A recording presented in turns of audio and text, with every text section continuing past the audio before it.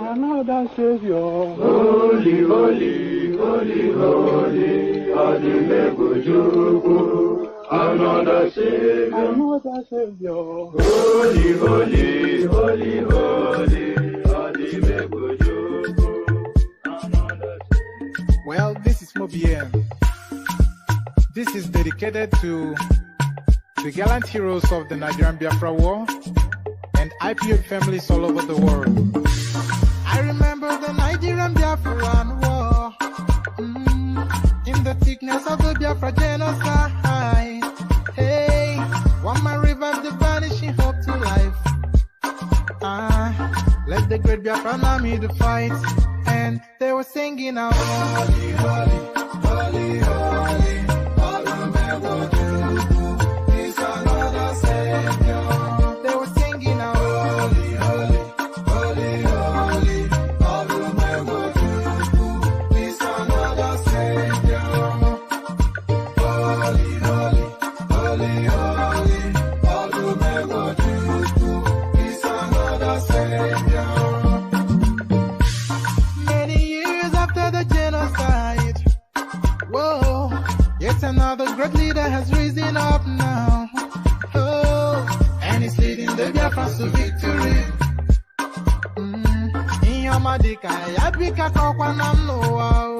Hey, anamekele maduche mefo. Manemo, it's an honor having you on board. When I'm singing along, holy, holy, holy, holy, Namdekano is another Savior. Sing along, holy, holy, holy, holy, Namdekano is another Savior. When I sing along, holy, holy, holy, holy, holy, holy, holy, holy, is another Savior. Getting moving right and getting moving fast now. Holy, holy, holy, holy, is another Savior. Holy, holy, getting moving right, moving fast, for freedom. Is another Savior. Yeah, for freedom. Holy, holy, holy, holy, Namdekano is another Savior. Another Savior. Holy, holy, holy, holy, Adimebujuku. Another Savior. Another Savior. Holy, holy, holy, holy, Adimebujuku. Another Savior. Well, this is Mobien. This is dedicated to the gallant heroes of the Nigerian Biafra War and IPO families all over the world. I remember the Nigerian Biafran War, in the thickness of the Biafra genocide. Hey, one man revived the vanishing hope to life. Let the great Biafran army to fight, and they were singing out, holy, holy, holy, holy, Olumegojuku is another Savior. They were singing out, holy, holy, holy, holy, Olumegojuku is another Savior. Holy, holy, holy, holy, Olumegojuku is another Savior. Many years after the genocide, whoa, yet another great leader has risen up now. Oh, and he's leading the Biafrans to victory. In your madika, yabika kokwanam no wow. Hey, anamekele maduche mefo.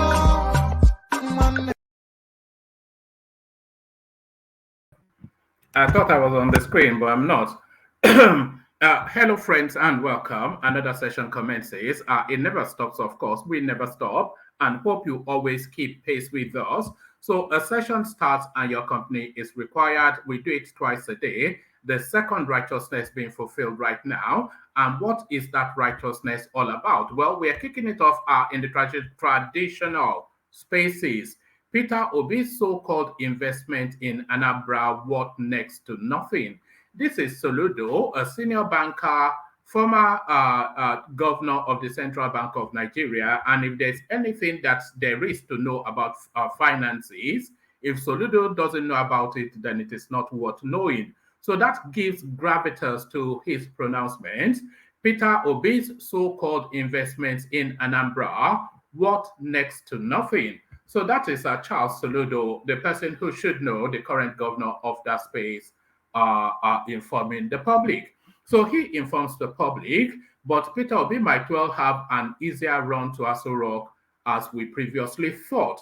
Why Tinubu may be disqualified over drug dealing case. So it looks as though Tinubu might not even make it to the polls, according to what this headline is explaining to us.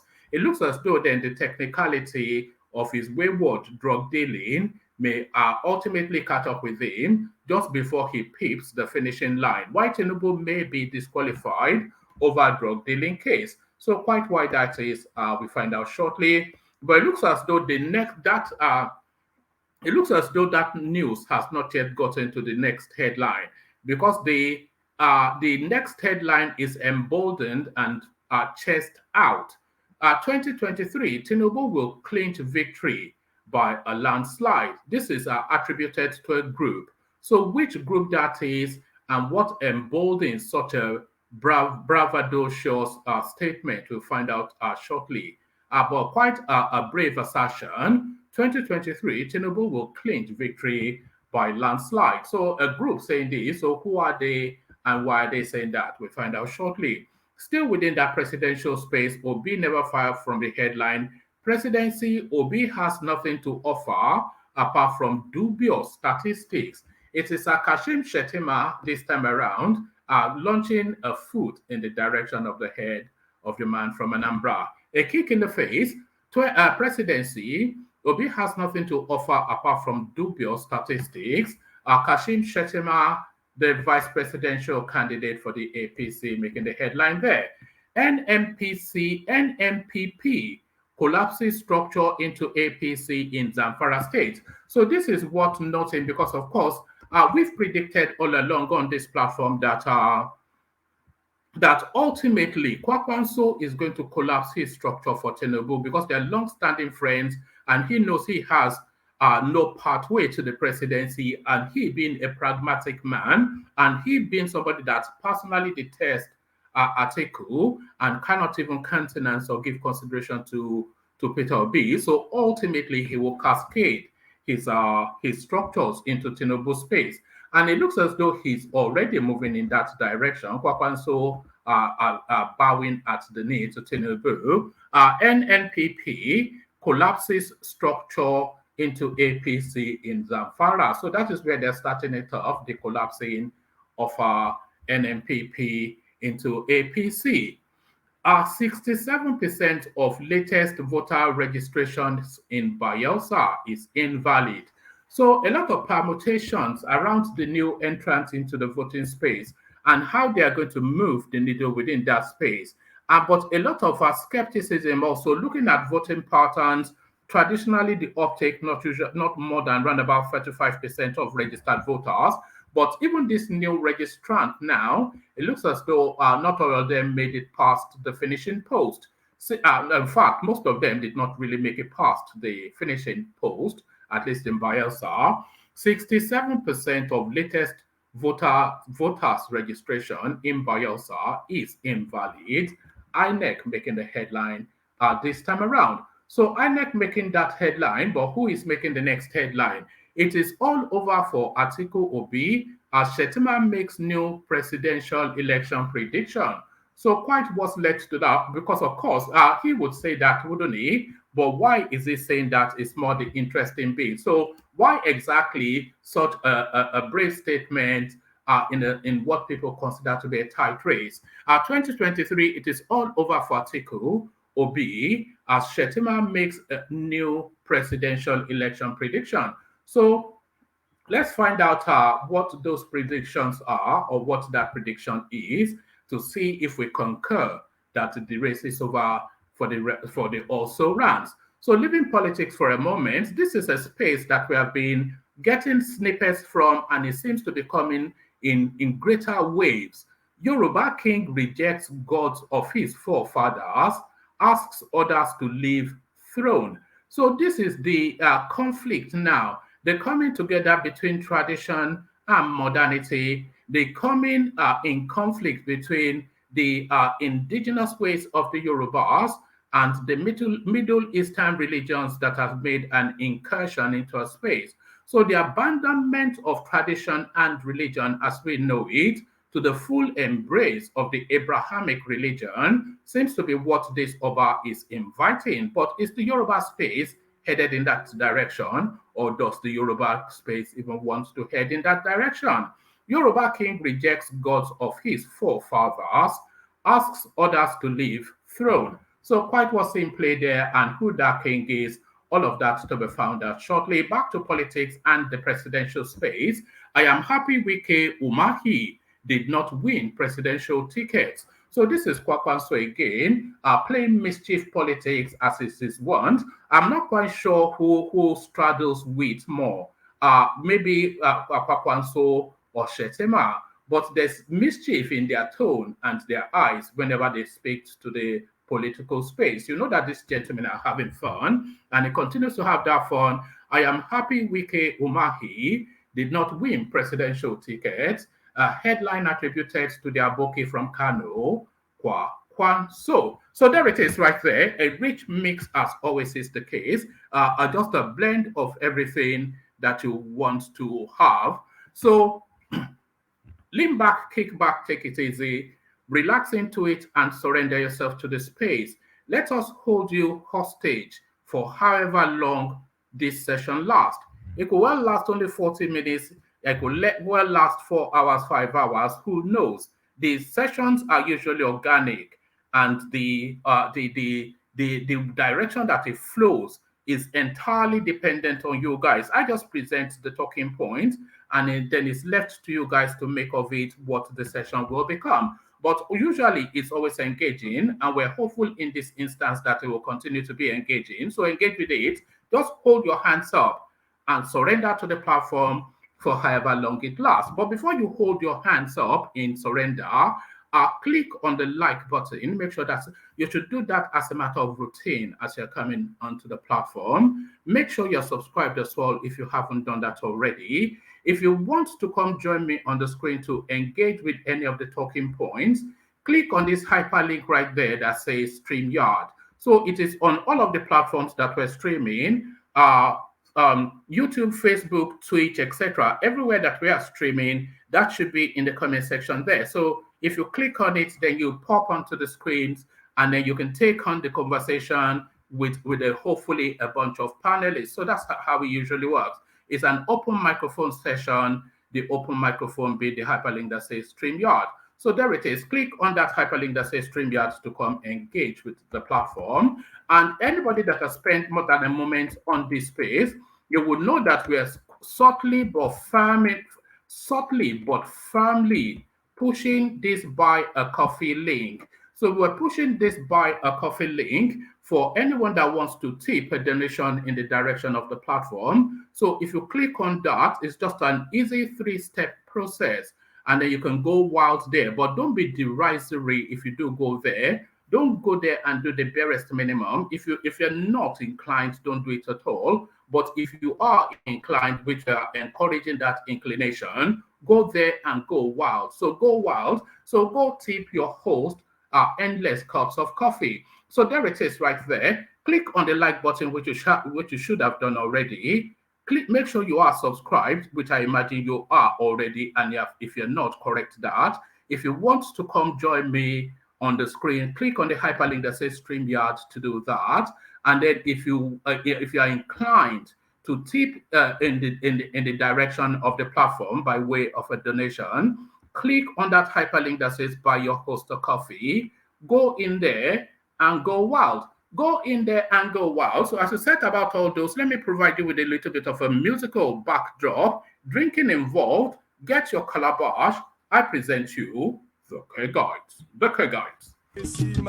Water, only water, only water, where they see ma. Water,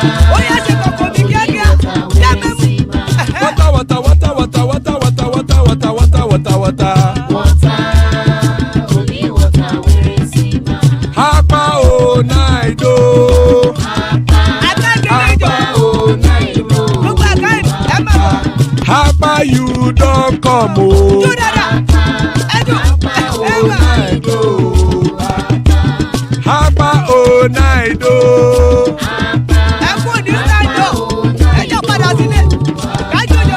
Oro kẹ̀kẹ́ ẹlẹ́mùrè o. Oro kẹ̀kẹ́. Ilé sọ́dí àkẹ́kẹ́ rẹ ẹlẹ́mùrè o. Oro kẹ̀kẹ́. Bọ́bí Master kẹ̀kẹ́ rẹ ẹlẹ́mùrè o. Oro kẹ̀kẹ́. Chifu Wẹ́lá tí kẹ̀kẹ́ rẹ ẹlẹ́mùrè o. Oro kẹ̀kẹ́. Eruku lẹ̀lẹ̀ ẹlẹ́mùdé. Eruku lẹ̀lẹ̀ ẹlẹ́mùdóde. Eruku lẹ̀lẹ̀ ẹgbẹ́ ẹlẹ́mùdóde ó jàre o. Eruku lẹ̀lẹ̀ ẹlẹ́mùdóde. Eruku lẹ̀lẹ̀ Ghana ti dé ẹgbẹ́ bọ́dì o. Ọmọ ẹlẹ́yẹ ẹyẹ o ó dìle o. Odúyẹ̀lá ẹyẹ o ó dìle o. Ọmọ ẹlẹ́yẹ. Petrosonama ẹyẹ o ó dìle o. Ọmọ ẹlẹ́yẹ. Petrosodúnkẹ́ ẹyẹ rẹ̀ ó dìle o. Ọmọ ẹlẹ́yẹ. Ẹlẹ́kọ̀ ọ̀run mú ìní o. Ìgbàlà tí Àkùkọ ọ̀run méjìkọ.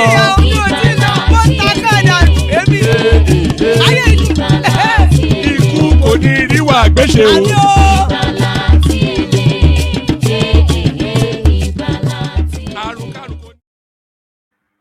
And there it is right there. Ikuko Niriwagweshe, may death have nothing to do with us. Who wouldn't say amen to that? I'm certainly saying amen, both on my behalf and on behalf of you or my friends. So on behalf of myself and all of my friends are listening to that, I say amen. Ikuko Niriwagweshe, may death have nothing to do with us. So amen to that. Ikuko Niriwagweshe, as guys, I bring you this. Peter Obi's so-called investment in Anambra, what next to nothing? Charles Soludo, the person who is at the primary position to know, speaks to that. So, and there's a video clip as well that I'll play you at the end of all of the readout. So not at the end of this readout, but at the end of all of the readouts, so you can listen to the man in his own words. Anambra Governor Chukwuma Soludo says the investment former Anambra Governor Peter Obi claimed he made whilst in office are today what next to nothing. Mr. Soludo made this statement in an interview with Channels Television on Thursday night, dismissing claims that Mr. Obi left huge investments behind. I don't know you are making the interview. That should be why though, but they didn't put a why there. But I don't know why you are making the interview about Peter Obi. Mr. Soludo said when asked if he intends to invest state funds like Mr. Obi. Our interview is about my 2023 budget. I am not talking about the investment of any of my predecessors. By the way, the one you're talking about, I don't know anything about it. I think there was something I read about somebody speculating about the value of whatever investment you are talking about. But what I have seen today is that the value of those investments is what next to nothing. So let's leave that aside. So he casts it aside with a quiff of a hand. Forget the nonsense, that is rubbish. Let's leave that aside. So you can imagine that that's just derisory, dismissive quiff of the hand. Let's leave that aside. So Soludo flicks Peter Obi away should have been the title, really. By the way, so let me just give you that paragraph again, so you see why I said Soludo flicks Peter Obi away should have been the title. By the way, the one you're talking about, I don't know anything about it. I think there was something I read about somebody speculating about the value of whatever investment you talk about. But what I have seen today is that the value of those investments is what? Next to nothing. So let's leave that aside, he said.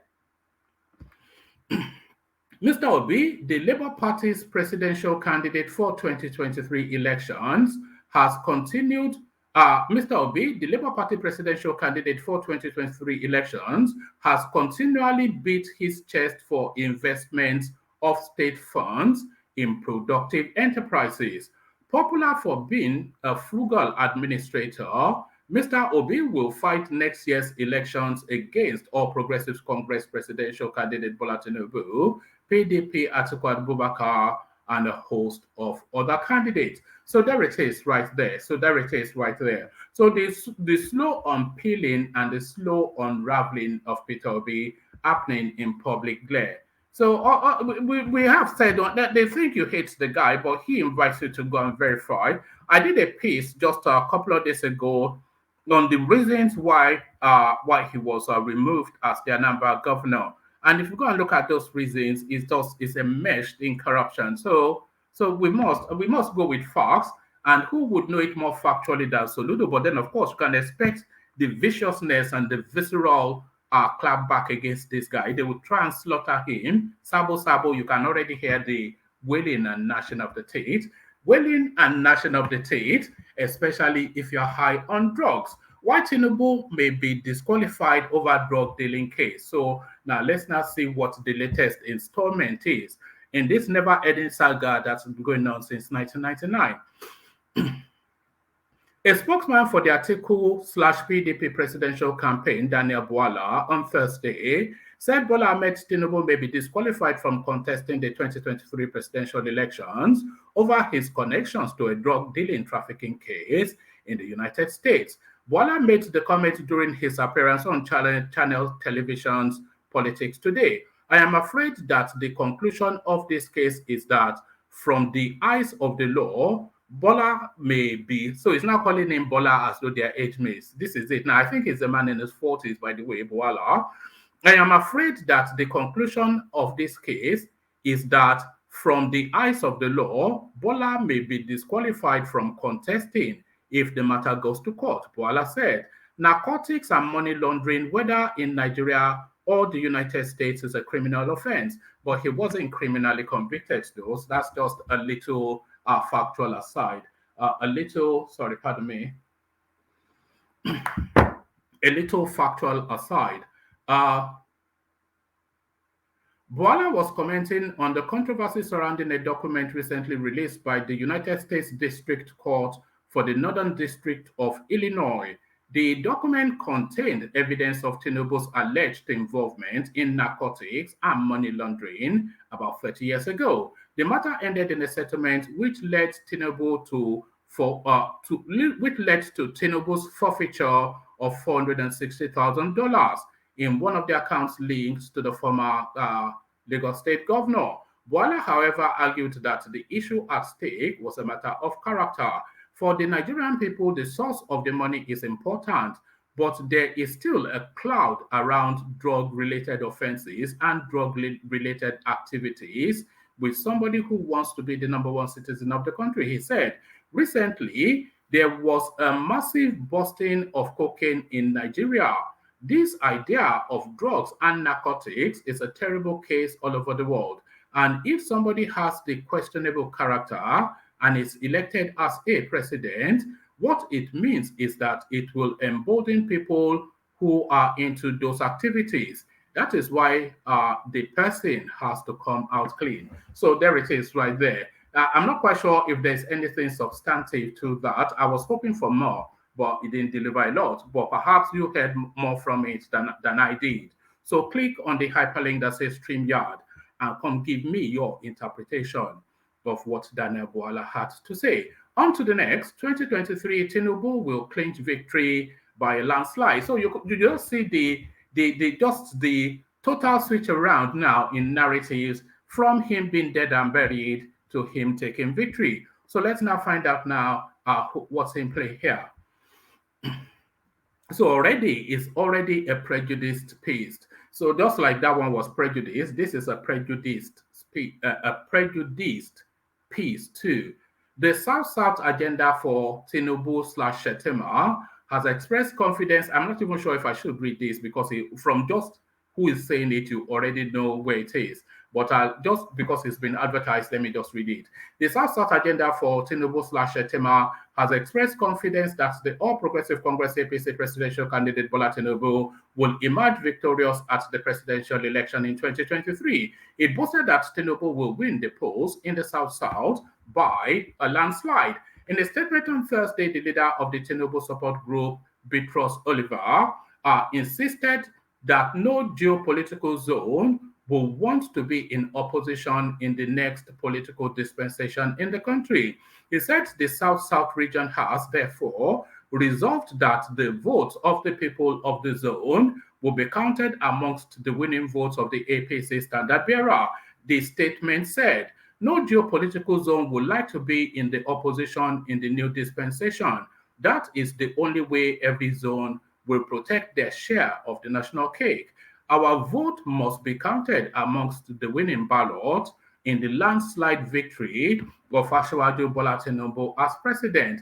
As a matter of fact, we thank God our people have realized this and have resolved to vote for Tinubu/Shettima come 2023. Oliver added that the SSATS, which is the South-South, something Tinubu, etc. You know, they love acronyms in Nigeria.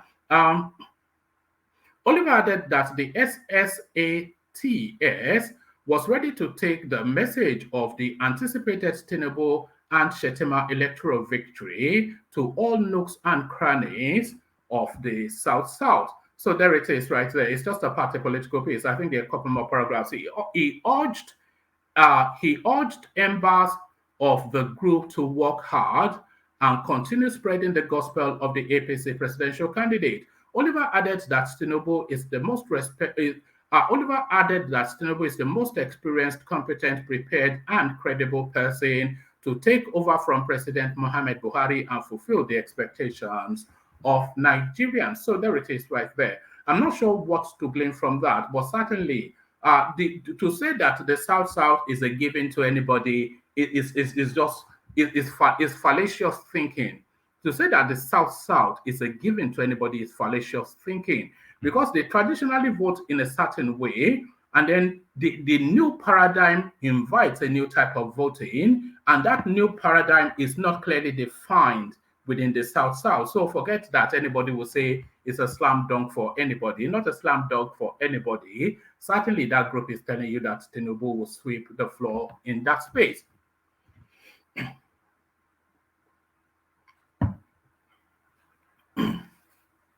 On to the next, and still all matters presidential. Presidency. Obi has nothing to offer apart from dubious statistics. Kashim Shettima.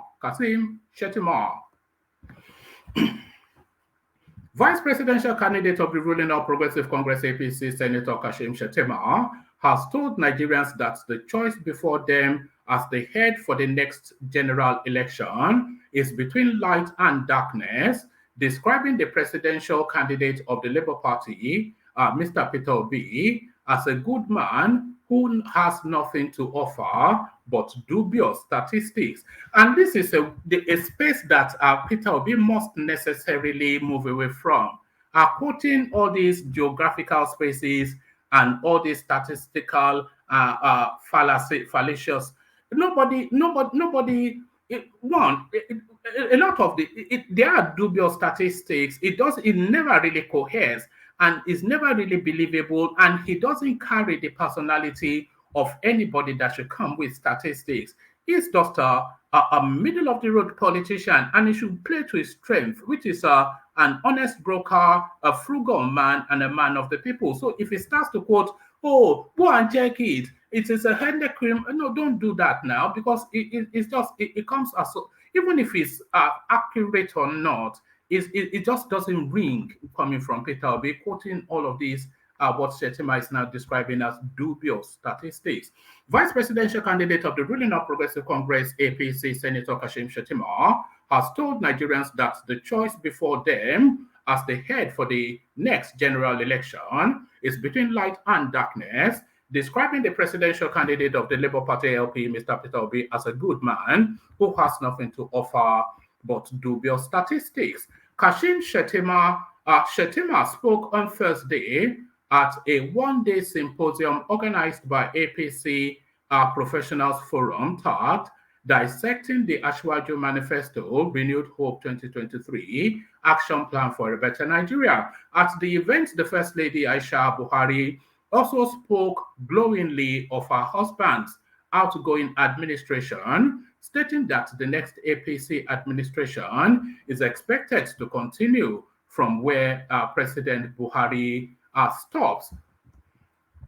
Represented by the Director General, National Center for Women Development, Dr. Asabi Vilita Bashir, the president's wife noted that national security will remain the hottest topic for debate in the 2023 presidential election and that the expectations of Nigerians are even higher now. She said, the current administration was able to reclaim territories hitherto occupied by insurgents in the northeast and thereby paved the way for locals to return to their communities to rebuild their lives. The security agencies, especially the military, were more remunerated, equipped, and empowered with modern military hardware to decimate the terrorists who have now gone underground. This has raised the morale of the security agencies. The administration has put in place a lot of social development programs to tackle poverty and reduce the number of those being targeted for recruitment by insurgents and bandits. Government's massive investment in infrastructure was aimed at boosting socio-economic well-being of the nation and further reduce poverty, which is a major cause of insecurity. Also, regional security has been more enhanced with our neighbors to properly tackle insecurity. The incoming administration will be expected to continue from the gains of the current administration. It is expected that the national security plans of the incoming administration must continue to train and equip our security agencies to do more to secure the country and prevent crime. New ways of financing critical infrastructures like power, railroad, etc., must be explored to stimulate economic development.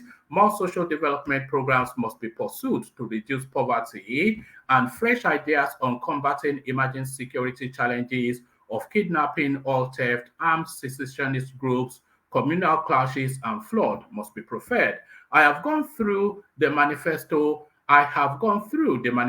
of our presidential candidate and have no doubt in my mind that given his experience in governance and passion to make positive impact in our national development, we would be in safe hands. So there it is right there. I'm not going to label you because it goes on, it tails off to another sub-headline, and then it goes into like a long essay. So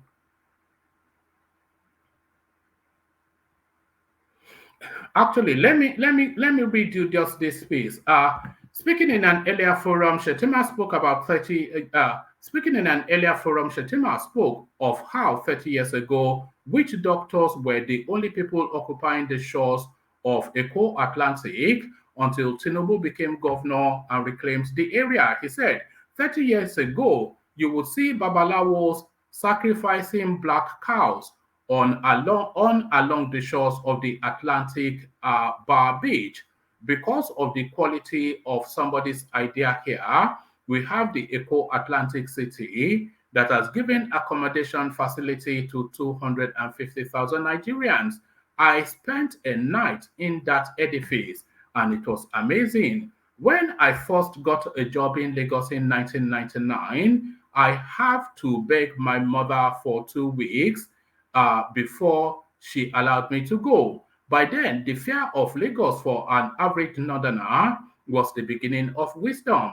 Before because that is saying he now, but he said mother in the first instance. Before he allowed me to go, they had to assemble a crowd of marabouts to pray for my safety. That was how bad things were.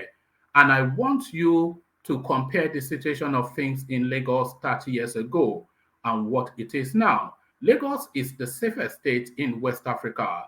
That is why leadership is very crucial for growth. Referring to Obi, whose baptismal oh God, I'm glad I read it. So the one thing I've always enjoyed about Shetima is his quick wit and few more. But listen to this. Referring to Obi, whose baptismal name is Gregory, as Gringori. You remember Gringori now, Gringori and Ogene. So referring to Obi, whose baptismal name is Gregory, as Gringori, a comic character in the now rested television series New Masquerade, Shetima said, "What are the options available? Our political space is filled with a lot of very careful snails. We have to provoke conversation without descending so low to engage in malicious concoctions and dubious aspirations on and dubious aspersions on personalities. So, what are the options available? Peter Gringori Obi is my friend. Peter Gringori Obi is my friend, but Gringori has absolutely nothing to offer apart from dubious statistics. So the choice before us is the difference between daylight and darkness. Half of the agricultural equipment in Nigeria are in Borno. An agricultural economist by training and invested in the entire agricultural value chain. In the height of the Boko Haram, I was able to assemble some of the brightest minds in this country. Audu Ogbe was my honorary special advisor on agriculture, etc. Some of the dignitaries at the event were Chairman Board of Trustees of the APC Professional Forum and former Governor of Bauchi State, Malam Yagudu, former Ogun State Governor Benga Daniels, former Deputy Governors of Lagos and Anambra, Mr. Femi Pedro and Dr. Nkem Okeke, respectively. National Coordinator of APC Professionals Forum, Mr. Akim Akintoye, and the Turaki of Ilani, Malam Mustafa, Presidential Aide, and a host of others. Okay, so there it is right there. So that is that is just the wit, you know. So he's the same guy. So he's now redubbed Peter Obi Gringori, but he's the same guy that has now redubbed what's it called? Atiku Abubakar as the Waziri of Abu Dhabi, the Waziri of Abu Dhabi and Gringori. There it is, right there. So on to the next. NNPC collapses structure into APC in Zamfara state. So now, this much anticipated and then the first step in that direction. As the 2023 elections draw nearer, all existing structures of the Zamfara state chapter of the New Nigeria People's Party, NNPP, has reportedly collapsed into the ruling All Progressive Congress, APC. Correspondents report that this claim was made by the NMPP's outgoing organizing secretary in the state, Babangida Haruna Damba, when he led the state executives of the party on behalf of its chairman, Alhaji Mohammed Ankar, and the 10 local government party chairmen who decamped along with their supporters to the APC at the government house recently. Declaring their resolve, Damba said they decided to collapse the NMPP to join Governor Bello Matawalle and his party APC because the NMPP lacks internal democracy and focus, which are strong indicators that the party will lose contestable positions at the state and national levels in the coming 2023 general elections.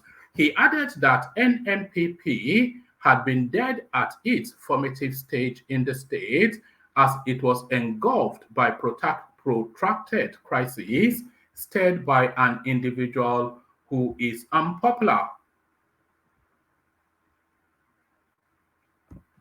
Furthermore, Damba explained that the NMPP presidential flag bearer Rabiu Kwankwaso is only in the race as a spoiler who is ready to bury the party at the end of the elections. Whilst welcoming the decampees to the government house, Governor Matawalle assured the new entrants of equal treatment.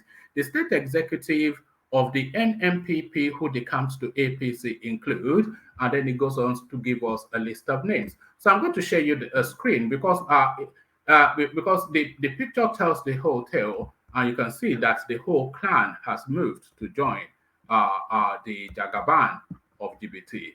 So the whole clan has moved to join the Jagaban of GBT. So there it is. This is Zamfara State House, and these were erstwhile NMPP functionaries, now APC functionaries. So you can see them there, and you can see Governor Matawale or whatever his name is. So there it is right there. The picture tells the tale. The picture tells the tale as we go on to the next. On to the next, 67% of latest voter registrations in Bayelsa invalid. INEC now telling us now that the rigging has begun.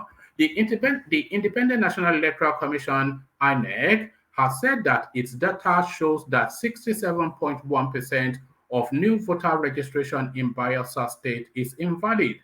INEC Resident Electoral Commissioner in the state, Dr. Emmanuel Alex Hart, who disclosed this during a meeting with leaders of the political parties in the state on Thursday, November the 10th, in Yanagoa, the state capital, said about 132,628 persons that completed the registration in the state. Only 43,678 were valid. The invalid registration was discovered after an automated biometric identification system was used to clean up the voters' registration from June 2021 to January 2022. He blamed this on double or multiple registration, underage registration, and outright fake registration. The foundation of credible election is the voter register. Before now, the commission commenced an update of the voters register during the CVR, which started on the 28th of June 2021 and was suspended on the 31st of July 2022. Whilst the exercise was on, the commission regularly gave up. While the exercise was on, there's no apostrophe. That's why I'm reading it through.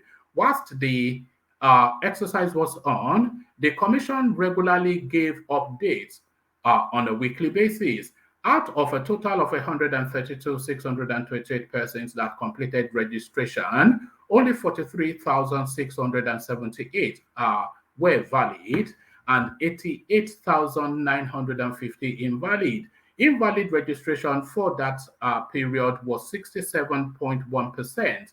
The commission has completed the exercise to clean up the register, and in the next few days, hard copies will be displayed in the 105 registration areas and 8 local government areas of the state. So it goes on and on, but the upshot of it is the double registration, trying to double book and triple book, and asking your 5-year-old son to go and stamp his hand. It looks as though that's not working this time around.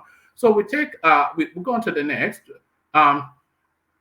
2023, it is all over for Atiku Obi as Shettima makes new presidential election predictions. So that may well be a rehash of what we've just read now. The vice presidential candidate of the All Progressive Congress APC, Senator Kashim Shettima, has said the presidential candidates of the People's Democratic Party PDP, Atiku Abubakar, and his Labour Party LP counterpart Peter Obi have nothing to offer to Nigerians. Shettima made this disclosure on Thursday, November the 10th in Abuja, during a one-day symposium on dissecting Ashwaju Manifesto Renewed Hope Action Plan for a Better Nigeria. Now, according to a report by correspondents, he said the 2023 presidential election will be a watershed in Nigeria's history, saying Obi has nothing to offer apart from dubious statistics. So I think he's just going to re-echo what we've already read. Shettima also said Atiku and Obi will be defeated by the APC presidential candidate Bola Tinubu, arguing that the latter has superior ideas. In the build-up to the 2023 presidential election, the stakeholders, in the build-up to the 2023 presidential elections, the stakes are high, and anxiety continues to linger in the minds of citizens on who becomes the next president of Nigeria. Many political pundits and enthusiasts have described the forthcoming elections as a three-horse race, as there is non-clear favors, for the presidential seat.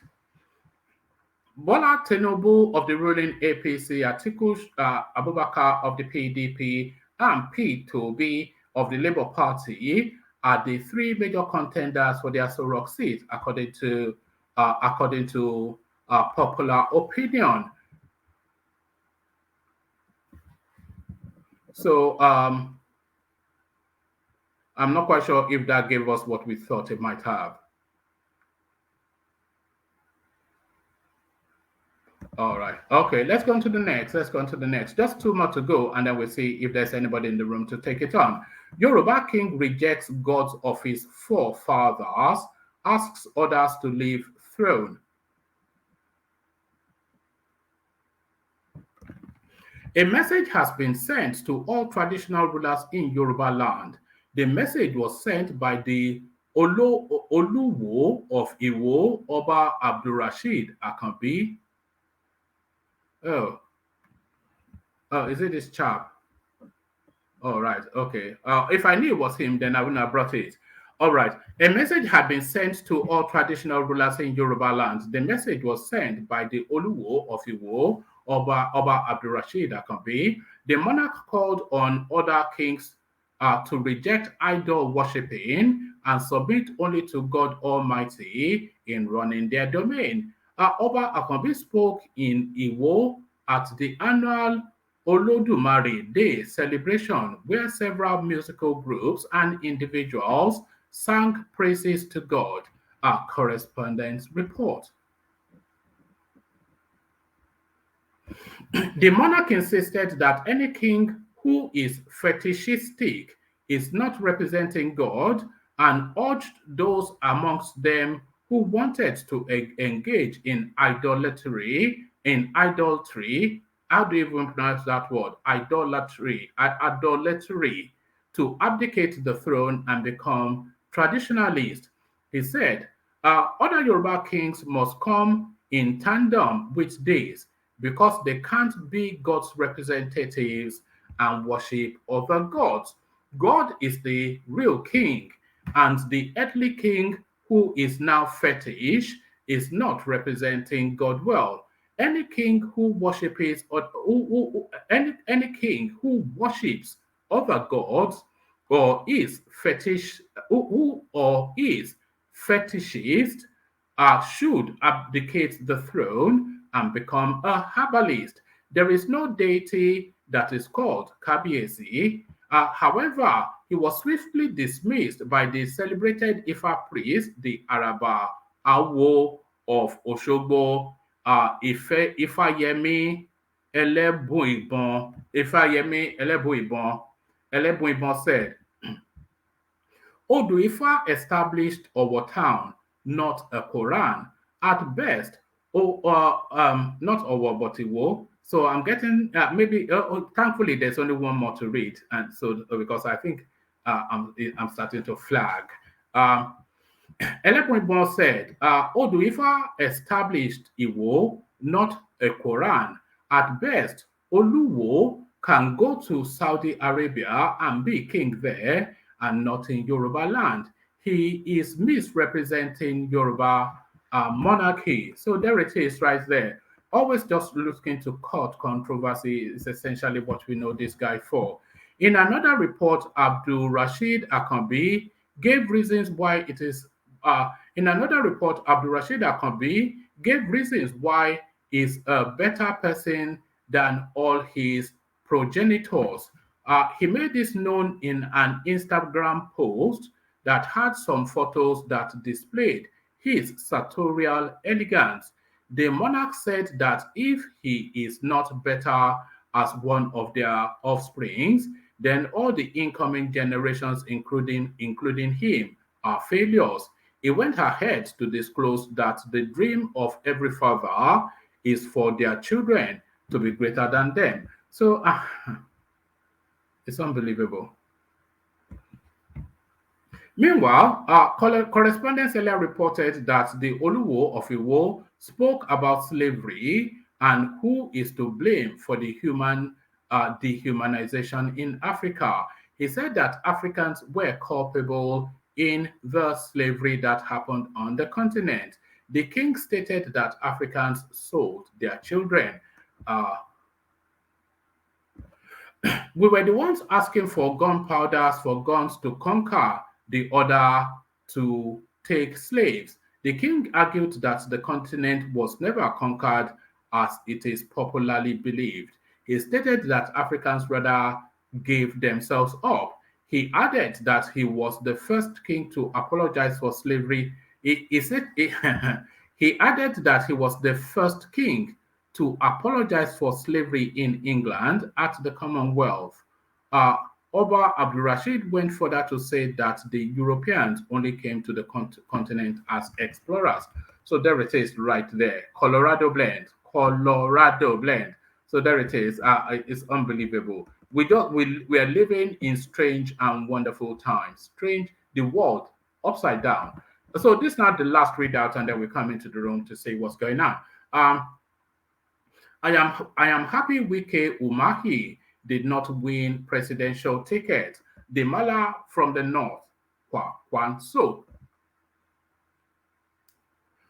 The presidential candidate of the new Nigeria People's Party NNPP, Rabiu Kwankwaso, has expressed excitement that the Rivers State Governor Yemsin Wike did not clinch the presidential ticket of the People's Democratic Party PDP.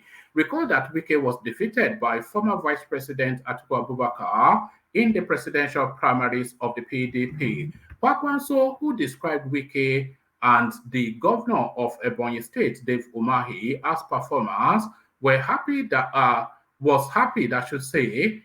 Umahi also did not win the All Progressive Congress APC presidential ticket.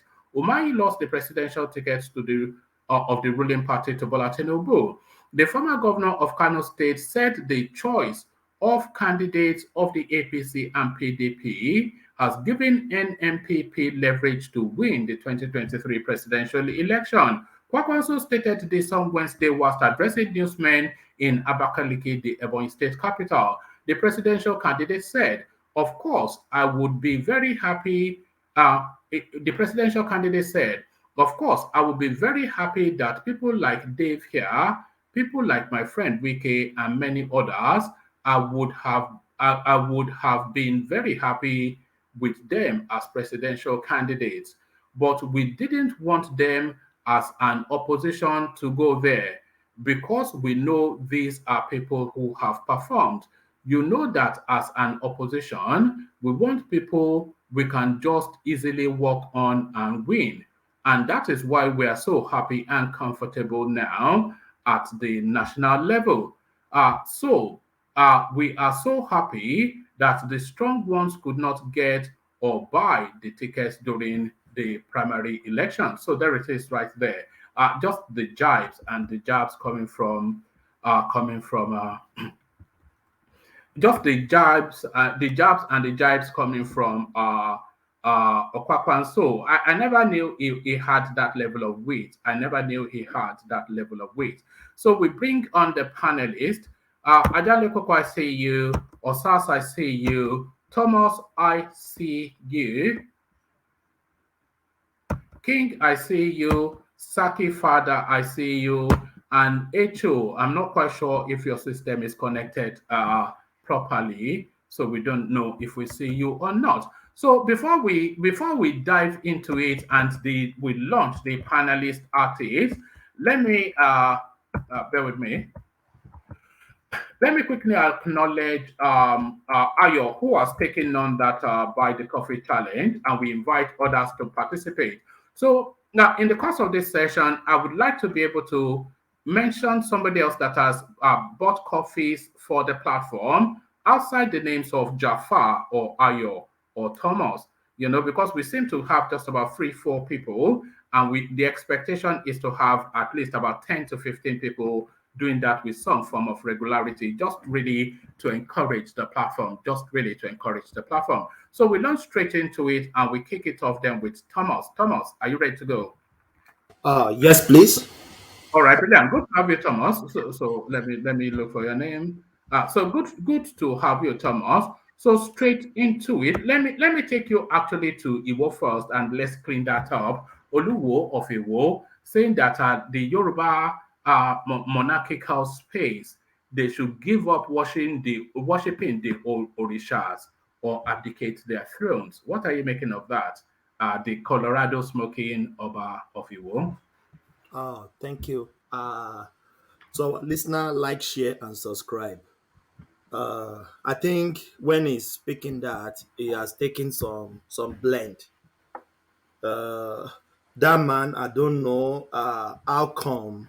I don't know what happened that let him become uh the hubba of that state. I don't think he fit for that what they call it, that throne. Maybe he bought the throne. Maybe I don't know. That man is just out there speaking rubbish every time. You could remember how far that man has gone in this throne. We saw his video smoking what he know how to smoke. How he beat off his how he beat up his wife, send her back to Canada. Even one YouTuber, she's the one that contributed money for the lady to go back to Canada with this one kid that he has for the with the king. You know many controversial thing about the king. So when he speaks, I don't expect sense to come out of his mouth. I'm even feeling uncomfortable now speaking to a whole so-called king that we call in Yoruba land to be speaking derisory about him right now. It's very unfortunate. But there's nothing we can do. We have to speak, we have to say the truth. So if you want to become an Oba, so you want to all the deities, even though I've said it times without number, I don't agree with deities. But that is our own traditional belief and what we worship back then, before we introduce the Abrahamic and the Islamic to our religion. That is our own religion back in the days, from the ancient days. So if he's telling people to stop, even all what you read, one man, doesn't make any sense to me. It's I just don't. gibberish, isn't it? It's just It's, nonsense. it's just nonsense about nonsense. It's just nonsense throughout. He's talking about Olodumare, as we read about Odufa, about Obatala, how did they come to the head. It doesn't even cohere with what this man is saying. If it's saying this, that means all the history that they told us about Eledumare, about Obatala, about Shango, about Oya, about all of them. That means it's putting them into the bin, which I don't believe. I still believe in what they told us back then in history, in ancient days. So this man, he will keep on saying rubbish every time he's speaking. But I'm speaking now against him. I'm not even happy as the Oba of in a king is in a throne in Nigeria, as a Yoruba man speaking against the man like this. I find it very uncomfortable for me. But there's nothing we can do. We have to speak to the truth. That is the truth. That man needs to check himself. I don't know. I don't know. And the Do, big do, kings as well. Yeah. Say so what you do, want to do, say. do you know why he talks like that, the Oba, the Oluwafiwo? Do you know why he talks like that? Let me show you why he talks like that. This might well explain a lot as to why he talks that way.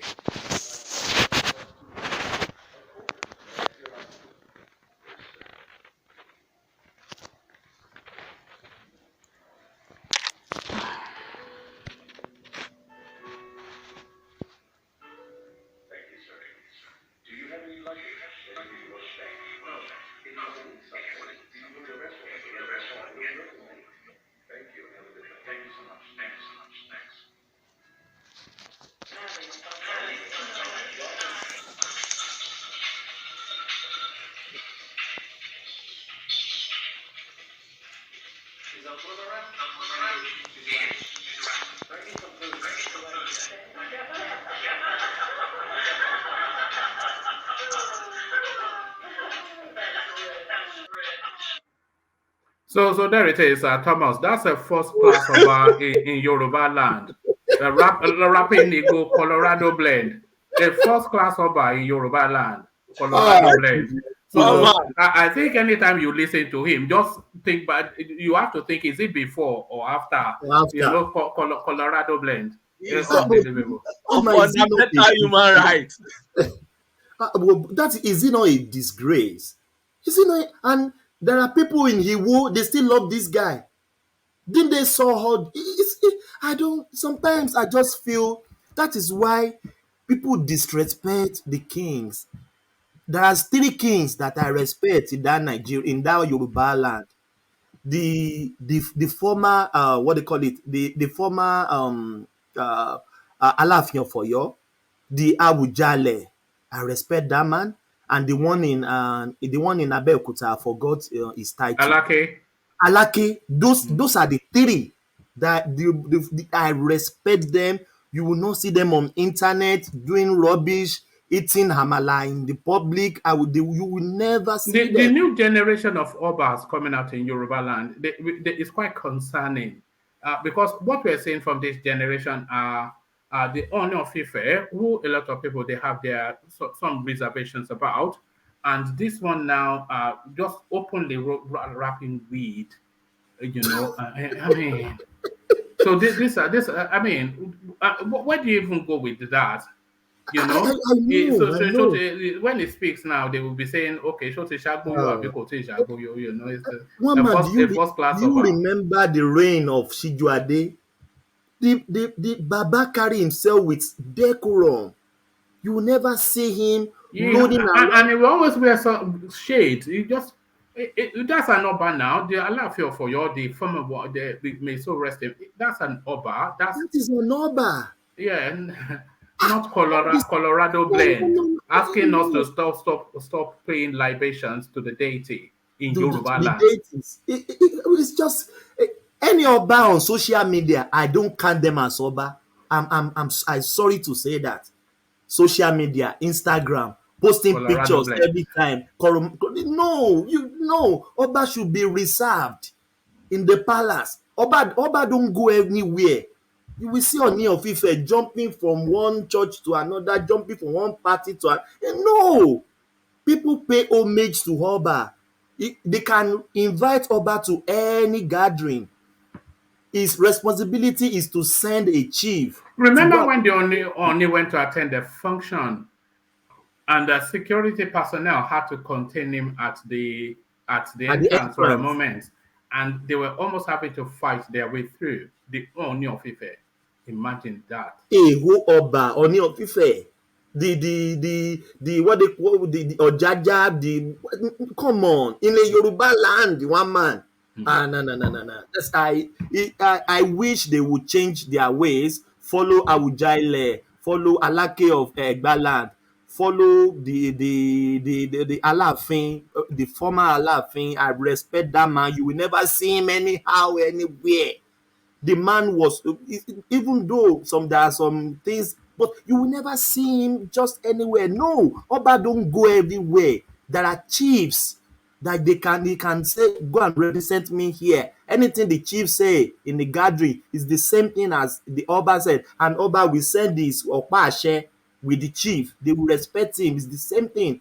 But just look at this man rolling weed. Ó tún fi tọ́lẹ̀.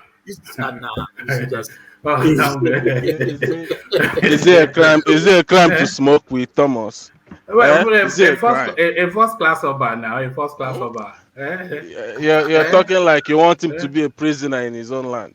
He shouldn't move around. Eh? Eh? Look at that. You are not a Yoruba, so you don't know So our culture. you want So a first class over to be blazing Igbo on Instagram? Why not? Why not? Why not? Look at It's this the guy. life. It's not very conservative people. It's not how we want it to be. It's well, unbelievable. it's just unbelievable, very ridiculous. Let's just move on. All right. So Thomas, you still have the floor, but I want to try and be very in the conversations just to take up as many of the voices as we can. So let me put the next talking points to Des, who has opened up already. But Des, let me take you to areas familiar to you. Peter Obi's so-called Please. I know what you just go to another person. all right, you don't want to Yeah. take it on. Okay, let's have who is brave enough to take it on? Let's have Patrick take it on then. So Patrick, I can take it on. who can take it on? Saki. Yeah. All right. Okay. So let me bring it to you then. Peter Obi's so-called investment in sorry, what's that? Peter Obi's so-called investment in Anambra what next to nothing.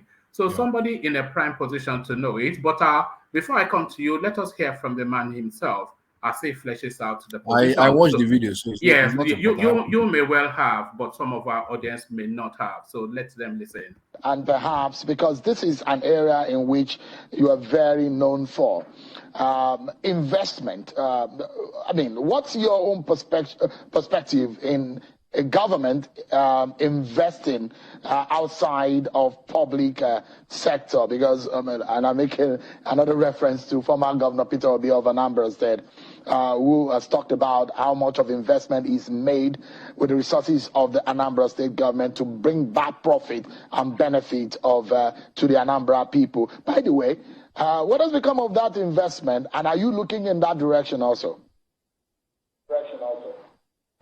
I don't know why you are turning the interview about P2B. No, I'm just making reference because these are like I made reference to former Governor Obi Shehu, interview is about my 2023 budget. I'm not talking about the investments of either any of my predecessors. By the way, the one that you talk about, I don't know about that. I mean, I think there was something I read about somebody speculated about the value of whatever investment. What I've seen today, the value of those investments is what next to nothing. So let's leave that aside. Yeah, so can you hear me? Hold on. Somebody sent in yet another clip in that space. So let's listen to it as well, and then you can take it from there. So let's listen to this as well. Sorry, I'm just going to share a screen for this one. So so here is a clip that somebody sent in. So here it is. Into cutting costs of gas. Peter Obi template working for you. Are you doing more than that? Are you looking in that direction? I don't know about P2B's template. I'm pursuing Soludo's template, which is Soludo's template that it takes about, producing results by being accountable and prudent. It's not, we don't save money for the sake of saving money. I mean, saving money is not an output. It's not an outcome by itself. We put money to produce value for our people. If you don't have something to spend money on, then save it. But if you have something, you can't have your people in the hospital dying and you say you're saving money and so on, and poverty is escalating and so on and so forth. Now, our own fiscal prudence is to be able to cut down waste. We've cut down the cost of governance. We've cut down. All right. Before you come in, Saki, I just want to mention on this platform, we have said, and by we, I would say I've always said that this narrative of Peter Obi saving money, and I've always said that was a mark of failure, and people have always argued with me. So now perhaps they will not argue with the former governor of the central bank. So Peter Obi's so-called investment, Sakama J, according to Soludo, Sakama J. Yeah. I will give a very positive narrative, and I have to make the facts clear because Soludo is just making political statements, which I may call political antithesis. Antithesis in the sense. Is it a sabo, Abi? Is it a sabo? No, not being sabo. I'm just being very objective. And political thesis and antithesis. Thesis on the one hand, because when he came in as the governor of Anambra State, he cried that there is nothing the outgoing governor kept, that he only met negative balance. And he said it's going to be very difficult for him that what he met was up to 300 billion naira debt, that Anambra Treasury doesn't have anything. So it is like he's going to start from nothing. He complained. So the question that is thesis then. Then and when he was talking about that, he he indirectly talked about the need to have something in the post of a government.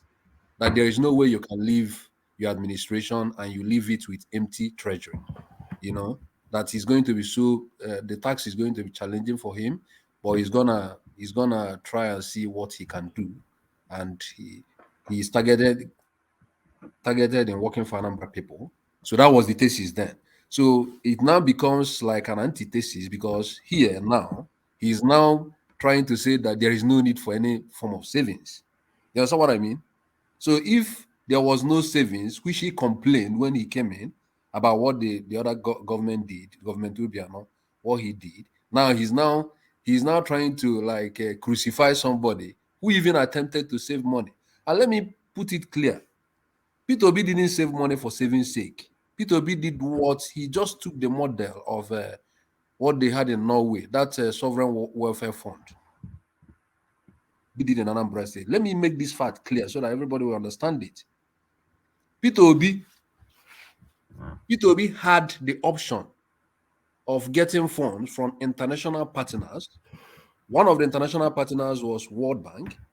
World Bank saw what P2B was doing in Anambra State, and then they struck a deal of getting some amount of money from World Bank, such as like a loan. It's a loan, but it is zero interest loan. Zero interest loan. And that very loan is going to be due. Is going to mature in the next 40 years. So P2B took that very opportunity and said, okay, since World Bank is supporting an infrastructure, like investment in infrastructure in Anambra State. That was when he was trying to build his industrial hub in Anambra State. He now said, okay, we can use one stone to pursue two birds. One, we will collect this money from World Bank since it is a zero interest loan. But on the other hand, we are going to start saving money for future generation. We are going to open a sovereign welfare fund and inject so and so amount of money, lock it up there at a fixed interest per annum. So it is savings on the one hand, but at the same time, it is an investment. It is a financial investment. But there is no account. No, wait. Let me explain this. No, because don't take us through a long essay. No. Let me. But there's no record. There's no acknowledgement let of me that. finish up what I'm saying. Hold on, because hold on. You know, it's a dialogue, not a monologue. So it's a dialogue, not a monologue. There is no recognition or no acknowledgement of what you're describing. But sorry, gentlemen, if you're not interjecting, keep yourself muted because the reverb from your system, it interferes with the broadcast. Well, but there's no acknowledgement of any of that by all the succeeding administrations. We've got Obiano on the screen. I can play his forget what Obiano say. Forget what forget Obiano, forget Soludo, forget everybody. Let me tell you what is going to happen. Let me tell you what is going to happen. No, let me tell you. Obiano described them as a failure. No, wait now. Obiano described them as a failure. Soludo described them as a failure. Let me tell you why I said you should forget Obiano. You can't take from one voice. That's it. Obiano was doing campaign during his time. But let me tell you something. Well, what is last week? Let me tell you something. Soludo never said P2B never invested, never saved money. Soludo didn't say that, and he didn't even say this is the amount of money he saved or not. Soludo never talked that. But let me tell you something, because this thing has to be put straight. Last week, P2B was interviewed on this issue of 75 billion naira, and the person that was doing the interview told him that some people are saying that he didn't save any 75 billion, that it was less than that. And there was something P2B answered last week. He told the person that before December, that the regulatory agency, financial agency that is regulating, like it's sort of CBN or so, I don't know. The regulatory agency in Nigeria that is in charge of all these things is going to release an official statement so that Nigerian public will know whether he's lying or not. So he said that before December this year that we should wait. Before That December. regulatory agency, will release an evidence, that they will release an official statement on this very issue, so that the public will know who is telling the truth or who is telling Sorry, lies. what has the regulatory agencies got to do with what he left or did not leave? Because people, the Obiano is saying that he didn't leave some 5 billion. Yeah, no, that and wasn't he that, said that he wasn't left. my. Sorry. Listen to the question. What has the regulatory and which regulatory agency even more? What has the regulatory agency got to do with whether he left money or not? No, he wants the public to see whether he's like you now. You are saying that he never left 75 billion, is it not? I'm not So, saying that. I don't know. It's Obiano that is but telling you are us. believing you are believing what Obiano said. Is it not what you believe? Well, only because it's a senior auditor and a banker. That's why I might want to believe it. Forget that.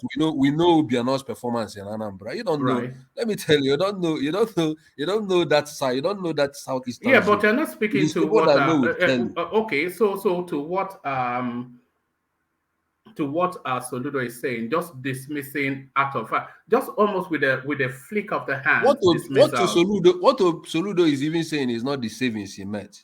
What Soludo was saying there is the investment. Yes, we heard what he said now, but are you refuting it? It's just to be clear. He said the investment that Peter Obi has been chest beating for months about is what next to nothing, and he cannot find anything of substance. Well, there. I don't know.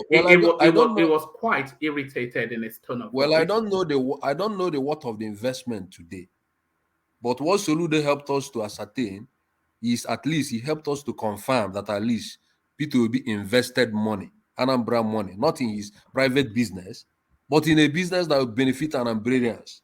So whether today the investment was less than they expected, people make investments. Sorry, is that not a failure? Is that something to be bragging about? That is not a failure. It is not a failure. No. Hold on. Sorry, Echo, we are not doing rowdy today, so let Saki. Saki is very competent man, more intelligent than I am, and I'm sure if I miss a step, he will have me. Back to you, Saki. Well, it is not a failure to me. Somebody did an investment, studied an investment, and saw that this is going to be a profitable venture for Anambra people. At least he left in the past 8 years. We have already known what has happened in the economy of Nigeria in the last 8 years. Recession came in. These things could also have affected the businesses, not even only the investment he did in Anambra. There are a lot of other investment people could have done somewhere else because of the nature of what the dynamics in Nigerian economy in the past few years. It might also have affected the value of the investment. Hold on now. The hundreds of millions of dollars that Peter Obi has been chest beaten about that he invested. The sitting governor tells us that is what next to nothing, and you are saying that that's no cause for concern. No, I am not talking about what whether the investment is now profitable or whether it has survived till today. But what I know is that at least no. Forget political statements. But at least I know that. Don't stop calling everything political statements. Sorry, Saki. So we should dismiss. We dismiss. Do you know why? Do you know why I should say forget political statements? Politicians will always market themselves. There is no way I will expect Soludo to come to television and accept that the past governor outperformed him. It's not possible. If Soludo is really the person if Soludo is really Sorry to cut you short. I don't think Soludo is in any competition with Obi at the moment because it's probably just done. It's not even done up to 2 years yet, if I'm correct. And what you are saying, just comparing the business, Soludo told us just now, like, this thing is worth next to nothing. So it's more like Tinubu coming to say, oh, I built Lagos. But if you look at the Lagos today, it's total rubbish. You can't come out and be bragging in what is not, it's worth next to nothing and be bragging about it. Okay, if the business are there and they are booming, you can come out and, you see, that's the problem I have. You see, hold on. This is the problem I have with everybody supporting Obi. No, it's not Anybody can about the support them problem. whoever they like. Listen, But you listen. people, you don't want any scrutiny of Obi. You people don't want to hear. I'm already hearing somebody speaking from behind, trying to support you, trying to hold on, counter whatever. hold on. Understand my own part of the Let argument. yeah. Understand my own part of argument. Somebody left 8 years ago, right? Right. Then another government came in. If the government that came in didn't manage the business the government is continuity, right? Another person came in. Suppose the person that came in didn't manage the asset very well, and to the extent that the asset, it's just like during the time of Jonathan, they were able to leave about something in SS crude account. You know, maybe they created SS crude account, and during their time they left like $30 billion, for instance. But When this very Saki, administration came in, Saki, hold on. yeah. We already know where you're going with that. But the person that immediately succeeded him, he described his narrative, that the Peter Obi's narrative, as a fraud. And then the person that goes on to succeed, the person that succeeded him, doubles down on that. But don't say anything. I want to play. Can you hold on, please? Yeah. I want to play just two very Forget short Obi, clips. You've shown that video several times. Don't worry. It's for the purposes of the narrative. Yes, I'm going to show it just so that people. The first clip is from the person that immediately succeeded Peter Obi, which is Willie Obiano. So he tells us in very polite, dignified language. You've played the video. No. Can you hold on, please? It's not for your benefit. It's for the benefit of the conversation and the audience. You know. So the person that immediately succeeded Peter Obi, which is Willie Obiano, he tells us now, and you will listen in a moment, in elegant diplomatic language, that the Peter Obi narrative is a fraud. And then the person that goes on to succeed, Willie Obiano, which is Charles Soludo, he carries on to telling us that the Peter Obi storyline is a fraud. So listen to Willie Obiano first, and I'll pay you Soludo, and then Saki Fada can counter it. How much did he actually leave in the state coffers when he left as governor? And are you willing to publicly publish the bank verified statements to settle the matter once and for all? Yes. Not talking. Yes. My predecessor left 9 billion cash and 9 million or 9 billion? 9 billion cash and 25.6 billion in script issues. These are sovereign wealth fund and shares in other banks. You know, if you put 9 million to that, you get 35.5 billion. Technically, you know, but he issued checks worth over 15 billion before he left, waiting for me to cross over before those checks started appearing. You know, so you can see it's timing and leading in accounting. That's what happened. So this is fact. We have published it already. It's already in the social media. It's everywhere. That what he left was 35 billion.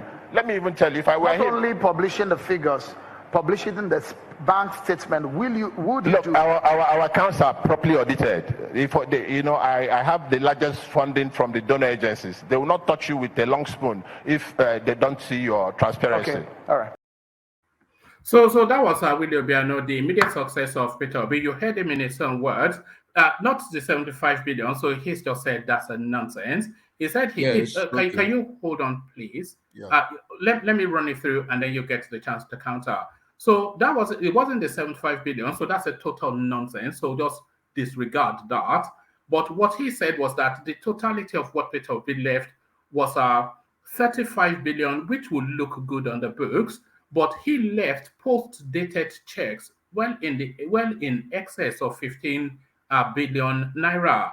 For those checks to come into maturity, to come into cashing in, just as soon as he crosses over as governor. So in actuality, round about 20 billion, just under thereabout. That's how much he actually left. I can play it again if you want to listen to it. Sorry, don't make me have to remove you, please. Now, I don't want to do that. Let me paint the picture, and then you can counter it. So I can play it again if you want to listen to it again and hear it again. But that was what he said. Fast and loose with fact and truth.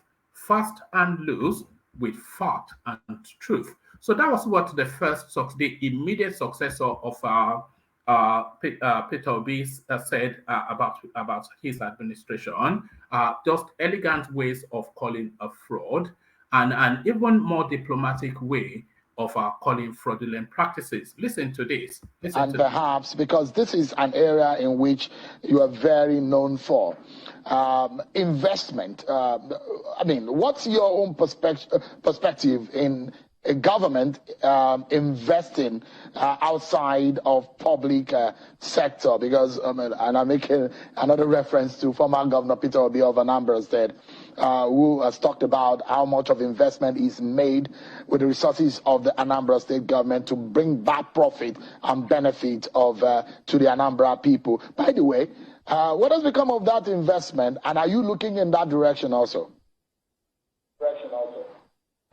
I don't know why you are turning the interview about P2B. No, I'm just making reference because these are like well, I made reference to former Governor not to. Our interview is about my 2023 budget. I'm not talking about the investments of either any of my predecessors. By the way, the one that you talk about, I don't know about that. I mean, I think there was something I read about somebody speculated about the value of whatever investment. What I've seen today, the value of those investments is what next to nothing. So let's leave that aside. So you saw the flick of the hand, just a total nonsense, a scam. Yeah. So polite ways of saying fraud and scam. Can I politely also advise something? Yeah, go on. These videos we've been bringing here, it has been so repetitive to the extent that it can be now. It is personal. Don't worry. Let me run the platform in the way I feel. To the extent that it appears to become boring. That is what I'm trying to say. Yeah, you can be bored. You're not obliged to. Can I interject 1 minute? Yeah.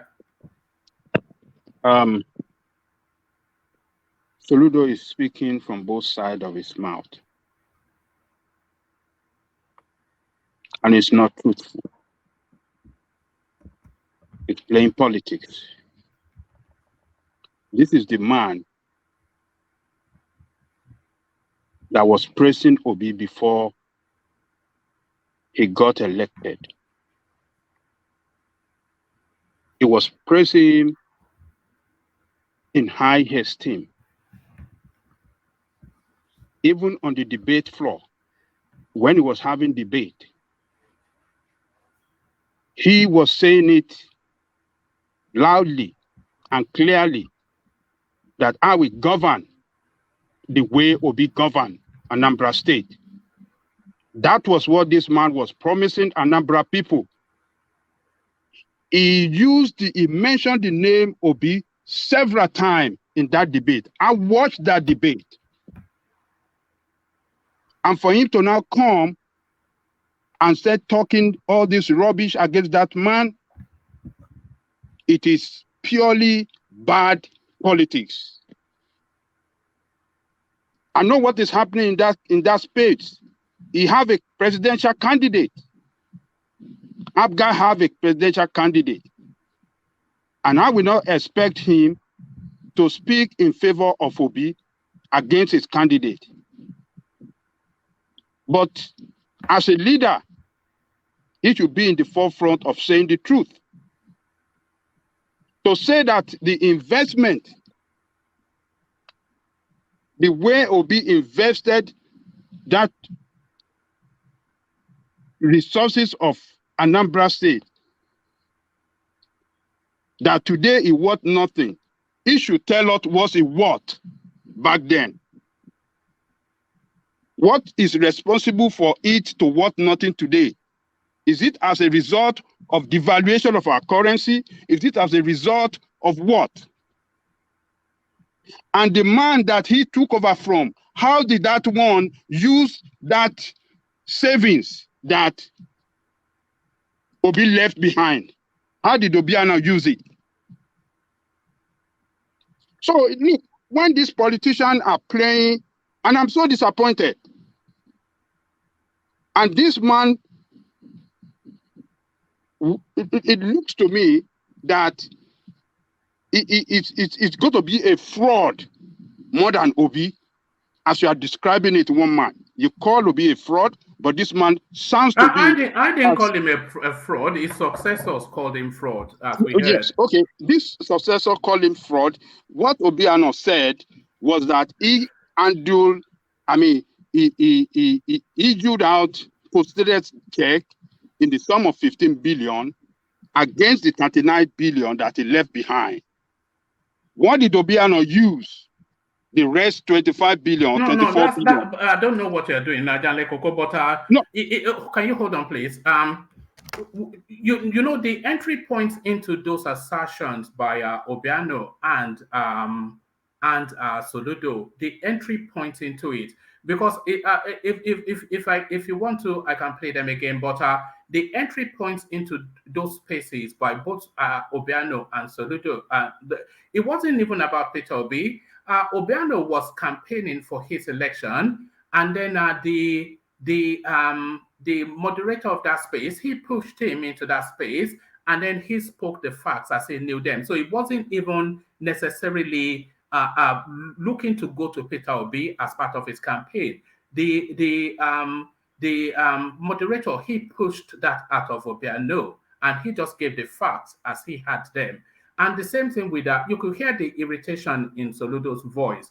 He was there to discuss his budget with okay, let's forget about Obiano. Let's forget about Obiano. Okay, so the same thing applies to Soludo. If you hear it again, Soludo was there to speak about his budget with Sheung, and Sheung then forced him into the Peter Obi space, and he was irritated because he said, "I'm here to talk about my budget. I don't want to talk about that." But I have had a look at that space, and there is absolutely nothing there. So what could he have said differently? Should he have made up lies that there was something there when he found nothing there? But they gave, sorry, woman, let me just give a point there. The guy gave the value of the investment. He said he had the savings. He had 9 billion in cash and 25 billion in script. No, that was Obiano. That was Obiano. Yes, I want to throw light on that. And he gave a check of 15 billion. That means Soludo left nothing but a debt of 6 billion. I will explain. You see, that script issues, the reason why company issues script issues is when the company is having liquidity problems and they cannot be able to pay dividends to their shareholders. So they give like a bonus share, is script.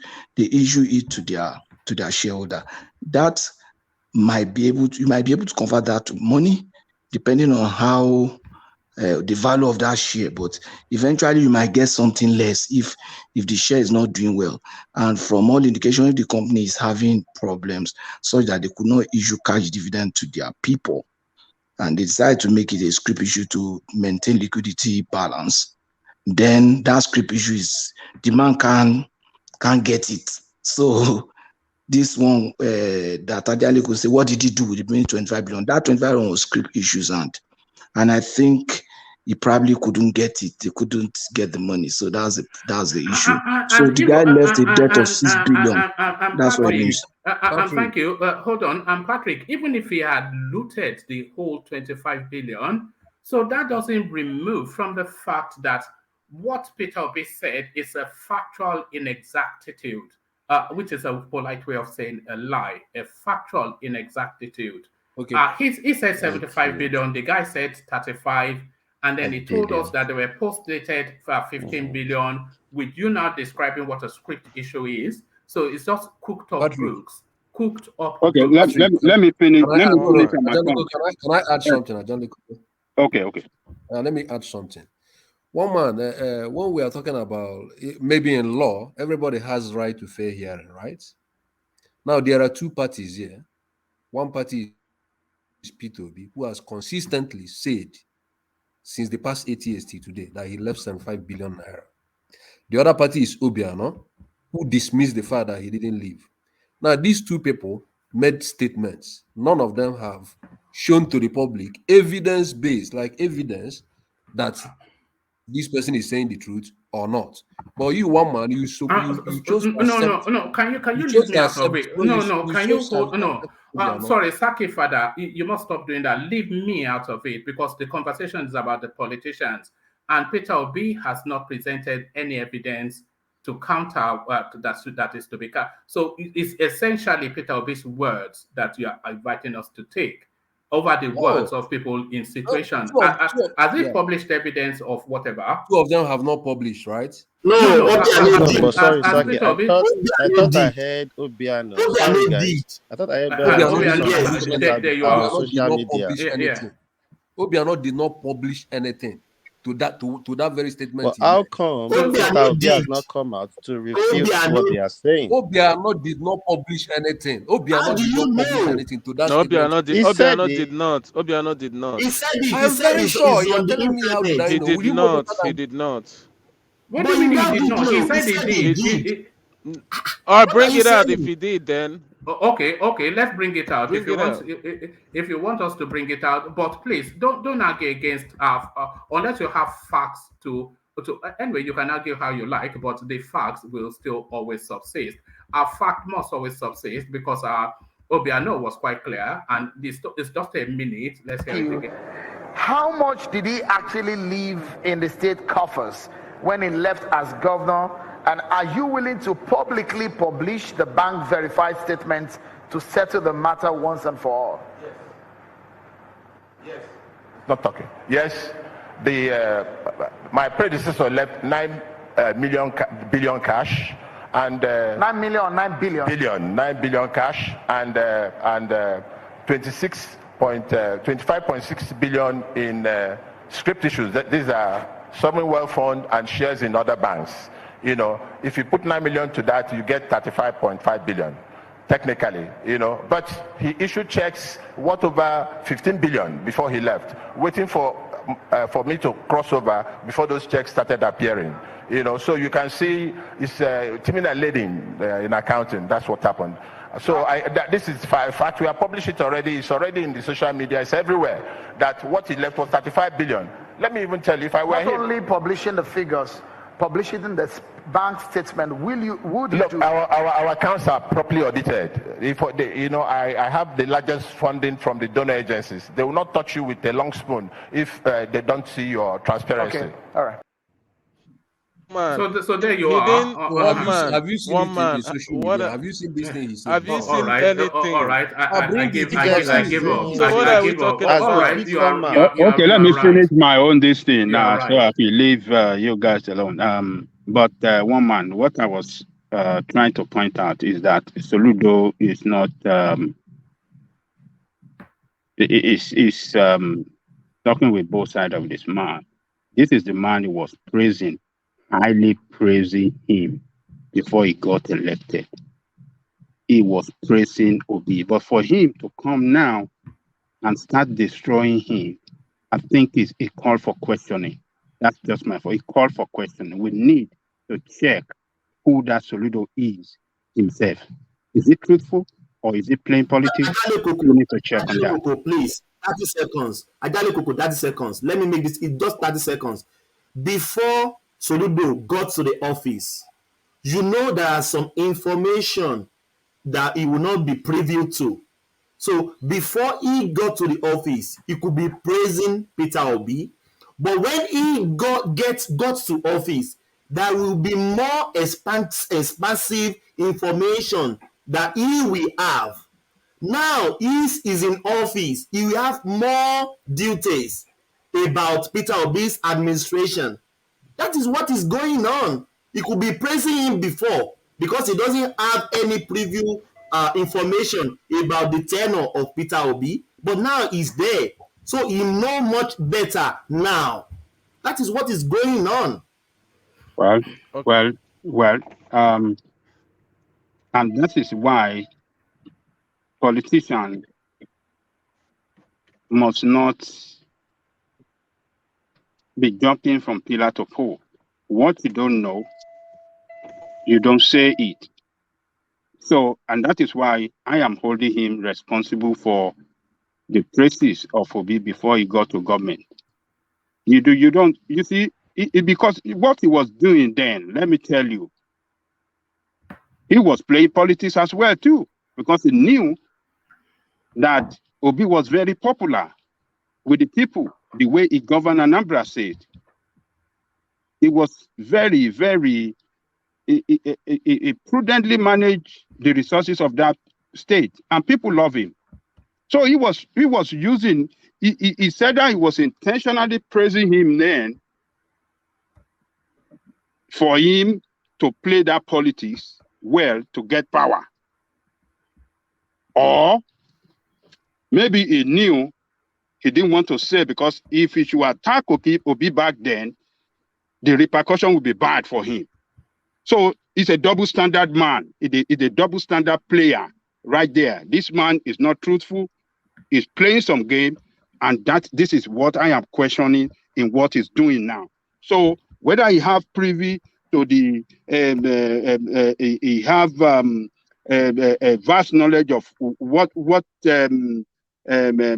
Obi left behind now or not, he was praising this man before he got to office, and he was using that. He was playing politics that time, and today as well, he's playing politics for his candidate. And he said it today too, or maybe yesterday he said it, that I will fight hard to make sure Obi does not win that. He has a candidate. He could be playing politics. He has a candidate. Can I add to your talk point? first? I don't even. I'm even thinking, Ajale Koko, there was one analysis you did one time that Soludo could be a very what's it called, a potential presidential candidate in the East in years Southeast in years coming, such that because of his popularity has served under Obasanjo's tenure and other portfolios he had held in the country. So now maybe he wants to water down Obi's chances. Well, depending on who will win the election, maybe he wants to water down Obi's chances so that when he now comes at that time, it will go to the south now. Maybe if Tinubu wins, goes to the north. Then when it's coming back to the south, probably it will be like Southwest has had 2 times one VP. I'm not sure about that.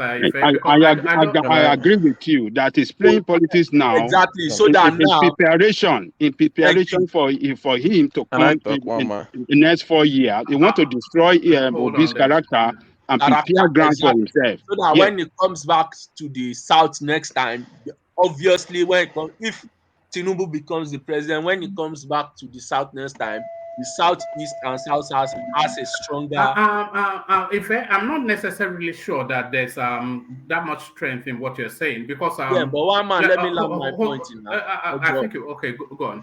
Okay, so that when it comes back to the, obviously, let's say Tinubu becomes the president, it has to go to the north. Then when it goes to the north, it will come back to the south. If it comes back to the south, no, we know where you're going now. Yeah, so it's lining it up for himself. Yeah, so that's what I'm saying. Yeah, but I was going to disagree relatively to what Adanle Koko has said now. No, you said it now, just for time. Hold on. I wasn't necessarily going to go along with what you're saying. Because Soludo is an astute and a senior politician and a very clever man. And he knows that Peter Obi is not going to be the president. It's only if he had any inclination that Peter Obi might be the president that he will play that politics that you are suggesting. But there is no indication that Peter Obi would win. In fact, if he wanted to line himself up, he would be supporting Peter Obi now to get his followers after Peter Obi fails in February to come to his side. You wanted to come in there. And then somebody sent in a clip which I'd like to play. And then I'll go to Saki Fada to round out that space, and then we'll move the conversation on. Okay, now, Oman, what are the facts? I like when you play videos and I smile. Even when you play it against me, it doesn't matter. Because now the fact is, Obiano came out and said this man saved some money, right?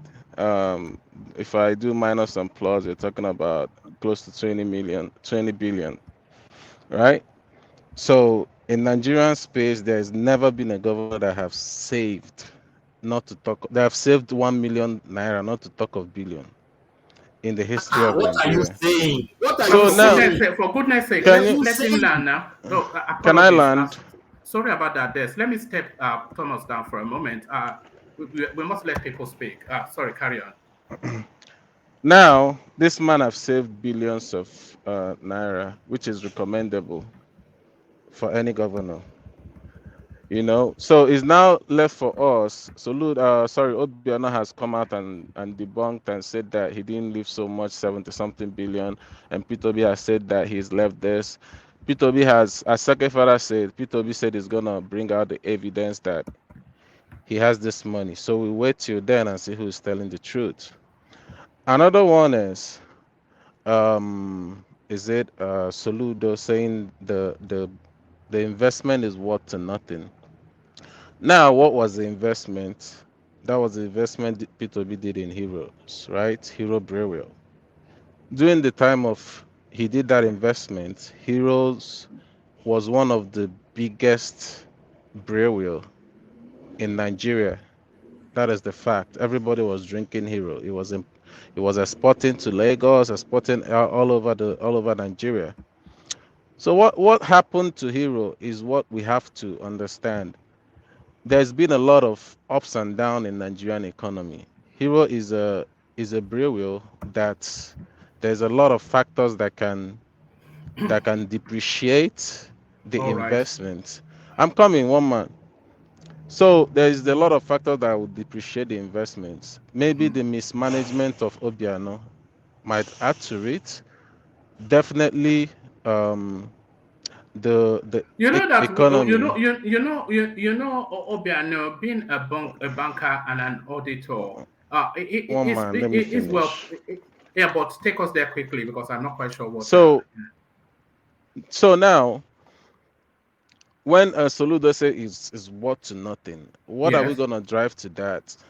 Let's say I made okay. Let's say Oh, don't take us last. on. Oh, no, sorry, apologies. Don't All take right. us on some tedious This year, no, suppositions. no. This no, I'm not taking. I'm talking about personal experience. This year, I made Yeah, an go on. investment in Bitcoin, in Right. Coinbase, to be Yes. precisely. I bought a Bitcoin, $80,000 when it was 64,000. When it That's was a lie. A Bitcoin has never reached 80,000 ever. $64,000. 64,000. I bought a Yeah. Bitcoin of 80,000 when it was Right. 64,000. Are you not Right. hearing me?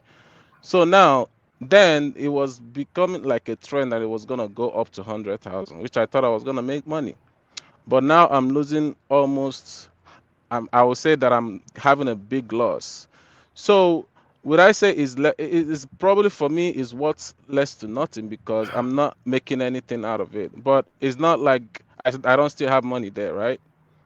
So let's try to understand Soludo's statement. Maybe the money that P2B put in there is no All right. longer No, that no, sorry. much. Thank you, Des. You are just taking us on some long, convoluted journey. We're not stupid. Okay. I'm in the crypto space too. We know that investments can fall sharply as they can gain sharply. But then Peter Obi, So he chest beats about his investment, but all of his successors have said they were poor investments.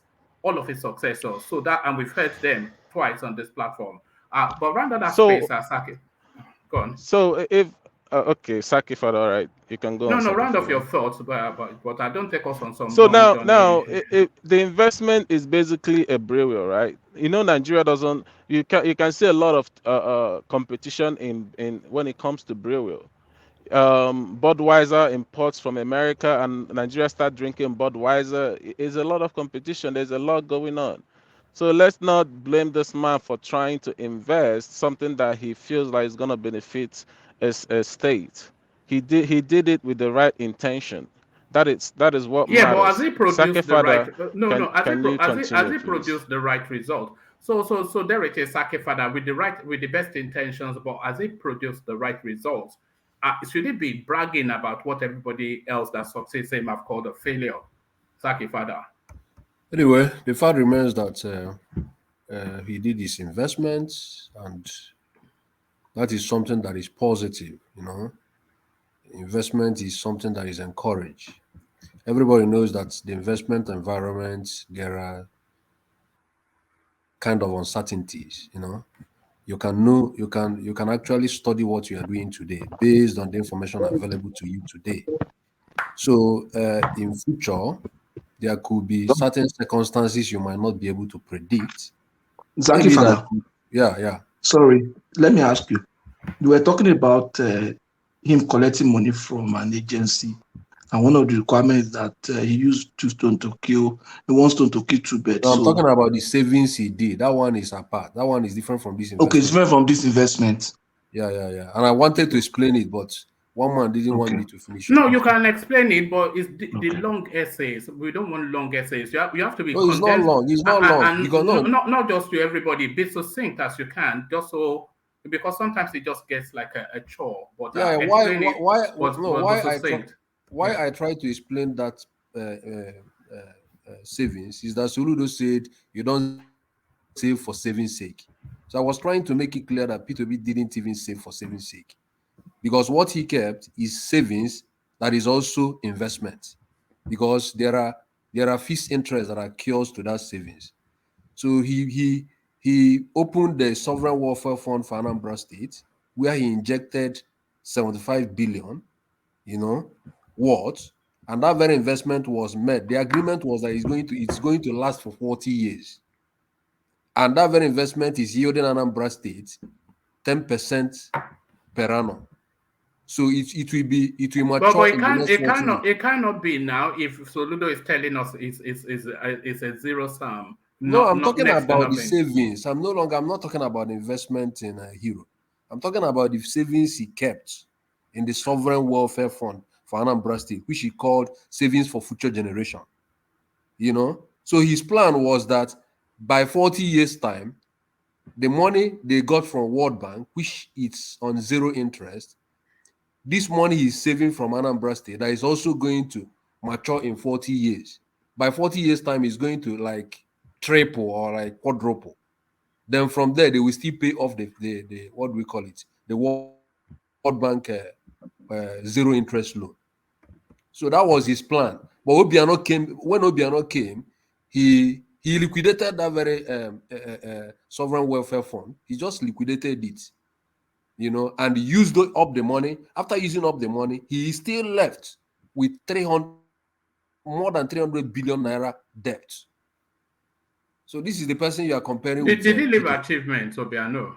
Which achievement did he leave? What did I'm Obiano do in asking you. Anambra State? He He didn't only build did two anything. things. He only did two things in Anambra State. That is landmark infrastructure. Number one is he completed our, what do we call it? The Anambra State airport, which was even it was even Obi that started that very airport. But apart from that, he completed it. It's an achievement. Another thing he did in Anambra is that he built what do we call it? He constructed flyover in Oka, the capital, the headquarters. Apart from that, there is no other infrastructure he did in All Anambra right. State. So in the 8 years administration of Willie Obiano, he only constructed a flyover. All right. Thank I'm you. telling you the landmark infrastructural development he did in Anambra. Every other thing is there. The Anambra State University, he didn't build any further block. It has been there. So the only thing I would say is landmark is that airport and the flyover he did in Oka, So that's the main thing I would say. He actually did. All right. And I'd like to say some literature about that World Bank zero interest something. So if you have literature on it, I'd Yeah, like to say it. I will send it to you. I will send it to you. All right. Let's move the conversation on. But really, we still have to acknowledge that both Peter Obi's successors, they were somewhat derisory of his administration, especially in terms of financial management. So Obiano derisory, Peter Obi derisory. So there's no equivocation on that. Whether they are factually wrong is subject to fact. It's not subject to opinion. It is subject to fact. So those facts will continue to interrogate them. Let me move the conversation on to. I don't want to go to Peter Obi this time around. Let me move the conversation on to NMPP and come to Osas if he's ready to go. Or Osas, are you with us? All right. Are you with us, Osas? All right. Let's go to Patrick if Osas is not with us. All right. Who's ready to go? I'm here, man. All right, brilliant. Let's come to DOG. So DOG. So to you then, I'm not quite sure if you heard the. So what's that? Sorry, let me. Apologies for that, DOG. So I'm not quite sure if you heard the readout, but it looks as though the NNPP in Zamfara state, they've collapsed their structure entirely into the APC. So the NNPP, as I'm sure you know, they're the party being arrow-headed by Kwankwaso, and a lot of speculations that Kwankwaso ultimately will collapse his structures into one of the two lead parties, and all the speculations lean towards APC. So is this now the first move in the collapsing of Kwankwaso into the Tinubu structure, DOG? Thank you, woman. Thank you, everyone. I think from onset, even before now, when even Ove is really supporting Kwankwaso, we've all envisaged and think this is where it will end. Like Kwankwaso would look for the best candidate, and eventually they will all go and join the party. And we've seen it is meant to be APC, and this is the moves. I think Bola Tinubu is making, because I think if they get Kwankwaso already, Atiku is finished. Once they get Kwankwaso in on board, I think the election is almost done and dusted, you know. And that is all they need. I just think that's why he's not really bothered. I think that's why Tinubu is not really bothered about the southeast that much. I think he's just looking to bring likes of those Kwakwanso in. And now there's another person in PDP too that might probably still join them, like the likes of the Wiki. And I don't see any of those guys backing down, even the Benue State Governor, Otom. I don't see them backing down to go and play jackpot with their resources to help someone to win the presidency. I think most of them will go and join who they think is likely to win the election. And if you look at it, it's going to be Atiku. If they leave PDP, it's going to be, it's going to be Tinubu at the end of the day. And I think these are the things Tinubu is just walking around, and not all this noise on social media, so and that's the politics. And when we talk about people not understanding the politics of Nigeria, a lot of people just talk now into this politics because of how they feel. And I think there is a lot of emotional blackmail even going on that Obi is doing. And I just think people need to, that's my problem. I like Obi, I like the way people are supporting him. You listen to him and all that. But sometimes we need to scrutinize all these guys. Nobody is better amongst all of them. We can't say, oh, this is the best person. But for me, like we've always been saying, I don't see him playing that politics. Yeah, he's having the momentum. People are trying to support him. I just think it's due to what has been going on in the country that is making people think, okay, we just want somebody new. But if you can't still play that politics in that Nigeria, there is no way you are going to get to the presidency. It's not a child's play. And these are the signs. You can see it. By the time Kwakwanso and all those other people join, that Zamfara group alone joining APC, it's a big plus. It's a big plus, and even wake up call for other parties that they know they won't get nowhere. So at the long run, everybody will join the winning party, or the party you can be thinking, okay, at least if you look at the percentage, it's guaranteed they probably will win the election. Everybody wants to be a winner. Nobody wants to join the loser. So that's the way I say it. It's just the beginning of it. By January, you will see everybody would have switched, all these small parties would have switched their membership to a party they think is guaranteed. And that's the way the Nigerian politics is. It's not based on, what one person is saying, or what. It doesn't work like that. All right. All right. Thank you, DOG. So before Before we go on, people are curious to know why you have a kernel of dogs and some logos on it as your. So, do you want to talk people through that? Because people are Yeah, asking. yeah. It was just funny to me because honestly, it's just the way I say it. I like people supporting Obi, and I understand the pain that people are going through and why they want somebody different. But I just feel as Nigerians, I think we follow our emotions more than thinking about things truly.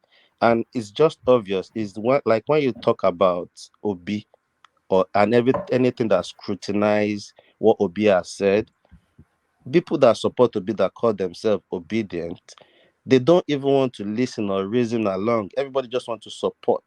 And that's why I said I think he's even using emotional blackmail on them. And I think at the point we are in that country, we need to scrutinize anybody, regardless of what you are saying. What you say, words alone are not enough at this point of our life. So the bike man in that picture is a bike man that is taking all those people that eat dogs. So those are a lot of dogs. So they are tagged. I saw this picture on Twitter. So the bike man is Obi. All the dogs that are tied that they are going to kill and eat are the obedient. So No, on the no, no. That's too cruel. Though. That's too cruel. no, no, no, no, And no, no, no, no. No, that's what what they mean is the dogs that were tied are the obedience and the rider is Obi. But obviously, we know if you see that picture in real life in Nigeria, you know what they are going to do to the dogs, Abi. So the person. are you there? You've gone. D. You see, you abuse the obese, and then Nemesis comes swift Hear and me? fast.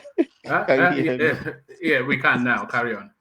Yeah, so that was the picture. So it was just funny, and I reasoned along with it because I've not even tonight alone, tonight and several even other sections. Like when people say something that scrutinize Obi, you can support. People say a lot of things that scrutinize Tinubu, that scrutinize Atiku. You won't see people attack you back the way the people that support Obi attack you back. And I just feel you need to understand where people are coming from. People have informations too. So why not scrutinize this thing? Obi might still be your candidate, but let's listen to people that rather than argue and try to raise point that doesn't make sense. It's just like the business one now. They say Obi has invested. The only investment, are you telling me the only investment Obi did was the brewery? Because even if it was just the brewery, because is this Saki that was saying, oh, brewery, that was trying to give us factor that could affect the brewery. If it was No, only no, the that brewery, I was don't think there. they are only referring to the if you're Yeah. referring to the build, is a failure if that was the only investment he has made. And like you've always said this, like if you look at the way the guy comes across, the things he says sometimes, if you are not somebody that just follow crowd mentality, you will try to scrutinize and think that it's just something that is not right somewhere with the way this guy is saying things. All right. I wanted to move away from the Peter Obi. That's why I took you to Oh Kwankwaso. yeah, But I'm not scared of anybody. no, it's just it's always it just gets to a certain space when anytime we go there. Yeah, the But since obingos. Those are the obingos. hold on now. Since you are there already, Ajande Koko was saying earlier that um um Soludo was trying to tap into the popularity of Peter Obi during his electioneering phase, and then he's two-mouthed, he's two-toned, he's double-faced now, coming now to speak to criticism of Peter Obi. So somebody sent me a clip earlier on. I've not had the chance to watch this, so I'm not sure what it's going to present. But let me play it to you, D, because I think it's in the realms of that comment by Janle Kokos. That was what triggered my thoughts in that direction. So let me play it to you, D, and then you react to it. So watch this, DOG. I'm not campaigning against Peter. He's not a candidate. So I rather focus on the things that I want to do for Anambra and what I've done. If you look at when I came here, there was no security. People were not coming home. 69 people were kidnapped in the 8 years of the previous administration. But I came, I saw, I conquered. That are wrong. Will I continue to shout every day where we parted ways with the governor that is sponsoring this rebellion? We were his pillar. At least, if not for anything, you have always known me to be behind him. When he achieved second term, he had a different game. And I said, look, I'm not somebody who can come and push around because you are controlling money. It doesn't work like that. I said, conduct local government election. I've always continued to say that, even in this studio. This is not the first time I'm saying it. Since 2010, he refused. I said, no, that cannot have only you as an elected official. We must have other people, because at the time we were having this disagreement, PDP had 30 members in the House of Assembly, 10 people in the House of Rep, 3 senators. ABGA didn't have any. Conduct local government elections so that our party people can also participate in governance. And it became an offense. Oh, that's the genesis of the problem. That is the genesis of the problem, if you don't know. I have said it clearly, and each time they come to counter me, they've not been able to counter it. It is in the open, and the party people in Anambra State are solidly with me. No industry in Anambra State, except the brewery, which he built for the Anambra people, for them to get drunk and go and kidnap people. That's the only thing. For example, I have made a statement. I expect P2B and his people to say, Chairman, you lied. We built ABC Industries. That is how it should be. I am saying the only industry you brought in Anambra is the brewery. Meant for Anambra people to get drunk, either to kidnap people or to forget about the atrocities you committed in government. P2B is a disaster in Anambra State. Our rally was supposed to take place last week, Wednesday. We applied for permits and to pay the necessary fees for the candidate. So I rather focus on the things that I want to do for the Anambra and what I've done. If you look at like that, look back a little bit, but we both watched that for the first time together. One man. Sorry to interject. Yeah. Yeah, you see that guy, that Victor, that Mr. Victor with me.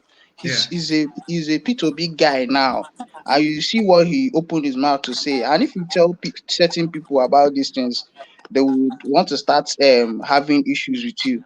The only person in this obedience, the only persons in this obedience movement that so far that they try in their point in giving point is the person in place of Saki Father and Playtown. The rest, they don't even know any points, or what they even say, they are not saying facts about this guy. All right, thank you. So back to you, DOG. What are you making of that? So that's just coming to us in real time. And by the way, those were people of that time, in that time, responding at that time. So I'm from Anambra, sure. you know. Like, it's just look at what I was just saying. Like when the governor talks about investment, to me as a governor, if the only investment that people can point to is a brewery, I think you are a failure. And a lot of people have said, and I just think there's a lot of propaganda. How can the governor come out? Do you have to come out? You've been a former governor, you're contesting for president, and you're trying to tell us, oh, you've only wore one watch. I don't believe in things like that. I don't care. You don't have to bring that into it. So that's why I said the guy is propaganda with emotional blackmail, because he knows how the Nigerian people feel right now. There is a lot of lies. And the problem is, you can support, even if you think he's the best candidate, he might be lying, but you can still support him. But the problem I have with people is, if there is a scrutiny going on, let's scrutinize and say, okay, it's still probably better than them, even if you scrutinize it. But don't argue or start fighting or cursing people.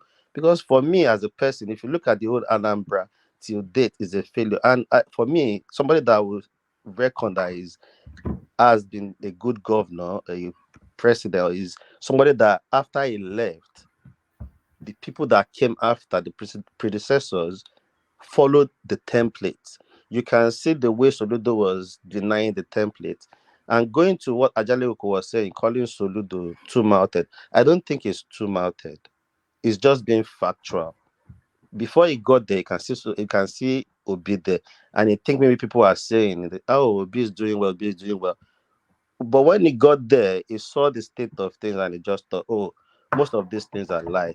Obi, people are now saying, oh, Soludo should bring out the documents. Obiano should bring out the document. How many documents has Obi brought out to prove everything he has said, that he left 75 billion? Is that not scam? Then you said you left that. Let's even assume you left 75 billion. If you've issued a check of 20 million, 15 million, 30 million, you should deduct that away. Don't bring that as a plus to gain that plus to yourself. And for me, I think Soludo is a straightforward person. I think it's just you can see he doesn't really want to even talk about Obi. He didn't want to talk about Obi. It was like, how Shehu is. Shehu is always forcing words into people, trying to divert people to talk about things that a lot of the audience will want to hear. So he used that advantage to ask questions like that, you know. So for me, and this is my problem with people supporting Obi, like, you can support who you want to support, but when there is time to scrutinize, because we can't leave any stone unturned. We've suffered a lot. We can't let anybody come and use Sakama and J propaganda and all that to deceive us to get our vote. And at the long run, we are still back to square one. And that is why I'm always saying, if The they are question was scrutinizing about Obi, Kwankwaso, by the way, but round off your big thoughts and then tell us about no, Kwankwaso you collapsing we've into. talked about Yeah. Kwakwanso, Everybody NNPP, likes then you brought in the obedient Soludo about sides now. Ajanli Koko talking about Soludo being too mounted and all that before you played that video. All right.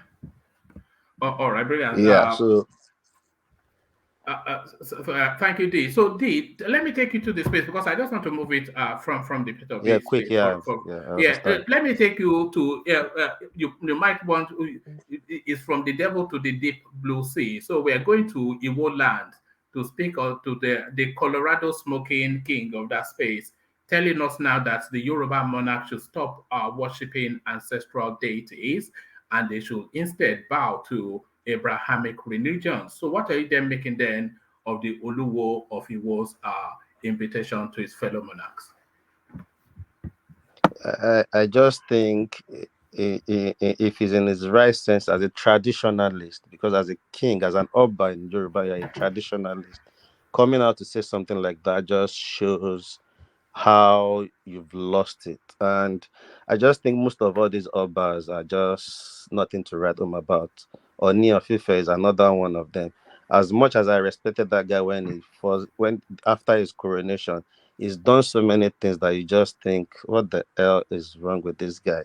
Because that guy is doing skits and doing stuff.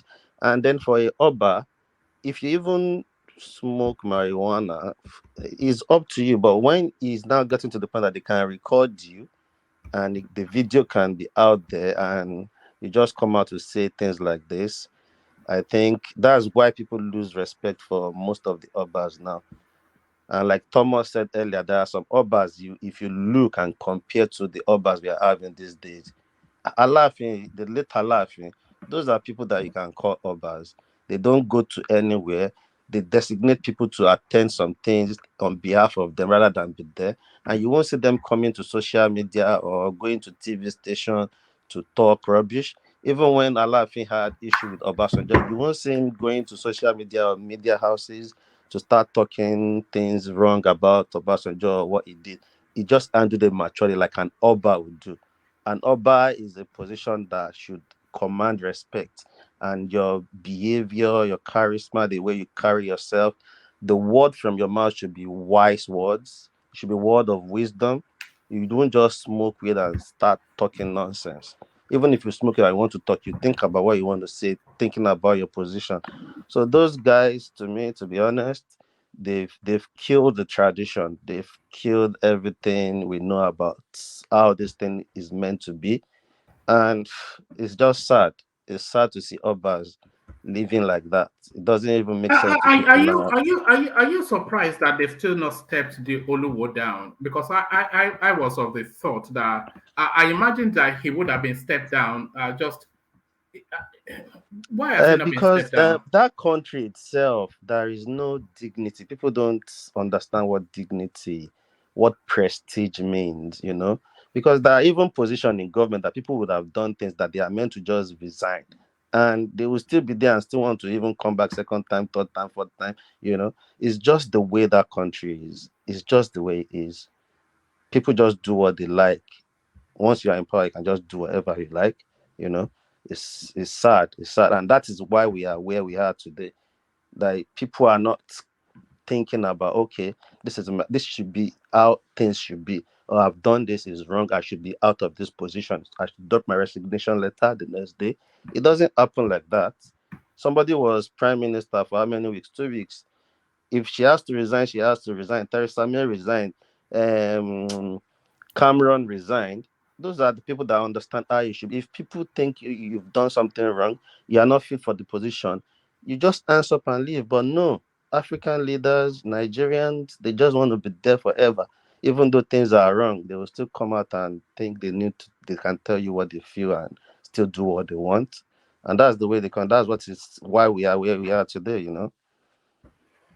All right, thank you, DOJ. So, DOJ, let me use a moment to acknowledge some of the super chats that have been coming in, as ever led by, it wasn't actually led by Alexander Gomez this time around. It was actually kicked off by Oladipo. So, Oladipo came in. Soludo is bitter about Obi's progress.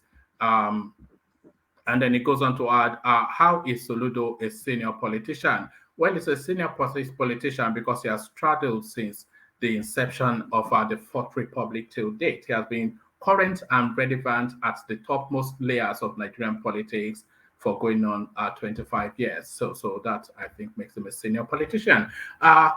So Alexander Gomez comes in with the super chat, still speaking to Soludo. He says, please, my Southeast people, don't destroy Soludo's presidential possibility prematurely like you did Okorocha.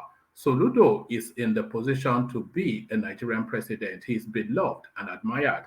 So yes, almost a certainty that Soludo, by my own permutation, almost a certainty that Soludo will at some point be the Nigerian president. At least we can only hope for that. Kulata comes into the conversation via super chat. He says, was Soludo factual, with a question mark? That is the most important point.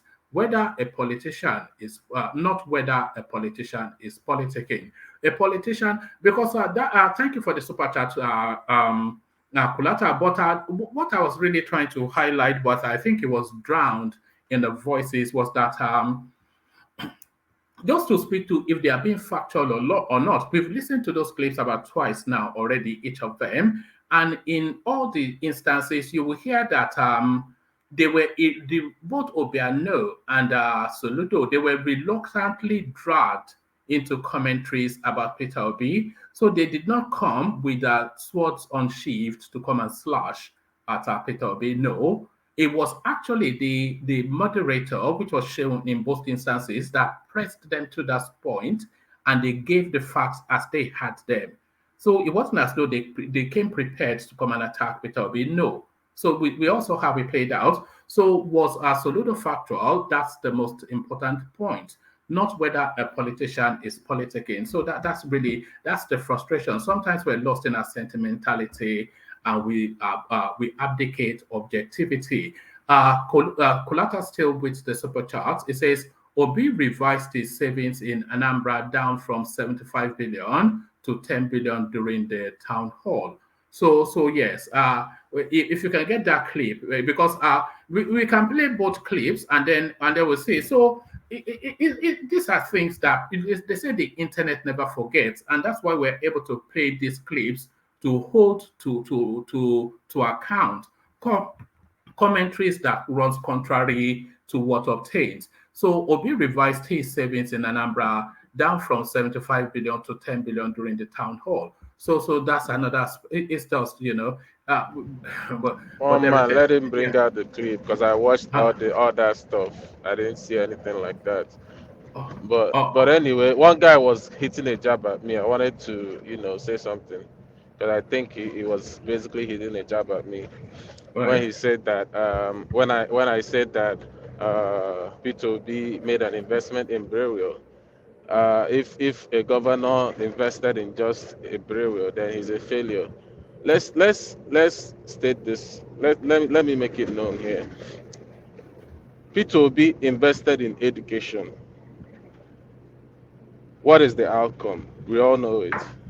P2B invested in infrastructure. What is the outcome? We all know it. P2B invested in MSAE. What is the outcome? We all know it. P2B invested, saved money. whatever how much he saved, it doesn't matter. What matters that a governor did the best anybody can do, the highest road network during his time, first during education period. Economy of Anambra was so much better. That is why Anambra people loved him. So when someone says that is the only brewer that I You see, have, I when you say just things like that, you invite one people. man. The I economy just was said not better yeah, under one him. It man, was better under Ngige, Obiano, and one man. the figures are not in for Soludo yet. I just made the reference on heroes. Is because that's the only. It's just like when somebody is getting AA in all subjects, and it comes to maybe chemistry, and get B. People now use that B or C and start attacking. Why did you? Or my father will start using C. Why did you get C in biology or this one? That's what I'm referring when I'm talking about heroes. So let him not come here and say if a governor did only investment in heroes, that means it's a failure. Please let's get the facts right. But All right, thank you, D. sorry, Saki. But it wasn't Okay. actually even D. It was the clip. It was the man in the clip that was saying he failed. Not even D, really, but D. A quick right We to know that reply, man is and then just Yeah.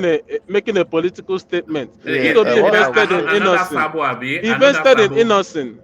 He invested in innocent. What are we talking about? what I was The going to only say manufacturing is Nigerian manufacturing car in it's the whole of just Nigeria. it's just simple. Like now, you see what I'm saying?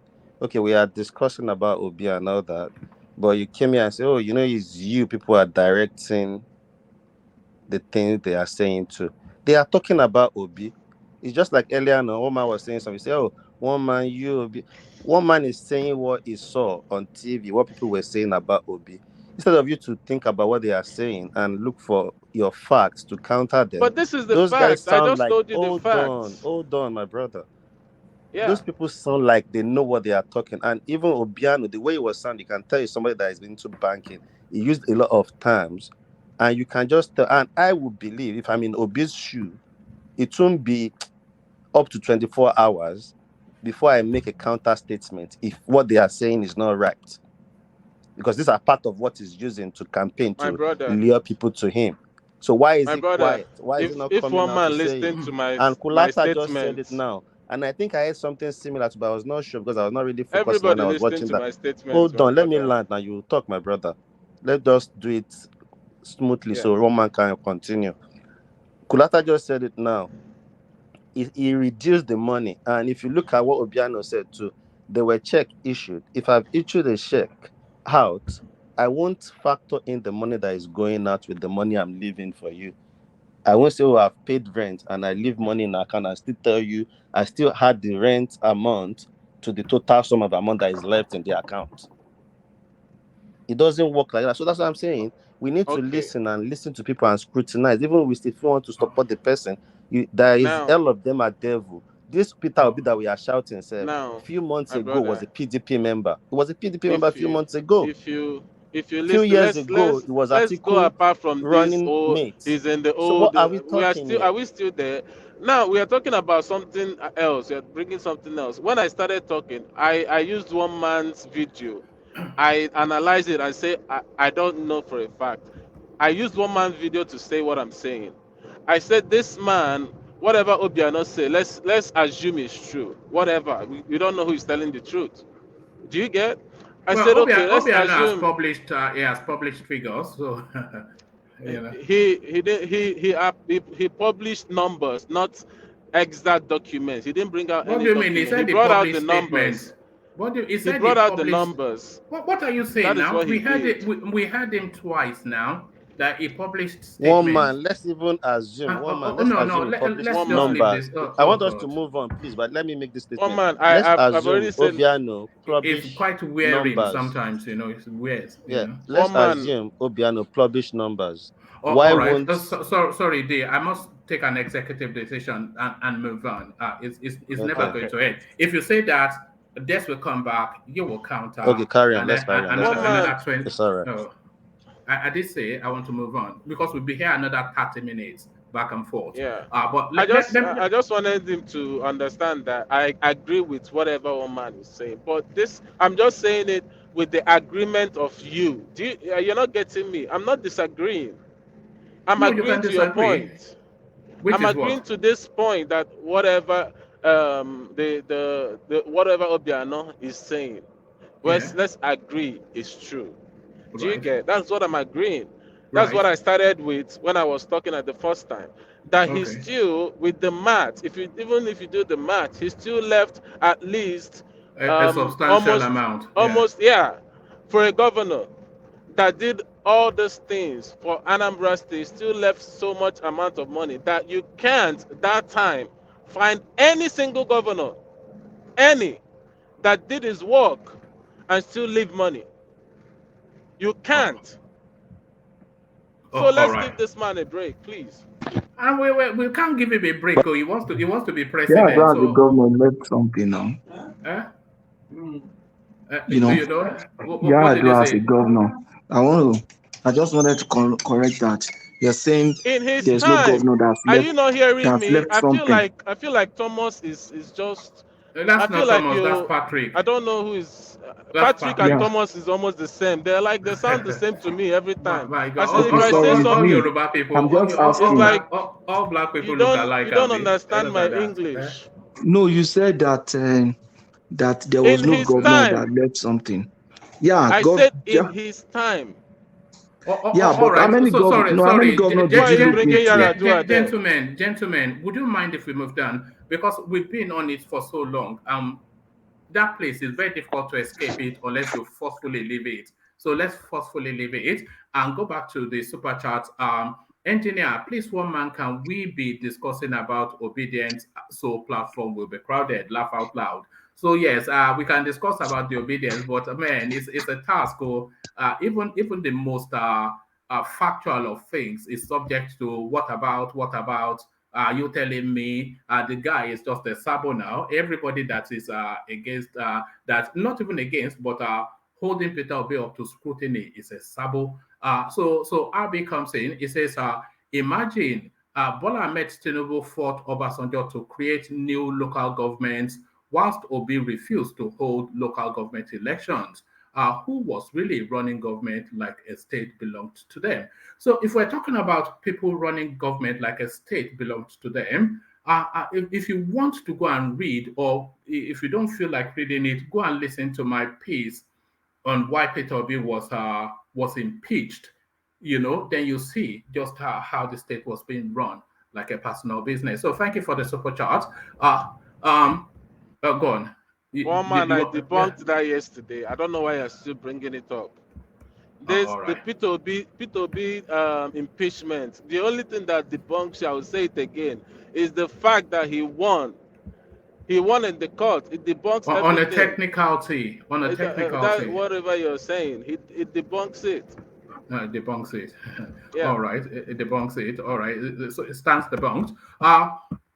So I was going to draw your attention to the buy the coffee thing. We are not seeing any activity on there outside of Ayo and Jafar, the usual suspects. So I was going to draw your attention to that, but I'm not even sure if it is worth the effort to do that.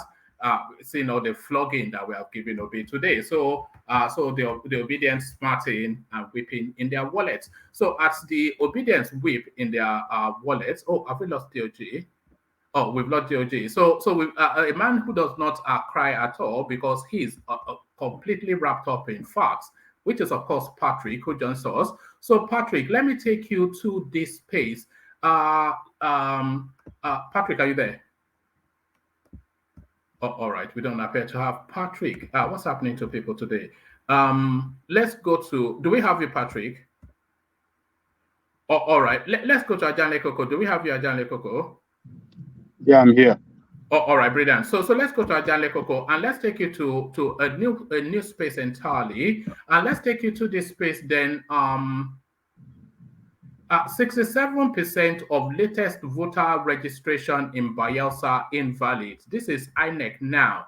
And what they are giving is people are multiple registering, and people are even trying to register underaged people. And when they went through the automated biometric identification system, the cleansing hemorrhaged 67.1%. So what are you making of that? That's a heavy number just to be cleansed of the electoral. That's the overwhelming majority of the new registrants in Bayelsa, multiple registrars, underage, etc. So what are you making of that? And are we to transmit that data nationally? And what does that mean, Ajanle Koko? Thank you, woman. Greetings to our listeners around the world. Click on the like button, share, and subscribe if you haven't done so. It's a good job, as they claim that for those names that are sprung as a result of double registration. However, they need to come transparent. They need to convince us as people, particularly the people in that state, that what they claim is actually true. And the best way they can do it is they can, those names that are sprung, they can release them unit by unit by pasting them in every unit, polling unit across that state, so that people can go and take a look of their name to be convinced that yes, to be sure rather that they are not among those that are in spawn.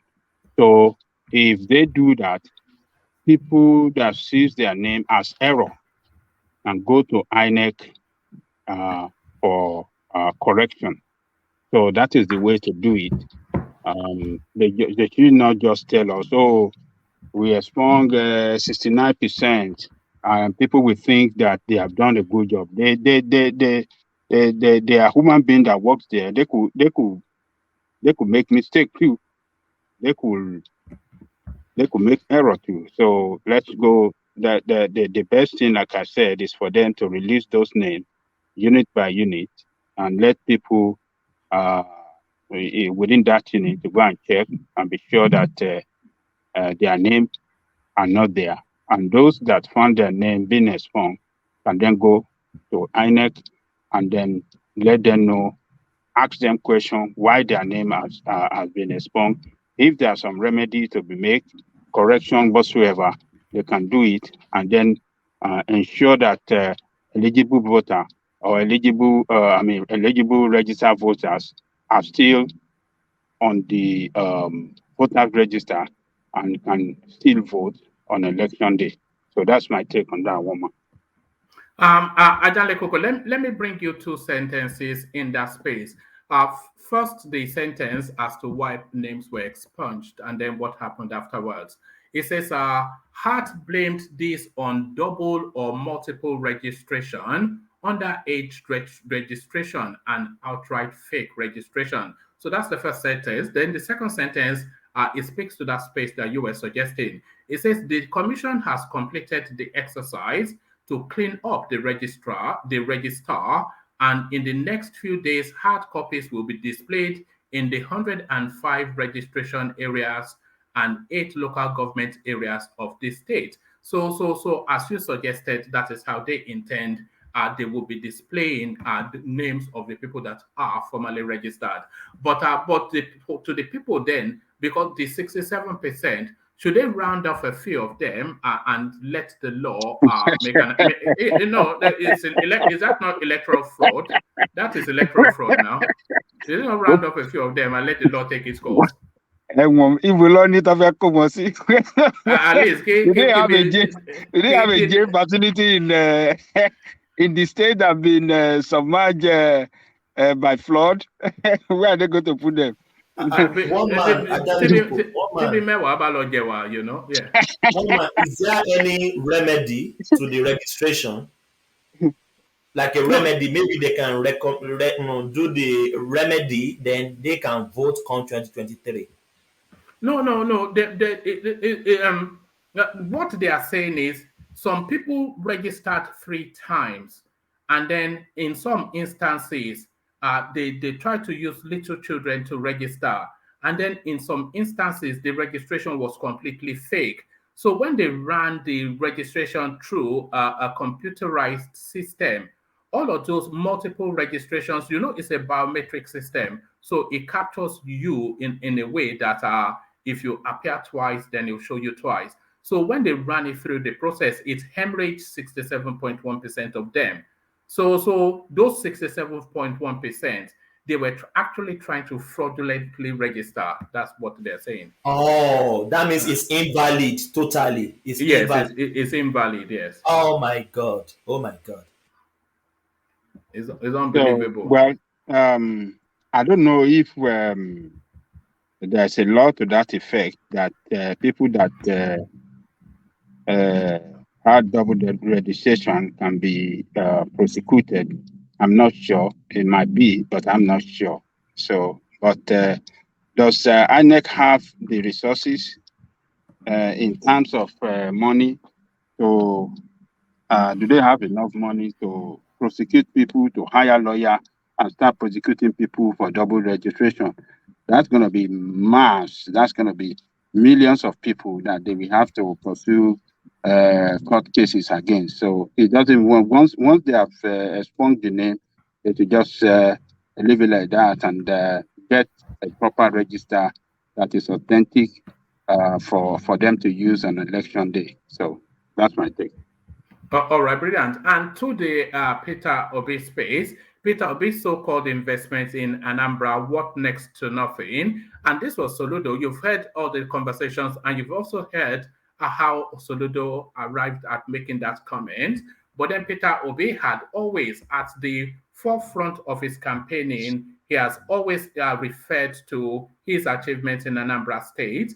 But it looks as though now the people that are within that space, they are starting to unpeel his so-called achievements layer by layer. So what are you then making of Soludo's commentaries, Ajan Likoko?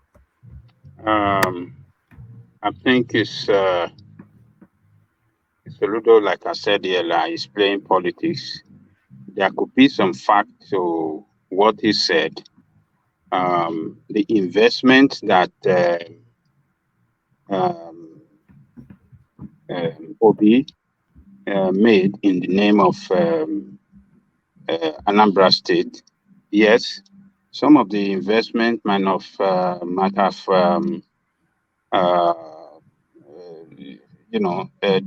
depreciated in value, but at the same time, I believe he did it with a with a good intention, and he wasn't.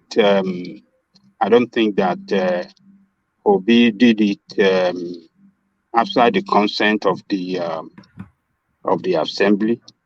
So that was Obi was the arrowhead, but with the representatives of the people of that state invested that money. But the Obiano, as the person that took over from Obi, he had a responsibility.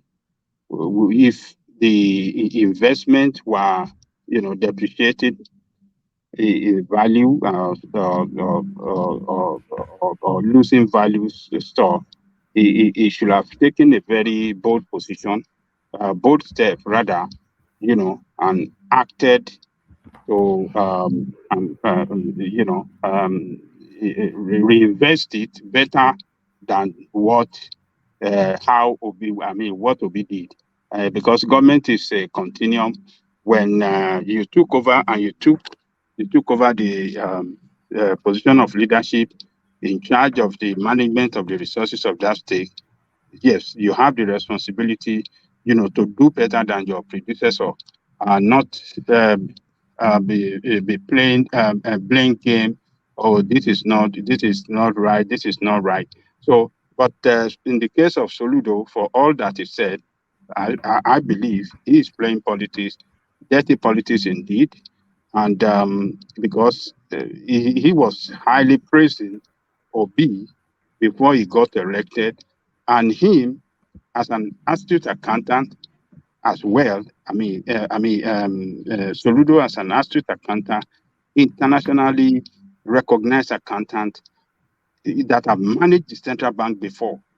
I believe he has checked the financial book of that state and he saw everything in good shape before he started pressing Obi, back then. So he didn't just on the basis of blindness praising Obi for nothing. So he saw the book, he saw the financial statement of the state. It is how do I say, it's in the public domain. Everybody can go online and see it. So I believe he saw it. He was convinced that yes, this man prudently managed the resources of the state, and he was promising the people of Anambra State that look, I will manage your resources well the way Obi did. This was his campaign point, one of the strongest campaign points that this man was pushing out back then. Are you talking about before? Are you talking about before he got into office? Yeah, before he got into office. All right. Yeah, before he got into office. So he was pushing that. And I believe he has seen the the financial statement. He has looked at the pros and cons of it. And he was convinced that this man did good. And that's why he was praising him and said, I will manage the resources the way this man did. But now you come in now and be making some disparaging statement and making, it worth nothing. It's a reckless statement. It doesn't show a leadership, and it doesn't show. It sounds suspicious. It sounds suspicious. That statement sounds suspicious, and it's Sorry, called Ajale Popo. Let me give you one information to help you move forward. Yes. That report is not in the public domain. I've been searching for Anambra investment for only know how long now. I know that he invested in SA Milan. That's a South African company that have investments in breweries all over the world. You understand? So that investment in SA Milan, I went through to SA Milan financial reports and scrutinized everything. Because the investment is not to 5% of SA Milan holdings, it will never be in the financial report. It was not there. And I made some inquiries, I couldn't get it. So the only way he can have it is either the state government releases it to him, or if there is an effort in taking over the company, he can apply to the exchange to get that report. But I've been trying to get it. It's not there. It's not in the public domain. That's just I want you to know. Okay. Thank you. So, but my position still remains that Soludo have seen something before he started praising Obi. So he as a citizen of that state, not just a citizen, he was first class, a leader in the state. So you can't tell me that you want to be praising an administration without getting, and as an accountant, one of the world class accountant, you can't say you won't check a account book of the state some kind of way, get your fact right, to be sure that yes, he prudently managed the resources before you started campaigning. I will manage the resources of the state the way he did. So I think he's playing politics. I will just leave it there. One man, he's playing a very dirty politics, a very dangerous politics that could backfire against himself in the future. It could backfire against himself in the future. But it's a matter of time. It's a matter of time. Yeah. Let me read something to you on the what you said earlier on the penalty. I'm on Heineck page on election offense and penalties. I'm on second paragraph. Breaching and violating of some of these provided often attract penalties, which or conviction may be fine or a term of imprisonment or both. So there's provision for that, but just the implementation. Continue. Yeah, yeah, it's yeah, but I don't think INEC have that resources to prosecute millions of people around the country. I think they will just spunk them and then leave it there and keep the authentic registered for them to use on election day. I think that is what they're going to do. They don't have the resources. They don't have. They cannot do it. They can't prosecute. They can't prosecute millions of Nigerians for double registration. And a lot of people can give reason for double registration because you are changing from, what do you call it, from regular analog to digital and beavers. So a lot of people that are not educated can say, well, I don't know. They just tell me, oh, they are doing this, and they just go and register. So a lot of factors could be responsible. It could even be mistake on their own side. So a lot of things could be responsible for that double registration and so. But I don't think they can carry out any prosecution of millions of Nigeria. They cannot do it. So, but on Soludo, Soludo should get himself should organize himself better. Should know should be very cautious of rushing out quickly to talk on its predecessors, and should just settle down and do a very good job for that state. And work hard and achieve. Let people see the way you are going to elevate that state to a level of competitive with Lagos State, and make that state an attractive state for foreign investors and even for local investors within Nigeria.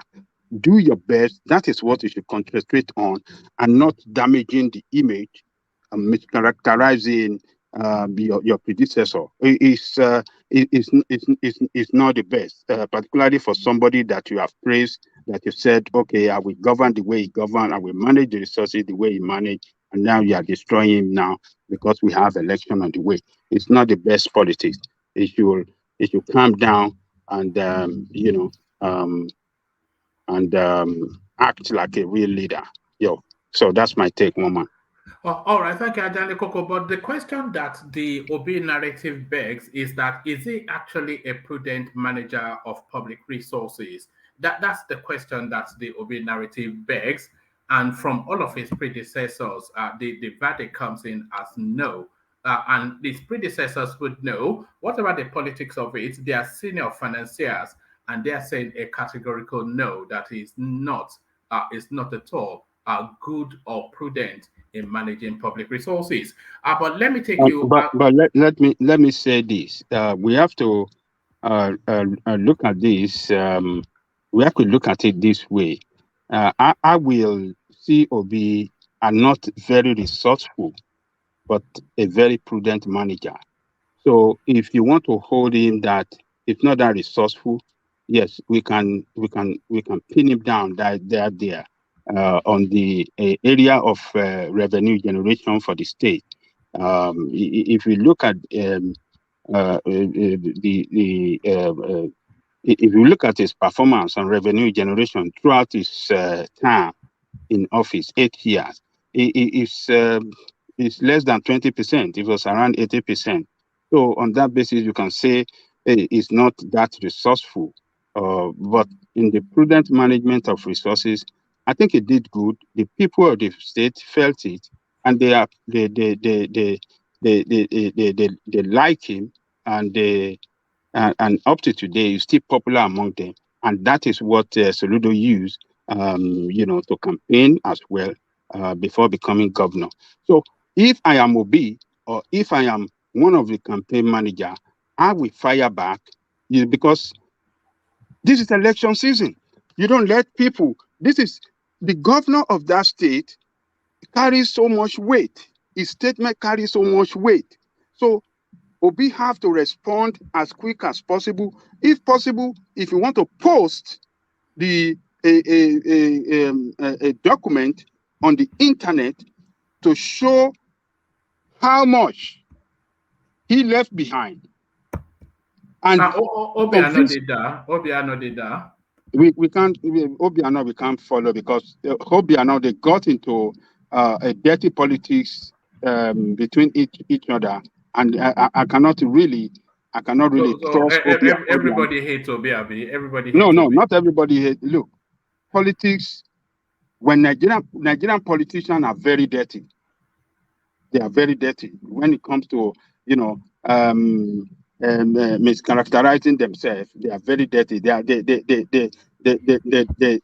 very, very bad. They are very, very bad at that. I mean, so he should post it out and then call if there's anything contrary to that, to challenge anybody that have a different document to prove that he is lying. They should bring it out. It should speak up, because what this man did today, I mean, some people will listen to Soludo today and said, man, this Obi said, now wow. Some people, it could change some people's mind and step back from giving him their support. But if you respond quickly and bring that fact and challenge Soludo, challenge old Soludo that, look, you are wrong, get your fact right, this is it. If you have anything contrary, I'm challenging you. Let us come to the media. Let us come and prove it. Go on. Yes. No, I was going to say, take Man of Prestige's interjection, and then when once you've had that conversation, go on to the Oluwo of Iwo space that is asking that the Yoruba traditional rulers abandon worship of the deities to take on Middle Eastern religions instead. And if you could, Ajale Koko, if you can just coordinate the session for a moment, I want to take a couple of minutes to attend to something. So can I hand over to you just for a few minutes? All right. So Ajale Koko, don't bully him or he will slap you. So Ajale Koko, take charge. No, me and Man of Prestige will be party, no problem. Hey, oh yeah. Yeah, good afternoon, good evening, everybody. I guess I was trying to interject in reference to the, I know it has become the topic of today. Even the caption of this this platform, that's what made me join in. I just joined in, so I was not privy to everything what you're talking about. But I got a little bit of this what's going on. But I just wanted to second what you just said about what Soludo said today. If I'm a big campaign people, I will jump into this and debunk if there's any fight to debunk everything. I think they're kind of like this here, you need to appoint people who can come out, because like you said, this is political time. You don't have to waste time. You don't have to let even at all this false information penetrate into people. You may lose people from that. Somebody need to jump immediately and debunk wherever is debunkable, So I think they're sleeping on that area. But let me make a point in regard to what we're saying about Obi. Okay, how can Anambra be the least indebted state during his time, and he was reckless? Let's have some common sense on this. I'm not saying whether he's the best governor or not, but the man tried, for crying out loud. Even I thought he left money, and we lost it in stock. I mean, do you know how much money I have lost in stock? You can make some investment, you lose a lot of money, you gain or whatever. Even I thought that he said he invested 50 million, if I'm right, I think I'm right on that area. Then he lost some of the money. At least the man tried. Look at the whole governor, 36 governors. How many of them has left money? I'm not really sure. Don't put me. How many of them have left any kind of money? Even I thought it's 1 naira. That's commendable, at least on that run. So I don't know why we're here criticizing that man. try to score some political gain. Was Soludo just doing it, he just tried to, make some political, capital. Yeah, it's all politics, but he need to watch what he said and everything because he has not done anything yet.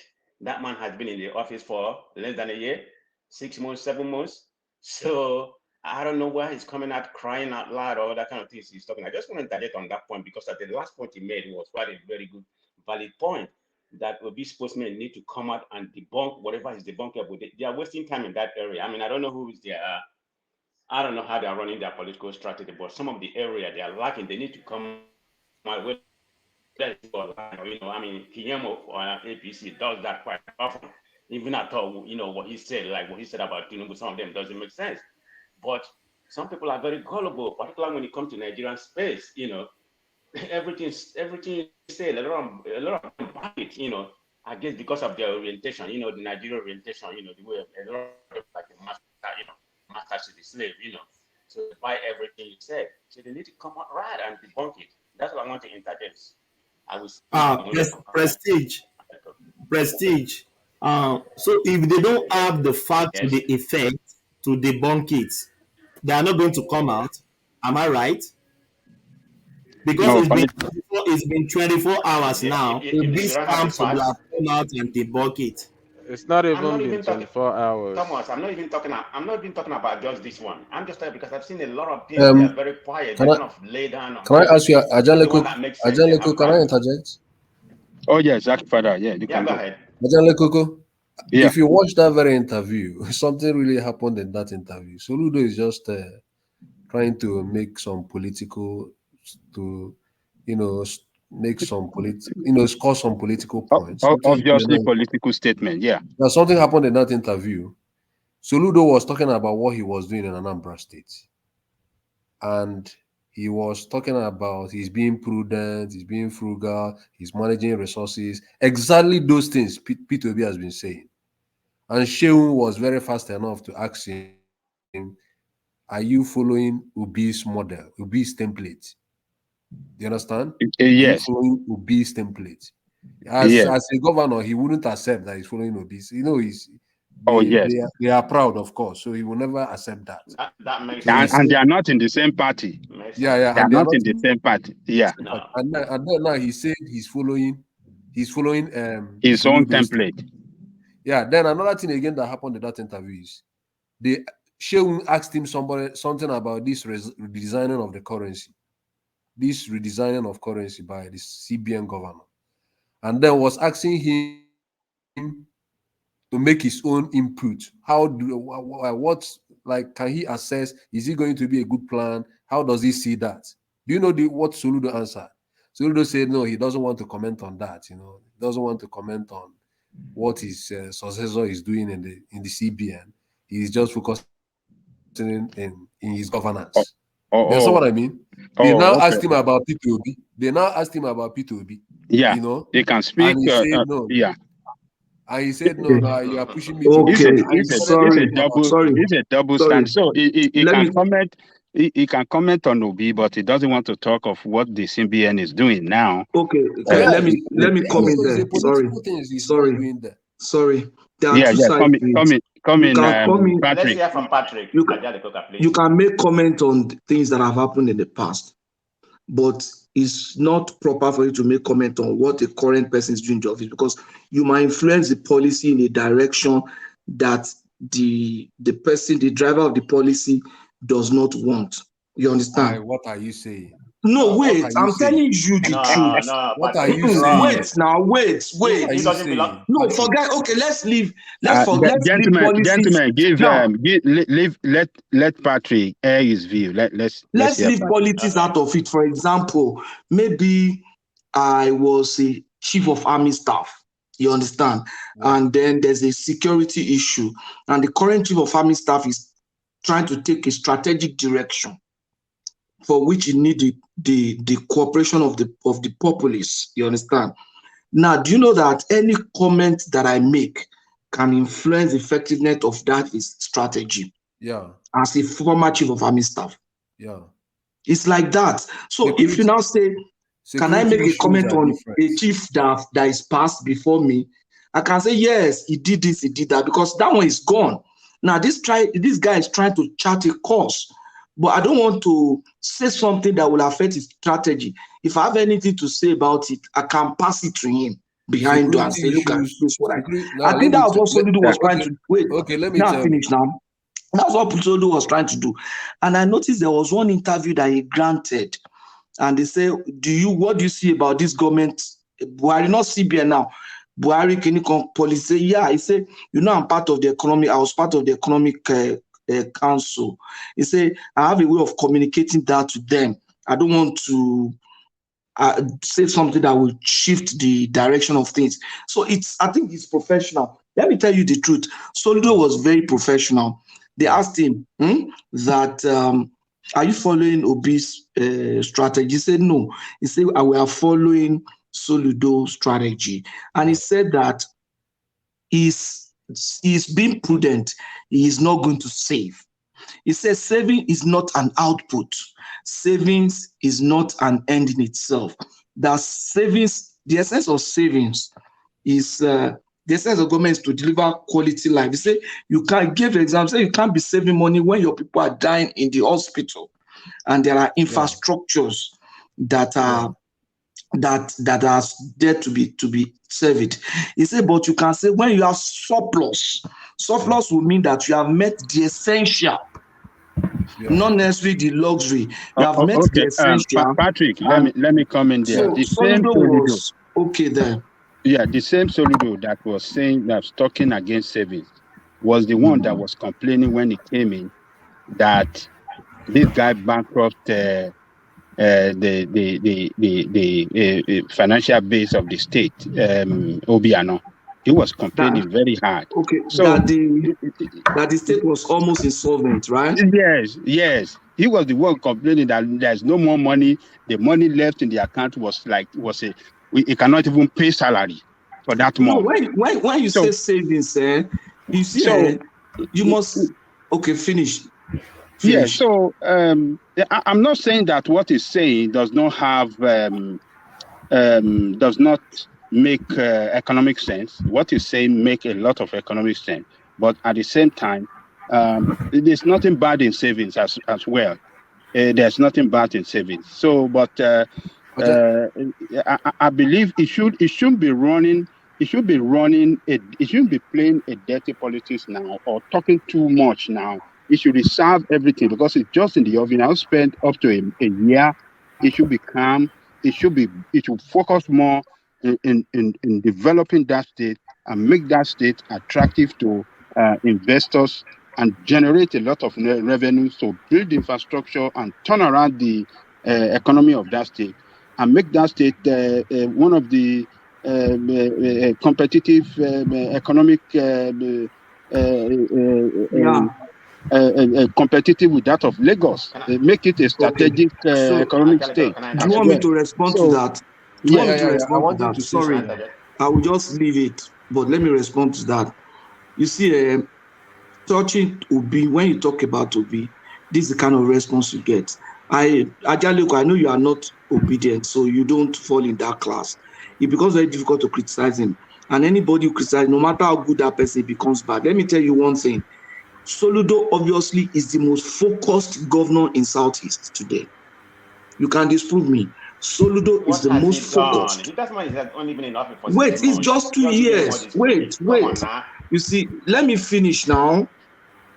Let me finish. He's the most focused. Focus means he has program and is making effort to pursue it. If there's any governor that wait.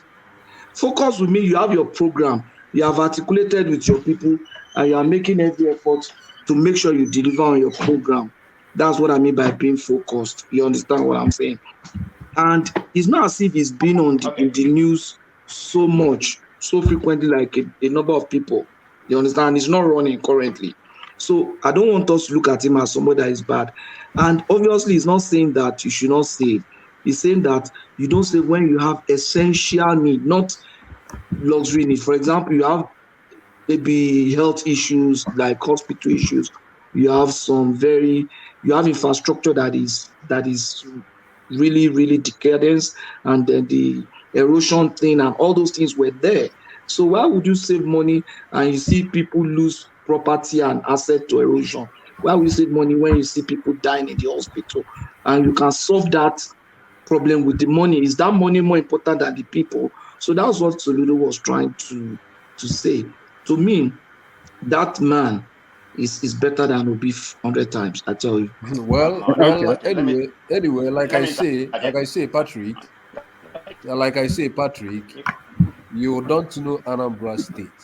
You know, Anambra people will tell you how they have been entrenched.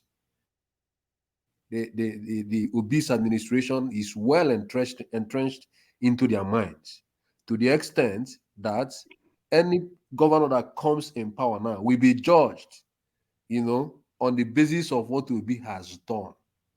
Soludo will be struggling very, very well to outperform Obi, because Obi is well entrenched in Anambra State. This thing you are saying he didn't do infrastructure before saving. He did he did a lot of things in Anambra State before saving. Saving is an addition to his primary responsibility.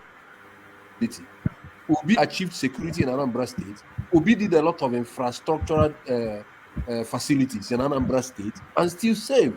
It's not as if he was saving without doing anything at all. No. But So, you know hope they are what not people getting are admitted. suggesting is that savings in itself is a bad strategy. Especially if he saved as much as 75 billion, which was his original boast. That just shows a lack of function. Do you know when he even saved that money? He left that money. No, it should be no. Don't take us through it again, No, because do I you think know when he even left Des that has money? taken us through it for No, about I 20 will tell minutes. you now. It's a Okay, space go I on. know very well. All right. He left that money almost at the tail end of his administration. It's not as if he came in and started saving without doing any other thing. He was doing a lot of, when he came in, Anambra State roads were quite deplorable. But he changed the face of Anambra roads. He did a lot of roads. Villages had roads. Cities have roads. And again, Peter Obi did not even focus too much on the capital. He didn't focus too much to concentrate too much on the capital. He used a strategy he called ANIDS, and that very strategy then in Anambra State, they were saying like developing all sectors simultaneously. That was his policy, what do we call it? The policy framework. That was the ANIDS. So he did a lot of things. He achieved a lot.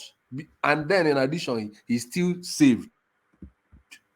I think he did very well. Nobody can argue about it in Anambra. A lot of people are. A lot of people are. Well, show me the evidence. You said that Obiano has brought evidence. Show me the copy of it. Bring it. Show it here. Let us Well, see. you have to go and do your own research. I have No, You heard him tell you that he had it is not published in the it. public domain. All right, Zaki Father. then he must be lying. You heard Zaki him. Father. You see, at this point, we cannot continue to defend Obi.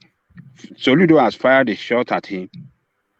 It is left for him as a presidential candidate, if he's really serious, to come out strongly against Soludo, to prove Soludo wrong. That is what he should do. And I hope that Okupe and his team are listening to us. We want Obi to prove himself, to counter Soludo immediately, and then change the narrative. That is what he should do. We cannot Actually, be. Coco, Yes, that is what the truth is that I suggest the they truth should is do. that Yeah. what you're asking Obi to do. I want you to understand this. What Soludo said might in fact probably be true. I don't know that. Do you get? Because we are in the realm of investment. We are not talking about if Soludo's case was whether P2B said that if Soludo's case was he didn't invest. Now you would say okay, P2B should come and say I invested though. But Soludo's case is saying that the investment is not worth much. That is his case. And now P2B the investment might not be what like it might not be worth anything at all by this time. We don't know anything. You get? That's just the fact. So we don't know. That is why he has to come out to defend himself and then clear the air on the nonsense that Soludo is talking about him. So he needs to Yeah, do that. So I yeah. believe that I believe that something something's gonna happen very soon. I believe so. Okay. Yeah, Jalikoka, like okay. you Let said, me, this what annoys me about a big campaign people. Something like this, what through a little bit of pressure, they need to come out immediately. I mean, the ball, at least play with it. Look what Kenya does. Even after what he came on TV to do is at least some people will be that you need to come out this time. You don't have to waste time on that space.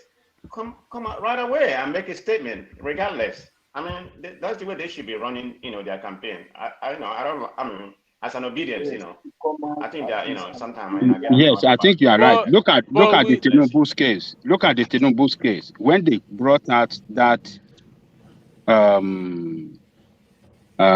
what is it? Is it this drug and tax the evasion drug this case. thing out?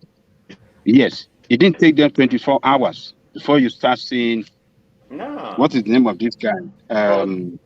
Kiyama. That Kayamo and Idiot some Keyamo. others. Yeah. Yes, others. Right. They, Even after they, most of they what he said came is out not true. strongly. They came out strongly and they started breaking it down for us. I believe with their counter argument against that thing now, they have been able to clear the air better for some people. Because what's the name of this guy? I mean, Kayamu I was don't know saying about that. clear better, but at least they came up. Ajali Koko. See the No, problem now. hold on. I was listening to Kayamu. Kayamu was able to, make it clear that if you look at that affidavit, you cannot see the state versus so person, saying that it wasn't really a legal case against Tinubu. It's just that they found that he didn't pay his tax on those money they found in his account. And they try to explain it They in order try to to cajole defend. people They try to to lie defend and him. That defend. I understand what you mean. Understand So what you mean. whether you can describe it, whether they are defending lie or they are saying the truth, but at truth. least I they came out understand. strongly. And by the way, just the people have been researching it. 800 kilometers of road was what Peter Obi built in Anambra, and the same amount of roads built by Yadua in Katsina as governor. But we have to compare how much kilometer of road, that his predecessor built and his successor built. So then we can compare them and then see who built more infrastructure in terms of road among them. Ajali Koko, this Yeah. space that Soludo brought up, this is not the first time that that it has been brought up, in the social media. Kedira, when Toby was running as vice president, asked the same question, this same thing, and he still explained himself. If you can watch the video, you will see his explanation there. So it feels like Peter is coming back to say the same thing he said during the interview with Kedira. That's what's going to come out to say again. So I don't see the reason, because it's already out there. Okay, let All me go right. to Willie Obiano built 1,000 kilometers, 800 more than Peter Obi. Yeah, 800 more. Man. Yeah. Sorry, Yeah. 200 more. 200 more. 200 more. Okay, let us do it now. Yeah. To really know who did a good job, we have to put into consideration that Obi left a lot of money for Obiano. He left a lot of money behind for him. And Obiano make a lot of revenue than Obi, and still he could not double the kilometer of road that he built within that period of time. Still left all right. billions No, of dollars in debt. no, Ajali Koko let us still be left billions of objective. dollars in debt too. Oh, no, Let us, that's not objectivity now. What you've just said, that's not Yeah. objectivity. No, wait, one man. Okay, he built 200 more Yes. than Obi. Yes. Obi left a lot of money in terms of No, cash. you can't say that with definitive term, because the amount he left is in contention. And No, it's he not has in not been contention. cleared. It's not in contention. No, wait. Let me If finish. Obiano said You it, know why? Obiano said it No. himself. I will say it. I will tell you now. Obiano said he Wait left 9 now. billion in Wait. cash. He said he left $9 billion naira in cash. Wait, Ajay Koko. He said he left 9 billion in cash. And left 25 billion in scrip issues. Okay. And he left 15 billion in commitment of checks. Yeah. So if he knocks out 15 billion from the 34 billion, what you have less is 19 billion in scrip issues. It's still money. What are you He talking cannot about? recover that money until the company is willing to pay that dividend. That's what I'm telling you. Who is this? That scrip issue is not money. Who is this? That's what the man was trying to tell us. Who is this? Is this Patrick, do you know that in terms of revenue generation, do you know that Obiano, in comparison to Obi, he did more. He did more. Like that means he's more intelligent than Obi. Like 100. That means he's more intelligent than Obi. Yeah, more like he did more, far better than Obi. Yeah, that means he outperformed Obi. Yeah, so he did more. He generated more revenue, maybe 180% more, and still he couldn't build more roads. Maybe he invested in other things apart from road, you know. No. He bankrupt the state. That means he obviously outperformed Obi. Patrick, immediately he left that office, they got him at the airport and took him to Alagbon to spend about 3 weeks there. I mean, to DSS office. They took him to DSS office. Immediately, he was trying to run away to come to United States. They got him and took him there. He lavished, he bankrupt that state. Angelico, can I tell you? Yes. When Obi came, Obi met huge debts, and he was able to clear those debts, right? He was able to pay his pensions and gratuity that are being owed. But he wasn't now. We've debunked that. Why do you keep saying all these things? We've debunked before he came in, he was able to do those things, and he was able to build that number of roads and still left something for Obiano. Then Obiano came in with all his internally generated revenue. He only increased the road by 200 kilometers, and at the end of the day, he was owing more than 300 billion naira in debt. So how can you be comparing the two people? Okay, let us leave. Can I target? He increased the road by 1,000. So that's how you people manipulate it. By 200. No, wait now. Wait. He built 1,000 kilometer road. Hold on, Obi built 800. Patrick, I don't know where you do your math. No, wait now. Obi built 800. Obi I not built 1,000. Patrick, so it's hold on 200. One moment. Hold on, Patrick, one moment. Because you know, when people are talking, I'm fact checking all the time, and when Saki father was saying Peter Obi Ngige left, Peter Obi came into debt, so I was fact checking that. So I just stepped. If you can see on your screen, maybe I need to make this bigger. I wonder if you can see. Let me see how to make it bigger. Okay, so you can see how much debt did Ngige leave. That's just all I was asking Google. And if you look through, if we go through just the first 10 headlines that space has brought. So this is it says Ngige, I left 12.8 billion in Anambra Treasury. Ngige faults Obi's claim. So that's the first headline. The second headline, Ngige faults Obi's claim on 35 billion naira Anambra pension arrears. And then the next headline, I inherited 127 billion debt from Obiano. And then the next headline, Obi received 2 trillion with nothing to show for it, Ngige. And then the next headline, Senator Ngige has tackled, I don't know what is tackled, but and then this one says fact check, claim that Anambra's debt profile is over. So there's just Well, one man. spurious and vague. You can do the same thing, so don't take my word for anything. But what I'm Hello, just one man. asking is One man, why are you how much debt taking did things One from man, can I why are you interject, taking please? things so from yes, Ireland? let's hear from Ife just to vary the voice. Yeah, Ife, Well, come in. from what you've read now, it seems that state, the politicians in that state are good at alleging one another in terms of They just make up random figures, don't they? Elect 75 billion and then it's 35 now, So it's 10, let us accept that that's the way the Only ní politicians gbogbo in wọn. Anambra Only do. people That's go on, man. All Yes, of them be only. thieves. yes, all of them are very, very.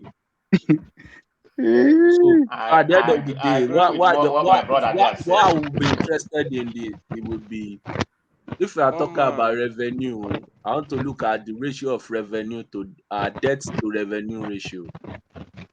That's for me talking from my own science background, such that I'll be more interested in the strength of an economy than than the output of the economy itself.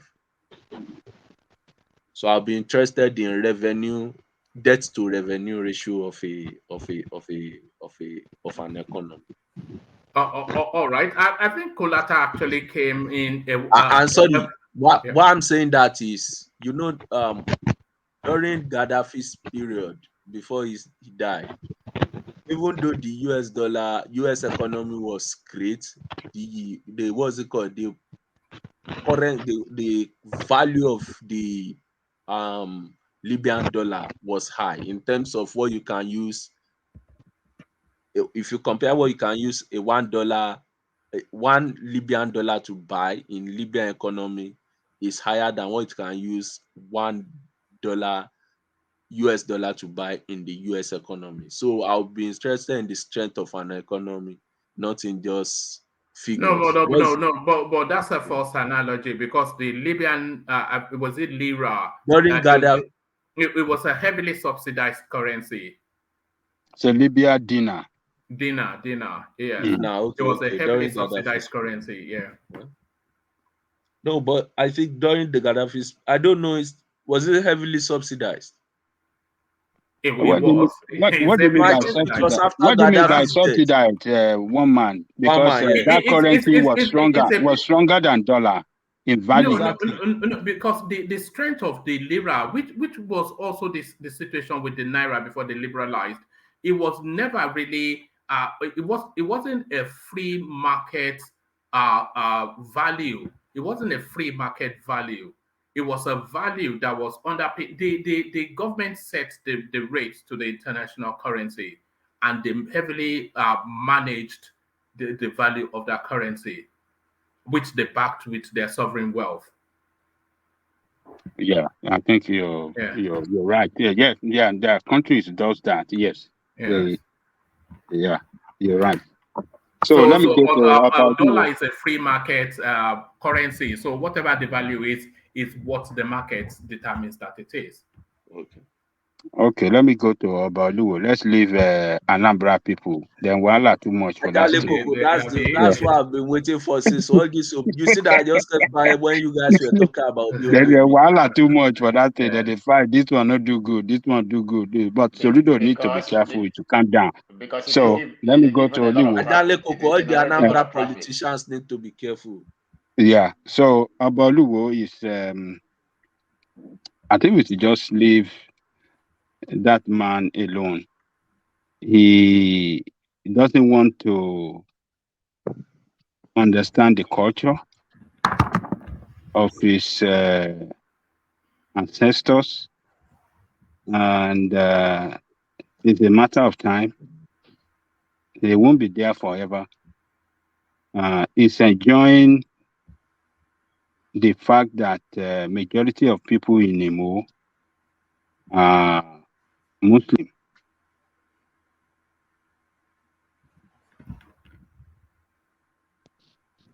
And the majority of them, because of the way he championed Islam, solidly support him whenever he's carrying out that campaign against the traditional worshippers. So this he has taken the religion, Islamic religion, to such an extreme level against the traditional religion in that state. And what he doesn't know is that he's not really helping himself as well, because as custodian of tradition, Islamic is not our Islamism is not our tradition. Christianity is not our tradition as well. So, but I don't say wrong things against the Oba because as a Yoruba man, are you afraid? sometimes no, I'm not afraid, but you still have to respect them. Yoruba will say you don't talk against the Oba in the public. You can talk against the Oba behind closed door. That is the tradition in Yoruba land. So I will leave it there. But I think you should join the support of majority of the people that are extremely Islamized people in that Iwo town. And that is why he still keep the position. If you are to be, you cannot do it in Oyo. You cannot do it in Ondo. We saw what happened to the Ondo king that was trying to act similarly like that Oluwo, saying that they cannot, I think it was last week, that they cannot worship Ogun, or what was it? I can't remember. They cannot carry out some ritual. It was them to turn the Ile-Orisha into a church. So the people kick against him. They said he will have to go, or he let them continue to do what they have known to be doing for since God have created Yoruba land. So, and they shut that king down right there, and he kept quiet because most of the people there, even though they are Christian, they still believe in their tradition, and they will not allow anybody to ridicule our traditional religion. So, but Oliwo, it's a matter of time. We just have to keep watching. Let's just leave it alone like that, one man. Oh, all right, brilliant. Let me take you to a different space then, Ajanle Koko. NMPP collapses structure into APC in Zamfara state. So NMPP, of course, Kwankwaso, and Zamfara being one of the epicenters, one of the strong spaces that he's relying on. So is this the party imploding from within, or is this what people were anticipating, that essentially ultimately Kwankwaso will collapse its structure into one of the big parties? So is this the first step towards the collapsing of Kwankwaso into the APC space? NMPC, Kwankwaso will not collapse its structure for any one of these candidates. He won't do it. But Zamfara is a state that is a predominantly controlled APC state. Even the PDP there, the current governor was a PDP man. He has to collapse, he has to convert to APC because he knew it was a protest vote that got him to power.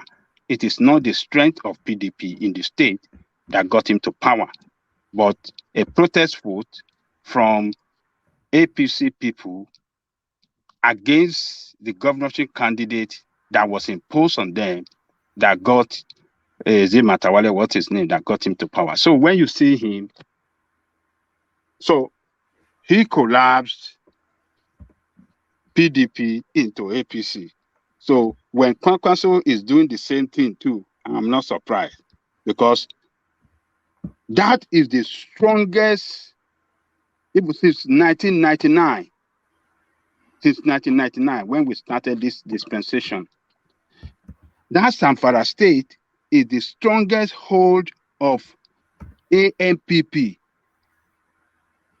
And those OMPP are the one that transition into APC, and that is the strongest hold of them. So no party can win them there. So Zamfara, what do you call it?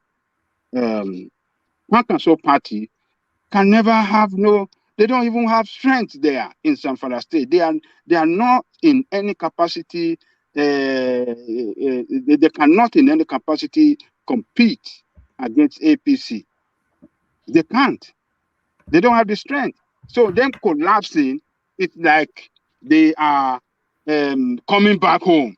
Because traditionally the people there, they are APC to the core. If you are looking for a state that is APC to the core in the whole of the federation, it is Zamfara state. So it is not. It doesn't mean the collapse of those people into APC doesn't mean that Kwankwaso will collapse his presidential pursuit for anybody. I don't think so. It's just that that state is the traditional strongest. The strongest, state of APC in the whole of federation. So that is it. One man. All right, brilliant. Thank you, Ajale Koko. So thank you, Ajale Koko. So Ajale Koko, 4 time. Let me go on from you to Ife. And Ife, good to have you. So Ife, then to the space, the Oluwo of Iwo, Ajale Koko just cautioning not to speak ill of of a monarch. So not to speak ill of a monarch, but what about if the monarch speaks ill of himself? So Colorado speaks, Ajale, Ife, what are you making then of Oluwo's assertion? There should be reform in the African traditional space. And you find that most times when a state and religion, when state activities are not defined properly from the religious activities, it normally leads to this type of things we are seeing in any society. Adembis, bearing that in mind, traditionally, we know that the African society is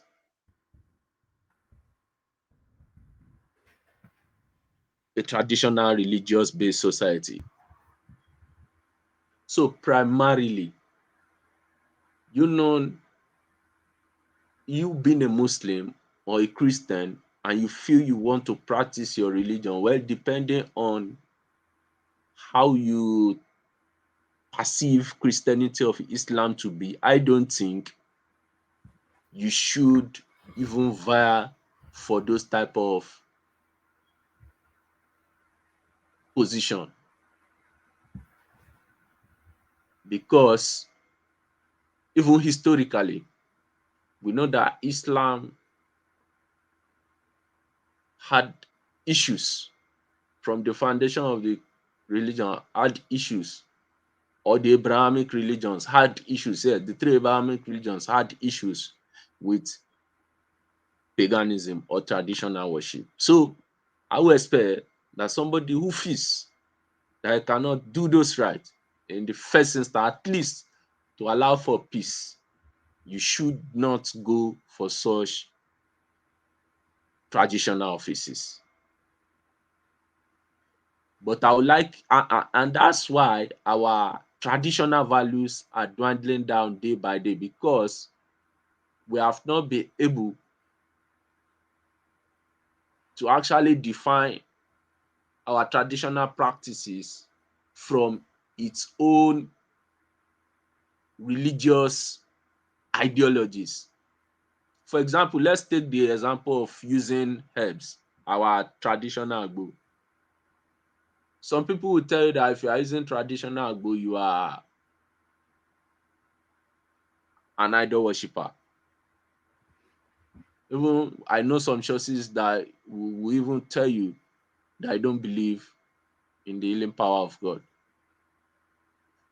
Then another question is, to what extent can you use some type of traditional agbo?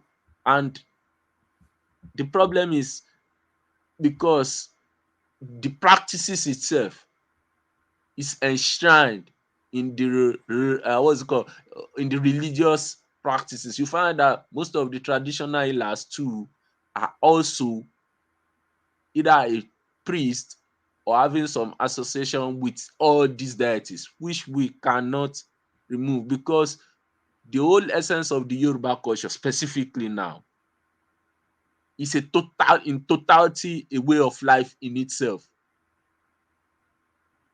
So I think that's where the problem is. So for peace to reign, I would prefer that somebody who wants to be a Christian or a Muslim should not even go for or vie for such position, to let peace reign. If you feel you want to change the community, it is good for you. You can go to their this thing, preach the gospel, or the one is it Muslim called Dawa. Anybody that want to convert will convert, and anybody that does not want to convert will not convert. But for you to know the lay down rule of a community for a position, you now going there to now change it from within. These are the type of things that causes chaos.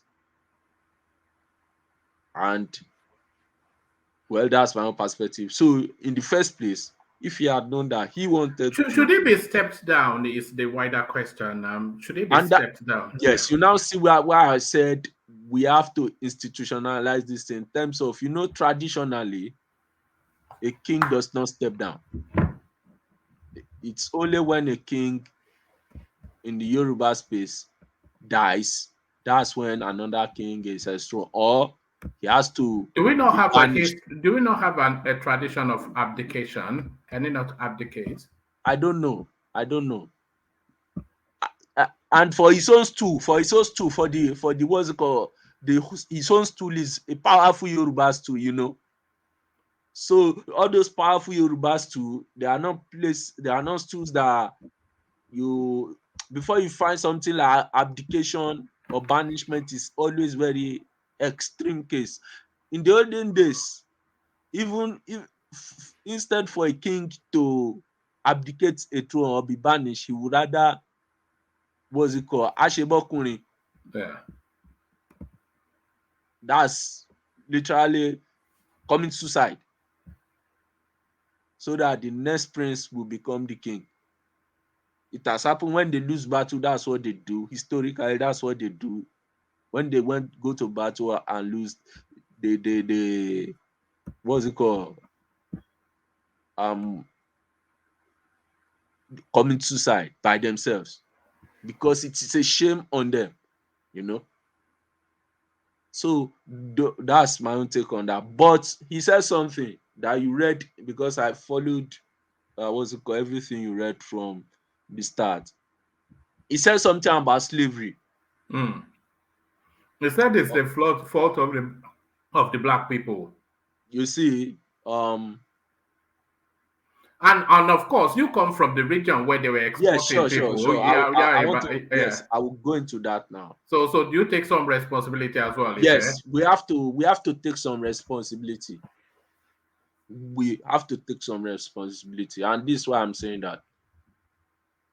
Do you know that even after the abolishment of slavery, we still have our kings across the West African coast that did not want to stop it, such that it was even the British Navy that were fighting all those other naval ships on the Atlantic Ocean to stop it. Meanwhile, if slavery was not in our culture, we would not have the word for slave. every culture in the African space have a word for slave, then it means it is not alien to our culture. If we want to look at what's it called, the etymology of words, if a word is found in your culture, it means your culture practice that thing, especially if that word is not borrowed. So the question is, was it a general phenomenon then? Yes, because what actually stopped slavery was the invention of machines, the Industrial Revolution. If not for the Industrial Revolution, I'm still telling you there will still be slavery to date. But the question is, every space has a moderation. Every religion tends to have a moderation on what should be what is acceptable or what not to be acceptable. But do you know that even this reparation that we normally shout of, we have not seen any African king. I don't know. There may be that I think has even Abiola was apologized. one of the proponents of that when he was alive. Abiola. Yeah, even though we want to say that the Europeans did this, we Africans do need to come together and say, oh, our kings, maybe due to were also at fault, then they can give what's it called explanation to pacify the space. And why am I saying this? You see, if you go to the Caribbean islands or you speak with the Caribbeans, they don't always want to associate themselves with Africans because they still feel hurt. Like, why is it that it was the Africans that were even selling their own progenitors to the whites, that they brought them to the Caribbean islands? So if you, that space, they don't always want to associate. You want to tell them that, do you see yourself as African? It's more like they want to pick up a fight with you. And that's why if you see the Jamaican community in the UK, they don't always want to associate. A majority of them don't always want to associate with what's it called, people from Africa. Only the Rastafarian among them. If you speak with the Rastafarian, yeah, they want to, what's it called, talk with you. Historically, the first slaves between blacks actually was between the Arabs in the northern African hemisphere. And the first slaves that were shipped by the whites were actually sold between the Byzantine and the Ottoman, the Arab Ottoman, so the Turkish Ottoman Empire and the Byzantine Christian Empire, such that the first slaves that went to America were actually Muslims, black Muslims. But people don't know. Sorry, most people don't know. The first people that started slavery were the Portuguese, and that's why the Benin Empire has association with the Portuguese.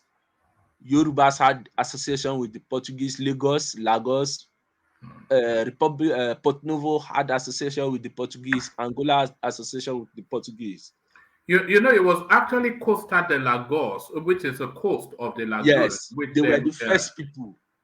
But you know what we now whitewash our own to say that they came only for trade. No, it's a lie. They did not come only for trade. They were also trading slaves then. But what the Portuguese did was they were taking them to Sao Tome and Principe. All those Sao Tome and Principe indigenes were actually the first generation of slaves. It was during the skirmishes between the Portuguese, the French, and the English where the English triumphed that gave the English more opportunity, because the Portuguese and the French were running a state-funded slavery, but the English were running a business-funded slavery, the Lloyd's Bank of this world. So those were the difference. So where the Portuguese and the French were more of assimilation, British was more of divide and rule. Let me come, make my money, leave. They wanted to change everybody, and that's a rigorous process. That's why the British, got an upper hand. And this slavery even started in the 1455s. before it was now abolished later in the 80s, almost spanning over 400 years. So on that, I give it to him. It's high time the African, irrespective of how big the empire was or how we want to project our history, it's high time even the African kings too need to come out and say, oh, a generation made a mistake. Let us fix this and talk between ourselves. And because of this thing that we are not talking about, I feel that there still is in our society in terms of there's not, we don't have originality of the black So man. where is the preponderance? Where's the preponderance of blame? Because you seem to be shifting the weight of the blame to the Africans. No, I'm not shifting. I'm saying we should also accept. I'm not saying no. Obviously, the Arabs and the Europeans have the larger share because they came with their cannon guns and they were forcing people. Actually, there was a king then that wanted to stop it. They actually exiled him. That was the king from Dahomey Empire by name Benhazen. What of the Benin king that actually fought them? Do you know And what happened with the Benin king? it was You see, conquered, and they took him yeah, to Calabar where he died. what happened, what we are now learning is, and anybody can challenge me on that, what we are now learning now is the Benin Empire actually sold more slaves around the West. So Benin and Angola actually sold more slaves around the West African coast. But because the British started stopping the slave trade, some empires did not want to stop. Then because of this, British were fluting things. Who are the ones that Benin Empire was? Benin Selling. Empire was selling. Are they selling themselves, or they are selling other people? Other people. Good question, Coco. What? Who are they selling? Are they selling themselves, or they are selling other people in their neighboring state, or how do we call it? The neighboring obviously they will sell community. neighboring people because they will capture the neighbors, and also dissidents, people who are dissidents in the empire. Please, can I interject? Yeah. If thanks for what you're saying, you have most fat, but you don't have all the fat. You know, that of yours of Benin, this thing is fatless because it's just based on your opinion.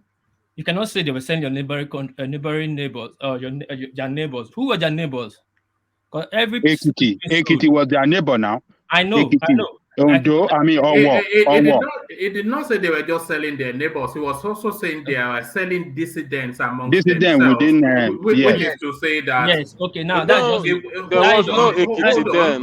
Sorry, hold on, Ife and Wapis. When he's saying they are selling dissidents, which is to say that if there's a rivaling person to the person that has the superior power, that is considered a dissident, and then they will overpower them and sell them into slavery. So essentially, indigents of Edo State, Edo Empire. Wama, thanks, but that's a word assumption.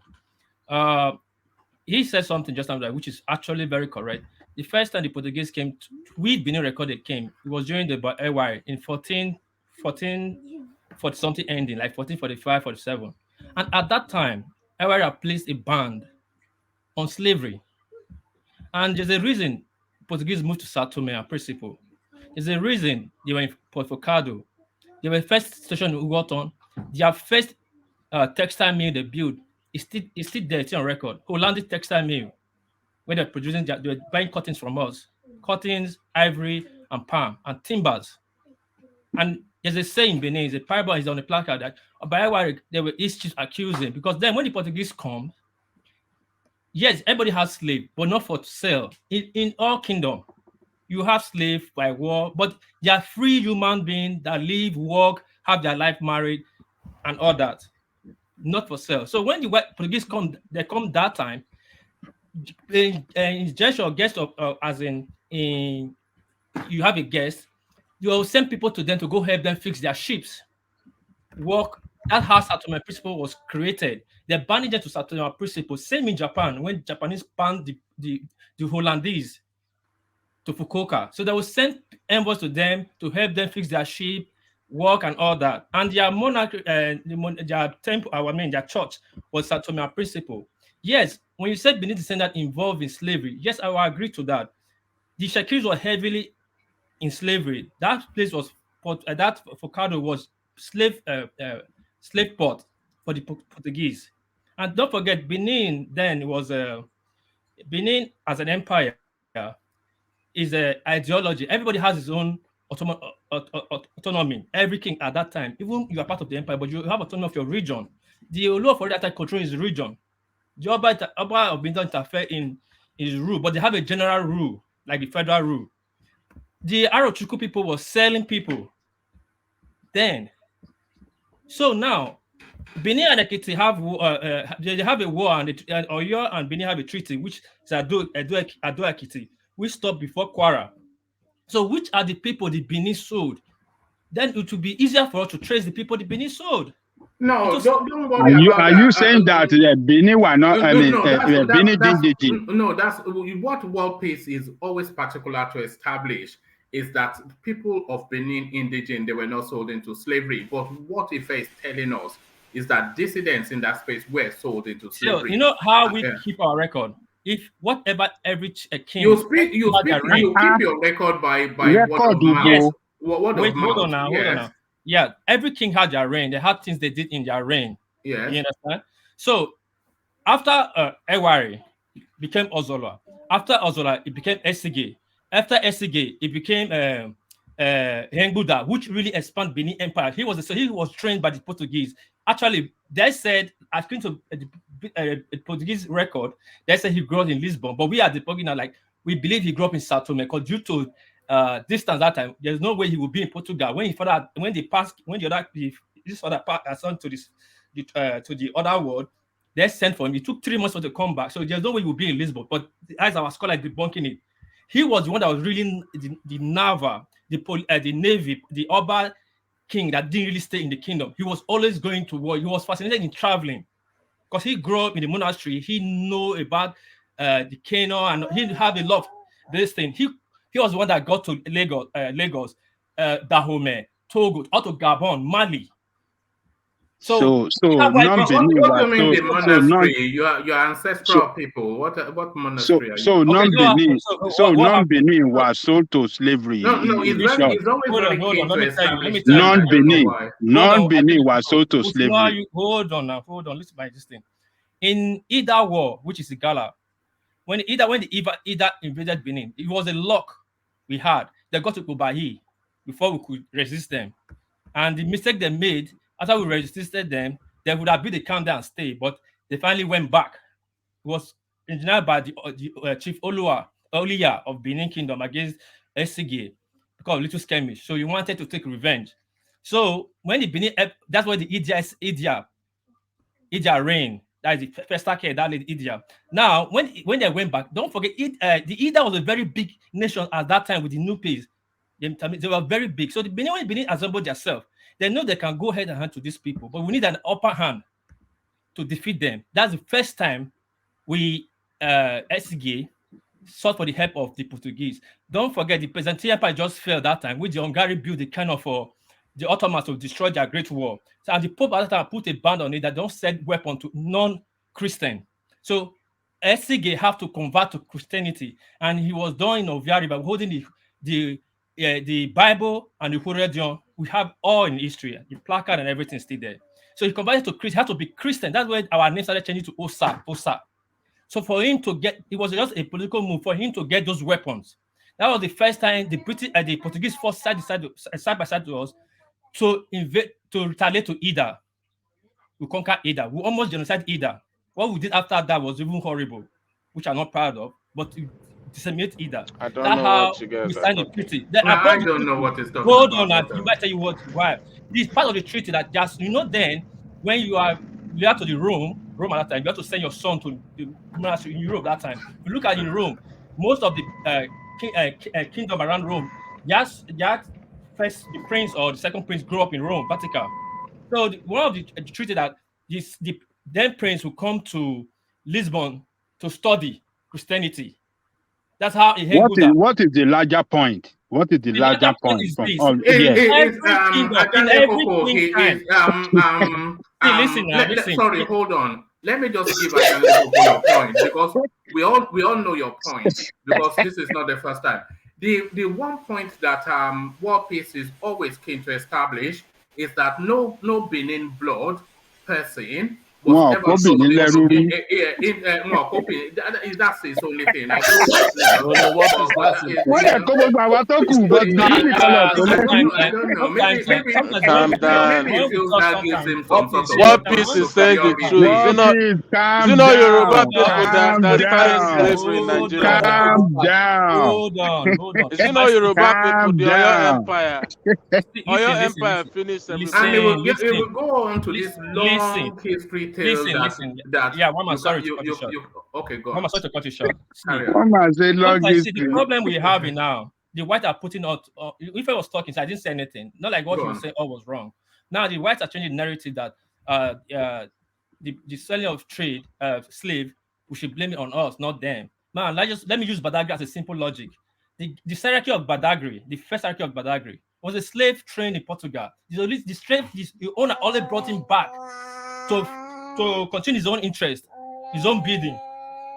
Sorry, to continue his own bidding in Badagry and making Saraki and giving weapons to buying more to getting more slave for him. So now that guy, where he's from, nobody knows. But today is the Saraki of his lineage are the first to start slave trade in Badagry. Now, are we not going to say that Badagry people were selling Badagry people as slaves? We must follow the history the way he started. I agree yes, with I said. What Peace? No, you don't have to agree with him because he's speaking against facts. Let me tell you this, World Peace. One of the first, in terms of the transatlantic slave trade, one of the first people that were actually enslaved were the Benins. We even have their names, but don't. As far back as 1756, I said they've been enslaving them. Benin blood indigents. I stand to debunk it. 1756, they've been enslaving them.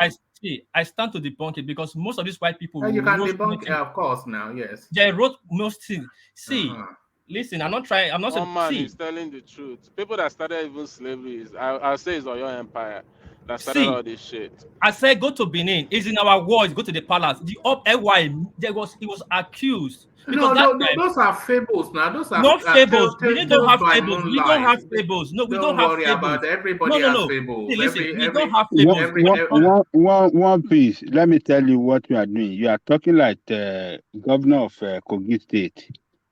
Kogi State border like 10 states. And during the COVID, all those 10 states that border COVID had COVID. But only COVID state saying that, oh, it doesn't have COVID. No COVID case in my state. We are free. We don't. It was COVID proof. How can you? What are you saying? None. You are saying Benin were not sold to slavery. No, don't let us. Ajanle Koko, let me show you a document from deep in British archives. So let me show you a document. So if you look at this document, so this is a PDF file, as you know. If you look at this, if I highlight this space, you see Oluda Equiano. So that would have been his slave name. And he was one of the first to be enslaved. That person is Igbo. Can you hold on? Can you even hold on? Because the readout is here now, so I'm not quite sure. All this arguing against facts. Elauda Equiano, that is his name. All right. Let's just leave it. But these are the facts on the screen. I'll put the link. Can I read it out? He was. Please read it for what we want to learn. I don't even know. Let him read it now. I have a document on my screen, and it's already not you, but Des.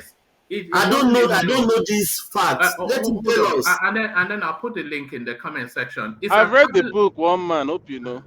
You read it. We have not read it. Forget about you. The whole book of Equiano. Yes, let him read it. Oh God. That's the point. Just let him read it. Please, one man, read. All right. He was captured from Benin in 1756 and enslaved. He bought his freedom for £40 in 1766. So he was enslaved for 10 years. He traveled and spoke at public meetings calling for the abolition of slavery. And that was from the Benin space. But, we Okay, can you continue finish. Can I to interject, please, we can before we move continue forward? to Before we move One forward, man, sorry. but one man, according to the one man. Omonoba, Let me Hold on. interject you on there, because Hold on. that's not true. That's Ekwano yeah. was Igbo. He's an Now, Igbo man. when they came to get Ekwano, his sister, the family, the whole compound was not. When they took him, the whole compound was singing Obonye Kaina Cho, Ekwano Kaina Cho. They were singing Igbo. So then there's no beneath there. I told you, like I told you, I read the book. Sorry, let me add to this. Let me add you to can this. read the book, but Yeah, let me add to this. I've posted the link in the comment section so people can go have a read. I know. Let me through just of quickly it. say Yeah. this one man. I said in the Yeah. beginning. I said, hold on, sorry. I said in the beginning, Benin was an empire. It was an ideology. You could be a Benin, be a part of Benin empire, and you'll be in Bono, but it's Benin empire. That's why I said in Benin City there was no slavery. But you said Benin descendant, their allies said slave. Yes, I cannot vouch for that. And I said in Warri, they showed a lot of slavery in Warri, and that time it was part of Benin. It was part of Benin, but Benin king involved in slave, totally false. You cannot bring a Benin man name. You just know you read that this guy, this history is there's an Igbo guy. Don't forget, Anambra was part of Benin Empire at that time. So if they catch up people then, the Benin descendant in Maro Chiku close to Anambra, you say Benin people as in blood descent, in slavery. Even in that moment, there was Benin descendant, they were captured into slavery. All So right. what are you now saying? But I'm saying in I our know, own thing, Benin people, like the way other people participate in as a business, is not like that in Benin. The Benin king and chief do not participate in selling slaves. What the advantage the British and the European take, Portuguese take? We used to give them free slave to train to work with them. But this people now took advantage of, since you are, there's economic benefit to these people. That's why they started. They taught the Arochukwu people to sell. Let me ask you a question. And again, let me ask you a question. Sorry, before you ask me this question, let me ask one man. One man, you are a Briton. Hold on. Before I forget. Hold on, before I forget. Someone's got me to move on. You're not once. Every time you're always doing this thing, I watch you. You're not the one to dictate this forum. Please just hold on. One man, you are a Briton. From 16th century to 17th century, where was Britain? What were they doing? The Portuguese, they've been buying and enslaving the I know. Benin. I asked you about the British Kingdom. The British don't worry about the British Let me Kingdom. tell you. Let me tell you. We're talking about it. Let me tell you. I just listen now. Since 1485, that's how long I know. They've been enslaving you in Benin. Listen, Since 1485. Hold on. Hold on. The documents are on my screen. No, the documents are on my screen. The British was fighting against themselves, fighting against Lord Cromwell, who created the Commonwealth. That who 1485. No, that's hold how on long now. they've been The enslaving British you. came to Africa the first time, to Nigeria the first time. The Benin, so not anybody else. The Benin, they've been enslaving you. So how come that they tell you the history of Benin is 1745? All right, I've posted the link for people to go and read themselves. Okay, what piece? Can I ask you a question? Please do. Please. Okay. Yeah, let Ajan ask the question and then you come after. So you are saying now that Benin back then did not engage in slavery. They didn't sell their people. I'm saying the Benin king the Benin king. King. Okay. Yeah, we did not engage. Doesn't Okay, mean hold our on. island did not engage in slavery. Okay, we don't hear. But you are taking people from other kingdom as slave, right? Benin king was taking other. Yeah, that happened. Okay. Not to That sell. happened in every place. Every part. Not to sell. It's not just. Okay. We still have villages in Benin who they brought in by war, by slave. That today their communities. We have our history. Okay, so your king was taking people from other communities outside Benin. He took them as slaves. He took some people as slaves. War. They went to war. Hold on now. Calm down. Let me use that statement you always say here. Calm down. So, question to me, please. I don't like it. Yeah, I'm asking you a question. So your king was taking people from other kingdom was taking them as slaves. I think that's the wrong question. And uh, so he was taking other people from slave, We're and not but actually slave. We but got slave but during war when we have conquest with other tribe, other nation. If Like they Ida, fight make example to you. tribes, it's like Like so Ida a war, we brought people back. so And okay. I can say, go and tell you what we did to that's what them. We happened. didn't even send them to. We So didn't even send them to slavery. We castrated them. The last of them died in 1984. so if We I don't want explain to all agree this. with you, if I want to agree with you that okay, your king were not selling the indigenous of Benin Kingdom into slavery with white people. Do you want to agree that others that were culture from outside Guinea were sold into slavery? It's like you don't even Did hear that what I said. happen? I Did said that happen? listen, Did I that said happen? it worry. I There's said no it worry coherence. our backyard. There's no Listen, now, one coherence man, to now. what. One Oh, man. hold Let me on, explain. hold on. It just doesn't. There's no coherence to it. Not only were because that place they were raiding each other as the Benins were being raided, they were raiding others. As the Benins were enslaving, so hold on. As the Benins were enslaving, others were enslaving them, and a lot of them were being sold into the European hands. So what about the people that captured the Benins? They didn't sell them into slavery Nobody because captured the it's Benin. taboo. Nobody captured. First of all, nobody captured Benin. By the time British came to Benin was 1897, they no more slavery. So forget about that. And two, Mama, can I come in, please? All right, let's hear from Akim. Yeah, let's hear from Akim. Well, thank you very much, Mama. You see what you opened up now, but no. I even have a question from what P said now. Let's hear from something with Johnny happened. We can never mention Benin. Very soon, Tony will come running. Tony will come running. Please add this. Is it possible for somebody to have a kingdom and the other vassal king will not pay some homages in terms of taxes to the king? So now, if you are now absolving the king from slavery, can I come in, please? Yeah, yes, you come in now. Let's handle that. Go on. So if you are now absolving the king from slavery, why should it? Thank you very much.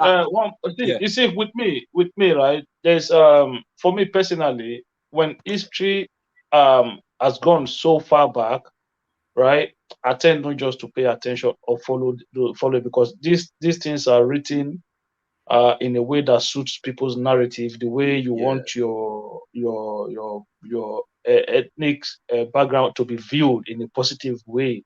For me, I believe that a lot of this history were written with some level of bias towards them. So I understand what my brother was, what Peace was saying, that it was like a federation at the time. The empire was like a federation at the time with a lot of autonomy state underneath. But you also said something that Oba Eware at the time banned slavery. So you don't ban what does not exist. That is one thing you need to understand. So if you are banning something, it means that the thing was existing. Then you came in and said, no, from now on, this thing should stop. So for me, I understand that you made a lot of good points that are reasonable. But when you said, when Oba Eware was in power, he banned slavery in Benin. So it means that slavery was taking place. He came on and then put a ban on it. So if you can explain before him what was the situation on ground at the time, then maybe you will be able to clarify something. Thank you. Please let me explain. Like I said before, probably I talk too fast, so a lot of people don't I didn't get it, or you just want to mock me when I'm saying it, or just being biased. Okay, hold on. Don't interject. Let me just speak now. This is what I don't like. What I said even during time when the first time the Portuguese have contact with the Benin, it was around 1447 or 14 at the end of LY. And that time when the Portuguese come, the Benin always give them men service to go help them fix their boats and whatever demand they want. So after a while, the chiefs, because you don't forget, Benin was a federation. So the report was coming back to the chiefs, which was getting to the palace, that people are being sold to the Portuguese. Being the chief, the Oba is the supreme authority. So if not for on his desk, that probably he's the one doing it. In his court, first time, the Oba not just stand. Benin tradition. The Oba not just stand up in his court in the meeting. the accusation was so strong when the Yah said levied against him. He stood and said, "It's still on the placard. It's still on our song." He said, "He has so much in Benin. He has so many vast words. How much are we going to get from slavery? Is it because he sent people to the Portuguese to work with them? They're now accusing him of slavery. If so, there should not be any Portuguese inside Benin, and they should not send no people to the Portuguese again, so that there will not be rumor that he is selling slave. That does not mean people for Arachuko were not selling slave at that time. So there was no slavery. No. What my brother, what I'm saying is this: Should for I those bring you another allegations document to arise, sorry. Yes, because there was, yes, should I Akin, there bring you another was document accusation from coming Cambridge that University? people are being sold, Should not I the bring you Benin people another now. document? What do you mean? Should I bring you another document from Cambridge University? I'll get to I'll get to that. I was talking to just saying that when they accuse on this court that people are being sold, not Benin people now, because every family in Benin are still intact. No one have said their cousins are sold to slavery. When Right. it's being accused that people are being sold, it could be the One man, read this thing to us. Let us hear your Cambridge side. Yes, so this is from Cambridge University, and they are speaking to the space of when they entered the Benin Kingdom and had to put a stop to their slaving ways of the Benins. It says slavery and pawning were commonly related, though different institutions in pre-colonial Benin society. In many areas of Nigeria and indeed West Africa, colonial rule signified the end of the slave trade, but domestic slavery was left undisturbed for quite a long time. The earliest of the slave dealings ordinance merely contained clauses in favor of mumimation. So manumation. I'm not quite sure what that means, but somebody can look it up. Manumation. In Benin, however, for quite peculiar reasons, the British attack on slavery came with the first entry of British troops into the area. First, emancipation was used to facilitate British occupation. Later, the drive for manumation. So I have to look up that word just so we get the full meaning of it. It's not a word I've come across before. Was a strong expression of the British commitment to principle, which grew out of the ad hoc adoption of measures favoring emancipation. In the attack on slavery and pawning in Benin, the native courts were heavily relied upon, as well as the use of ordinances and proclamations. The abolition of slavery and pawning created a welter of problems on the social, economic, and political planes. This paper examines those problems and how they were handled by the British administration in Benin. So it then goes on to a space that is inviting you to pay to enter. But really, so there is one man, sorry. And this is from 1897 Okay. to one man, can you give me the right to respond, so, please? So that's all made up as well. I know. Right? Can you give me the right to respond, please? Yeah. Now, when we say things, we have to establish with facts and figure. The first time the British have contact with the Benin was 1797, and it took them 100 years to conquer us. They couldn't come to Benin because Benin was heartland, was deep inside the jungle, not on coastal line. You understand? So the British, how can the British now start writing how do you say our history for us when they were not even allowed to come to our city? The British could not come into Benin.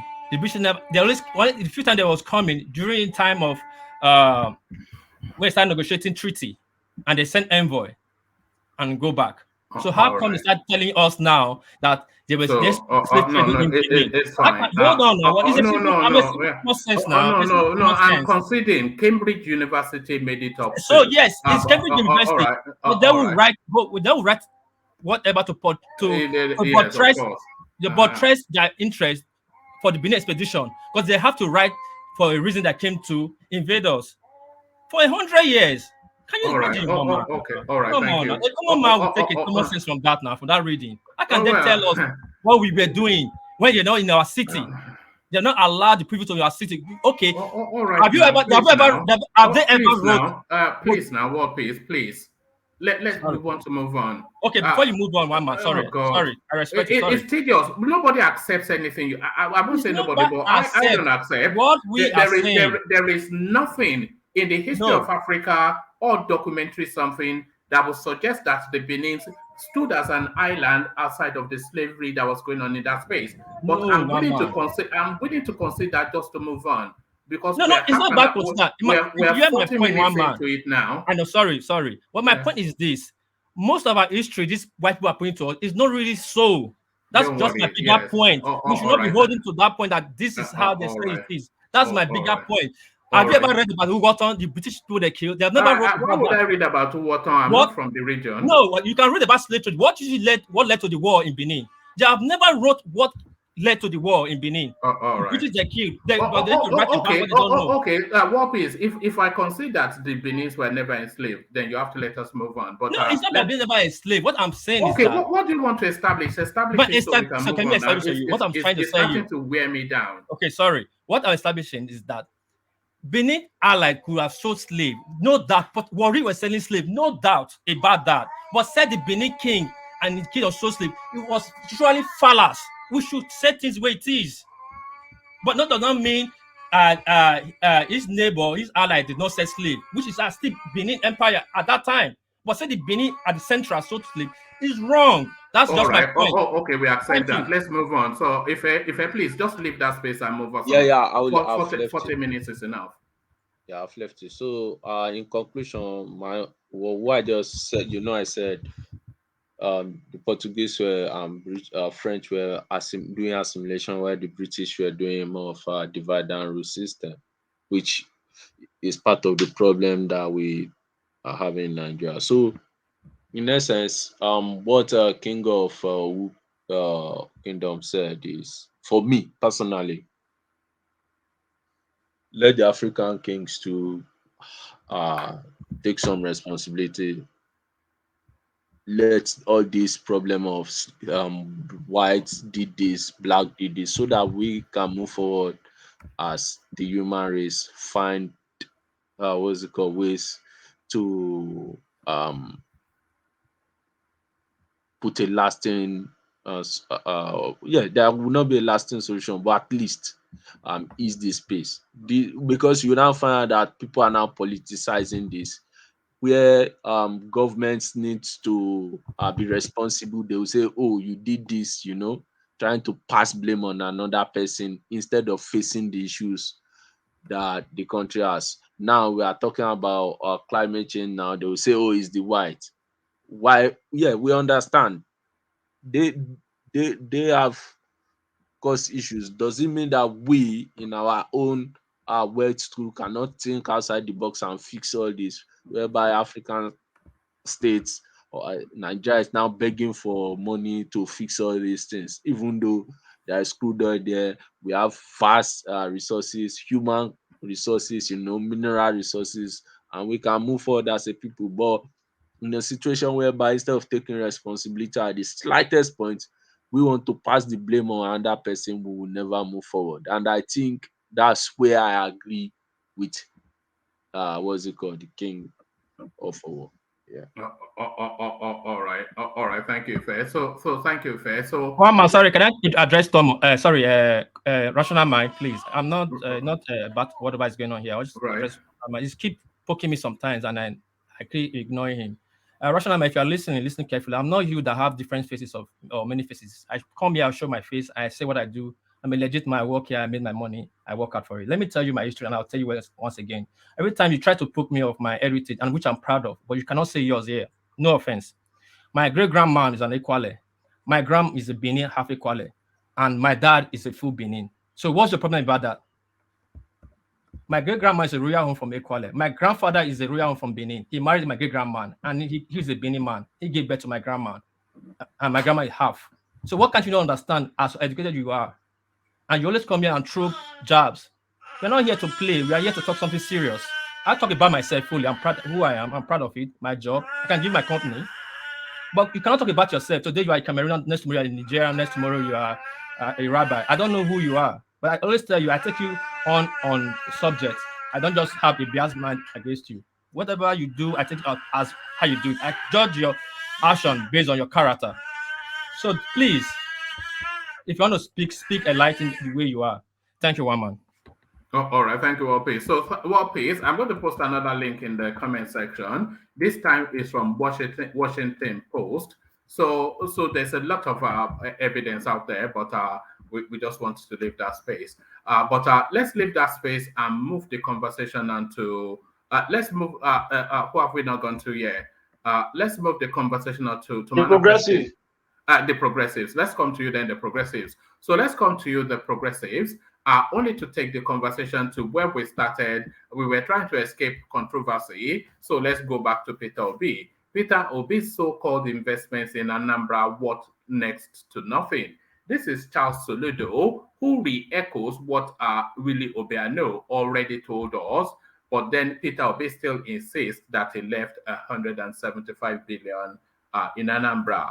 So what is going on within that space? Unravel that space for us, Akim. Yeah, thank you very much, one man. I think I was listening earlier on when Ajali Koko was going after Soludo, and I said to you, I've always said that Soludo is somebody that I like, and I don't think Ajali Koko, he kind of misunderstood the situation. The man was not there to attack Peter Obi. He was there to kind of defend the budget, talk about the budget that for next year that he has just passed. And Shehu being that typical Nigeria journalist, mainstream media journalist, these people, I don't know who employ them, who even pays them, started asking some dumbass question or framing the question in a very dumbass way. Oh, will you follow the OB template? And so the guy was trying to say, no, I will follow the Soludo template. And in my own template, we don't believe in saving money for saving money's sake. If you have things to do, you don't need to save money. They said saving money is not an outcome in itself. Say when you don't have anything to do with the money, then you can save it. Say when you are saving money, when there are people dying in the hospital, poverty is rife in the land. So what is the use of saving money? And one might, if you remember, I've said this on this platform a long time ago that is the worst economic policy I've ever heard from anybody. That they are praising Obi for saving money. I'm not saying as a federal unit, a country like Nigeria, that they determine the economic the economic drive of the nation. So you can say, okay, you can make a case for a country to save money, but most of the developmental strides that affect you and I, day-to-day people, are carried out at the state level. And for a nation that is as underdeveloped as Nigeria, for a governor to leave office and say, I save S and S and S money, hang on, what about the infrastructure? Is it all done? Do you not have roads that needs to be tarred? Do you not have schools that still need to be worked on? Do you not have hospitals that need to be worked on? So what is the point of putting those money away? Today, those money are nowhere to find. So Soludo talked about that space. And then when it comes to the investment, and he said, the last one he take a look at that investment as at today. This is what people need to understand. He said, as at today, that investment is worth nothing. It didn't say Peter Obi did not put the investment in. It just said it has lost value. How is he criticizing Peter Obi for stating the fact? So that will make it a bad investment then. So is this something Peter Obi should be boasting about? If it's a bad investment, according to his two successors, it's a bad investment. Yeah, but this is what I'm saying. For me, this is why people say, "Oh, why you not supporting Obi? Why you not?" I said, "Listen, for me, it's not about the individual. I'm an ideologically driven person, right? And when you tell me that in a country like ours, that a government is leaving office and saving money, I'd rather you have debt in office, you borrowed money in office, and then the infrastructure facility of the state is well taken care of. I would rather you have interstate railway system. I would rather you have some of the best hospitals in the country. I would rather you have some of the best schools in the country. I would rather you have a lot of interconnective road network and leave debt in the office. Because don't forget, what you have done is you expand the economic space of the state. A lot of people will be able to come in and take advantage of those facilities to create jobs for the people, whereby those debts over time will be paid off, rather than you leaving money and they don't address those issues as of grant, and then the money today is all gone. So for me, I don't think that was a smart economic politics at the time. But a lot of people today, they will tell you, oh, he saved money, he saved money. I say, for me, I don't see it as a positive. I see it as a very Progressive. dumb, yeah. Progressive. Yeah, go ahead. I don't know if I would say Peter B is well ahead of his time. In a Senate climb, hello, I'm doing good. In a Senate climb, what he did was what other people do. In a developed country, right? Hold on, please. So you want to say in a developed society, right? Hold on. It does No, not matter. I want you to first of all. I say in a sane. I use the word sane. Pay attention. We are not here to go back and forth. If you just shut up and listen, we can make progress. Listen, I'm not your child. Listen, I'm not your child. You're not my child. I'm just telling you, like, just calm down. Let's just talk. I'm not your child. You can't say to shut up and listen. What is wrong with you? Sorry, shut up. There's nothing wrong in shut up. Shut up is just like just mature. No.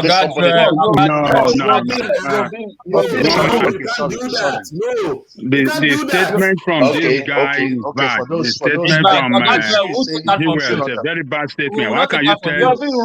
How can you tell an adult to shut up? Shut up could be wrong. Shut up could be wrong. I am sorry about that. Can we move on? I am progressive. I said I am sorry. If you want me to keep it going, I'll keep it going. I said I'm sorry.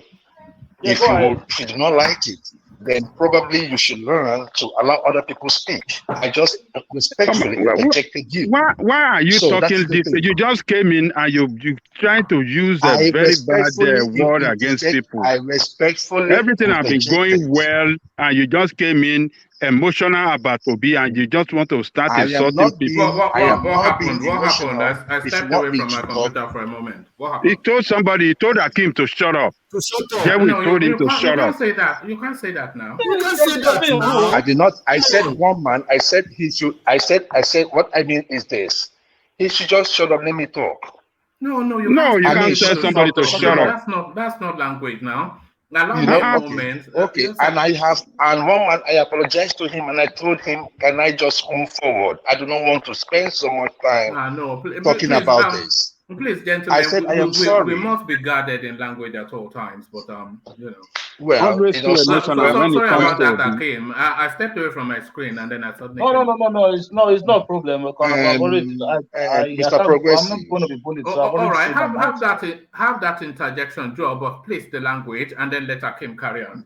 Mr. Progressive. Yeah, I'm listening to you. Go ahead. I said, is that okay by you? You good? Yeah, I'm good. I'm fine. Okay, fine. So let's move forward. So what I was trying to say is this. Every person that comes into every government has a model. You, even as a family man, you need savings. The person you save it for is the reason why we are talking about this. The Obiano government came in and embezzled the one they embezzled. How many did he leave for this? For Soludo? Look, let's see. Every one of us here, I don't know who invested in shares. I invested in shares. I haven't experienced this to a recession in the past 5-6 years. I've been taking losses. If you have shares today and you say you're not taking losses, then you must be living in Wonderland. I just made a reference on my Bitcoin. Investment gone wrong, but you said what? I just made a reference to one man on my Bitcoin that I invested this year. Actually, earlier, ending of last year. Actually. So my point is this. In a sane society, if the idea of saving should be encouraged. It should be encouraged. It is, if you say build road, if the person has built so much roads, there are other reasons why you should save as a state. You have a much better bargaining power. Even if you want to take loans, if that money can even grow. In Nigeria, in the whole of Nigeria, almost most governors, none of them leave something for the incoming governor. And when the incoming governor comes in, it is the same thing that they go on to. Sorry, what grows an economy more, Joel? Is it savings or infrastructures?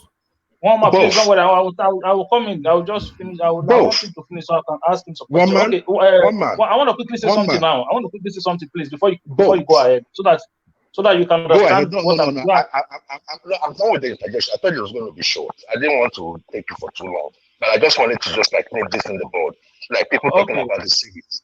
If a saving went wrong, if an investment went wrong, just like you, look at it like you did a bad investment. Joel, hold on. Joel, just hold on 1 second. Hold on 1 second. I want to quickly say something, right? Okay. You see what you are using as a reference point. This is the problem I have, and I think where we are getting it wrong. What you are using as a reference point is the wrong position. So what we are talking about is a father of a house.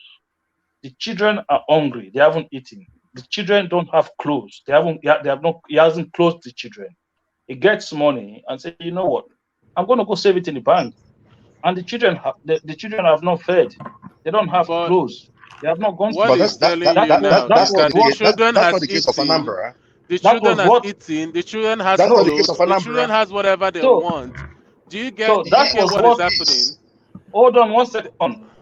That is Anambra State. You cannot tell me that state is fully developed, that there are no jobs to be done. No, it's not fully developed. You cannot tell me that the hospitals in Anambra are the best in Nigeria, that there are not things to do with that money. So this is a man with hungry children, then who decide to go and put money away. What are you going to do with that money? Your analogy is wrong. That's the point I'm trying to make you understand. Your analogy is wrong. The issue there is that Anambra is not hungry. Hold on. You said in a same client. When I mean hungry, I'm talking about infrastructural deficit. When I mean infrastructural deficit, I'm talking about in infrastructural Anambra deficit. is peculiar. Look. See, let me tell you, my brother. See, let me tell you. Anambra, and if look, we've had so many white elephant projects out there doing nothing. Look at the one Obiano did, that he said is a conference center, that he said it was a stealth building. How many people have been there? Is that part of the infrastructure? That's a waste. Talking about investing in the people. Look, let me tell you. Apart from Lagos State, apart from Lagos State, there is no other state in that country that is even attempting to build interstate railway line. What is wrong if Anambra State even started it under Peter Obi, and then maybe by now if you say an interstate, you see my brother, there are certain investments. You know, we keep throwing investment out there. There are certain investments you cannot fund as a state in Nigeria. Talking about the fund involved. You cannot fund. It doesn't have to finish under one administration. Lagos that is more developed. Hold on, we are making a discussion now. Lagos that is developed. How many years did it take them to build a railway? Lagos is not developed. You don't understand what I mean. I mean, you said Lagos, you put Lagos above other states, right? But Lagos, this monorail that they put in, how many years did it take them to put one through? Yeah, but that is what I'm saying. If Obi has started it, he doesn't have to finish it. This is what I'm saying. That is put the money in that project. My put the money in projects that would benefit the state in a long term. My brother, it's just like the monorail. It's just like the monorail Ruth Memechi built in Port Harcourt. Did he finish it? It's a white elephant project. That project took over 15 billion naira. That rail is not working, and they don't have any plan of working on it. That is my point. What I've realized is that in a lot of people's mind, Obi can never do wrong. So I've come to see, my brother, you're getting it wrong. I've come to accept that reality. So I don't really. My brother, as you are right now, can you build a skyscraper? Why would I I'm be the asking you a skyscraper? question. As you are, No. good and fine. That's the point. That's the point. You don't have. It's not like why would you? You don't have money to build it. Even if you So have are you maybe like telling me that even if you have no, a no, hundred Joel, thousand. are you actually telling me that Anambra could not do with some level of development with those money, some infrastructure development with that money? Is that what You you're don't really actually get saying it. now? No. See. Anambra was doing fine. Our financial status was doing good. What he was trying to do was let Anambra save some money, use that money as a leverage into more investment in future. If that investment went well, hold on, my brother. If that investment went well, right? If probably he bought that share in something like Apple, we won't be talking about this thing we're talking today. It was just an investment wrong. Joel, Let's accept it, but Joel, let's let me not tell kill the you, intent. the biggest investment any state can do is development. That is the biggest. There's nothing like any other investment for a state. The biggest investment any state can do is development. Just And Okay, he's telling my you brother, right now. I don't want to. I say it was a It's little like it's going interjection. I don't want to back and take your time, forth. please. It's like it's But going we back are and going back and forth. forth. So please, one man, All right. let's go to something else. I don't want to Anambra monopolize. is a $7 billion per annum economic space. So there it is. One man. This is so easy, Peter Obi man. himself, he You told us build a he road. handled. Hold on, Peter Obi himself, he told us he handled in excess of $500 billion naira, $500 billion. So you know what that means, and we're talking about 2010. You know, so but carry on now, okay. One man. You see, this is what I'm trying to say, right? For me, I don't know if this is all about because most of the time I understand that where some people will say, "Oh, look at this in the West," but you are comparing it to nations that are developed. Even this developed nation, they still continue to create new levels of development, even with all they have. So they move to a different level. But we have a country, one man. Nigeria is so underdeveloped; it's beyond belief, right? You have how many international airports do you have in Nigeria as we speak right now? A country of we're talking about 200 million people. So how many kilometers of proper good tar road network do we have in a lot of those states in Nigeria? So for me, the way I see it, if you build a road, somebody will come and build a filling station, somebody will come and build a hotel, somebody will come and build all of those things. What it does, it creates employment, right? So those people pay back into the state coffee. So the state continue to grow their IGR. No wonder Peter Obi was one of the worst performing governor when it comes to IGR in Anambra. So if you expand the economic space, you'll see that that is a better investment than taking the state revenue, taking the state money, and putting it into an investment. An investment go either way. So what happens if it goes wrong? Look at this president. What's it called? This president that is investing his country's money in Bitcoin. What's it called again?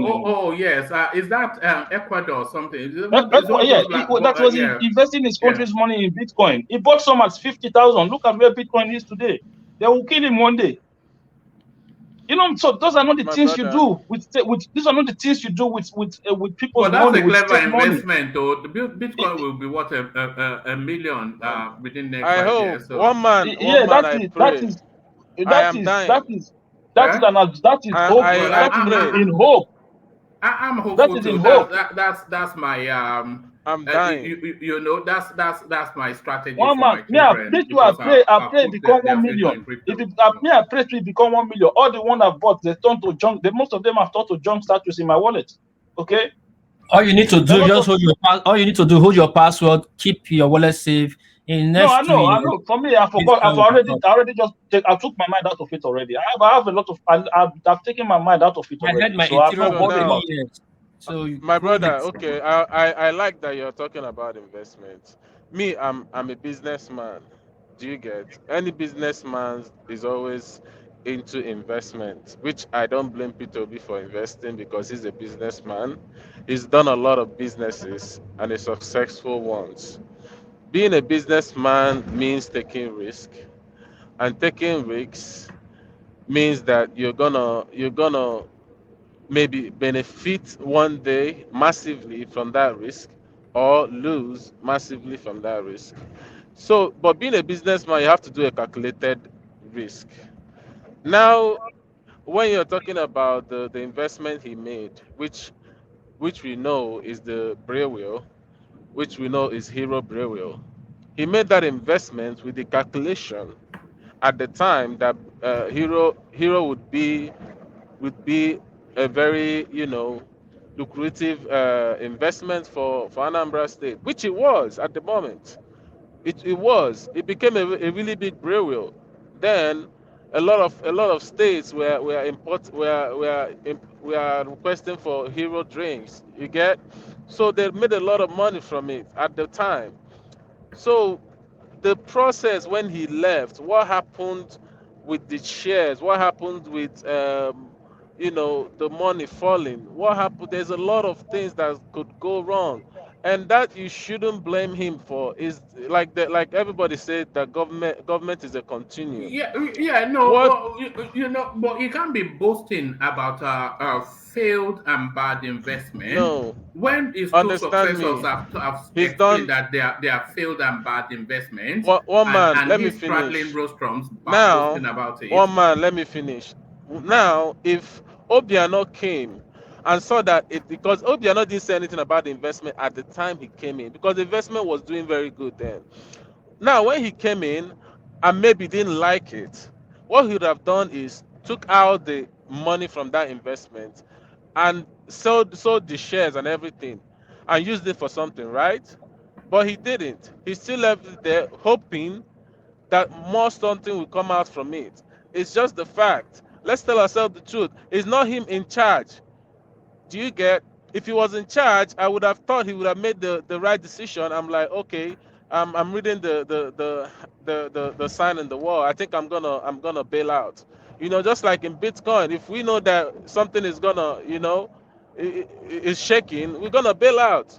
If I know what I know now, I wouldn't be losing so much money in Bitcoin, Coinbase, or Yeah, or but the other what I'm platforms. trying, look, my own position is this: as a state government, I don't support governors investing the state. I want you to listen to what I'm saying. The state resources. Not if you take your own money, you can do whatever you want to do with it.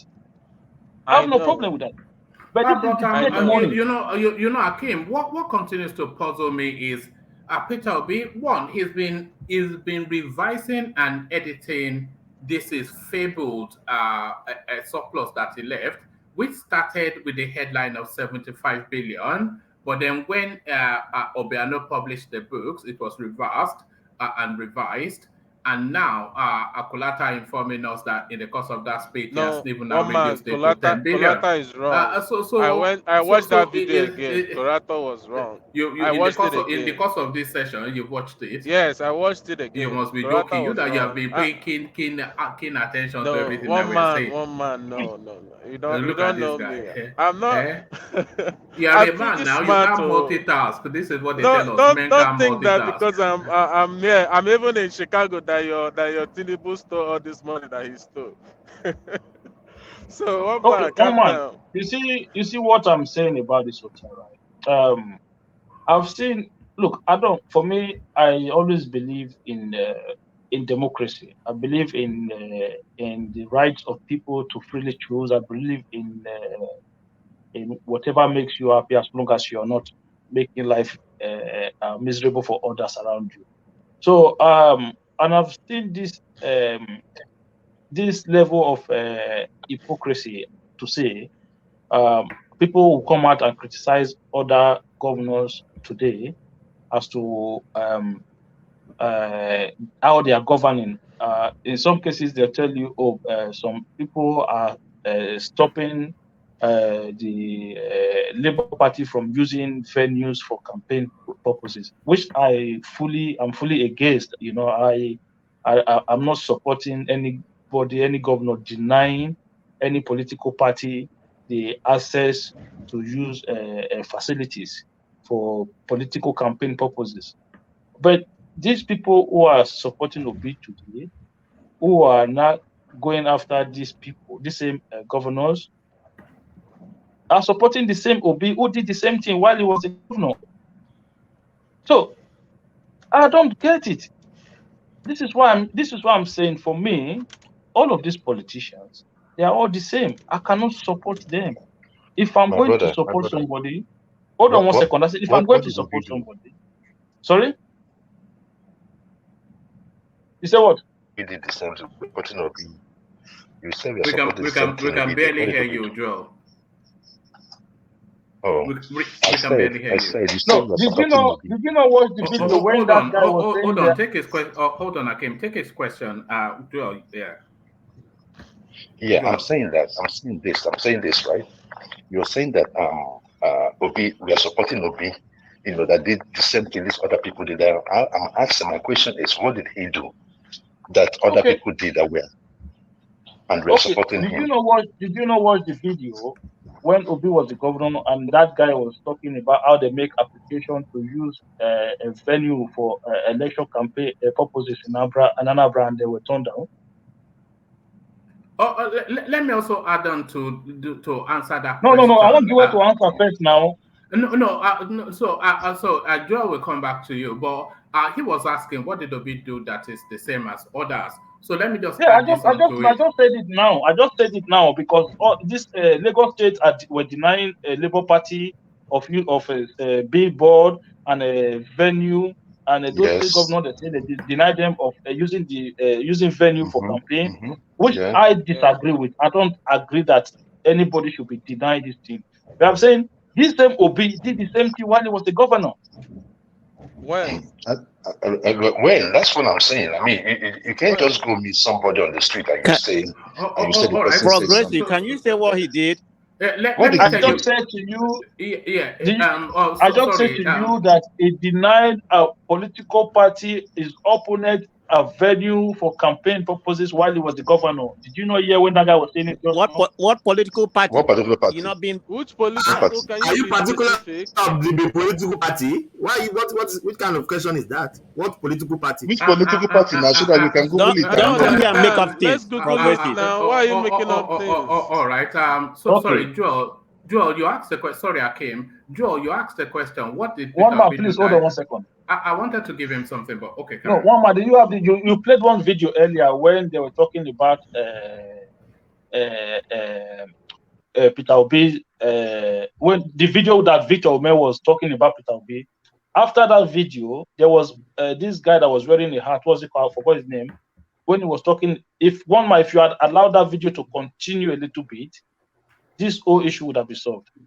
It was All exactly right, the same thing. I'll play it again, but let me just add this on to let me add this on to what Joel was asking. That what did Peter Obi do that was exactly the same as others? So let me bring you this Article 4 that Mr. Peter Obi, in violation of his oath of code of that Mr. Peter Obi, in violation of his oath of code of conduct and constitutional obligation, not to allow his personal interest to influence his official conduct and decisions, did corruptly influence and cause to be awarded without due process and competitive bidding the contract for the construction of the State Secretariat complex at the cost of over £500 million to one Mr. Paul Enidom,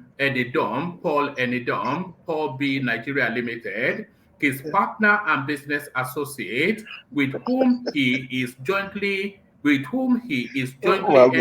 sorry, do you mind? Let me read Go it ahead. now. Unless you don't want to hear it, because this is what happens No, when we start to it's present an old facts. story. I mean, I just think I think we can use that time to do No. You much asked better the because this question. question, this thing, you're just, I'm laughing. It's not like I'm trying to disrespect you in any way. No. It's fine though. It's just that it's funny because this issue we have discussed in time. We have flagged this issue time without number. Man, I have told you what happened there.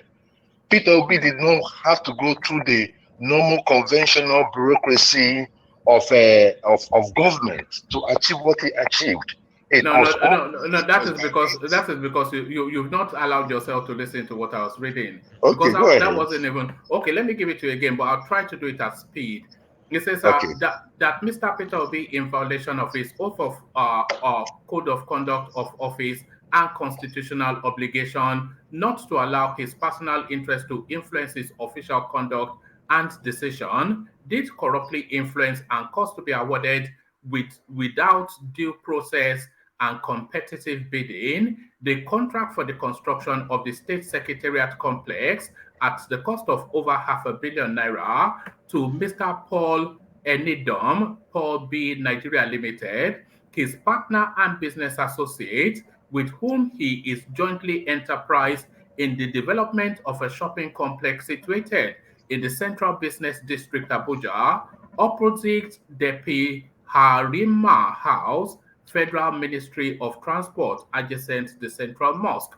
So here is Peter Obi, somebody that he runs personal business with, this Paul Enidem. He awards him a contract for £500 million to construct the state secretariat without due process or competitive bidding, and he awards this contract to his business partner for £500 million. So if you're asking what he's doing similarly to others, that is an example, and I have 11. One man. There's no correlation. This is even out of what we are talking. There's nothing there. We are talking about different stuff. One man, please. If you have that video, can you play that video, please? You have to figure something out here. I mean, it's something I'm talking about. Like, it does not go. Look, Peter B had the way he did his thing when he was in Anambra State. Awarding contracts to his pals. No.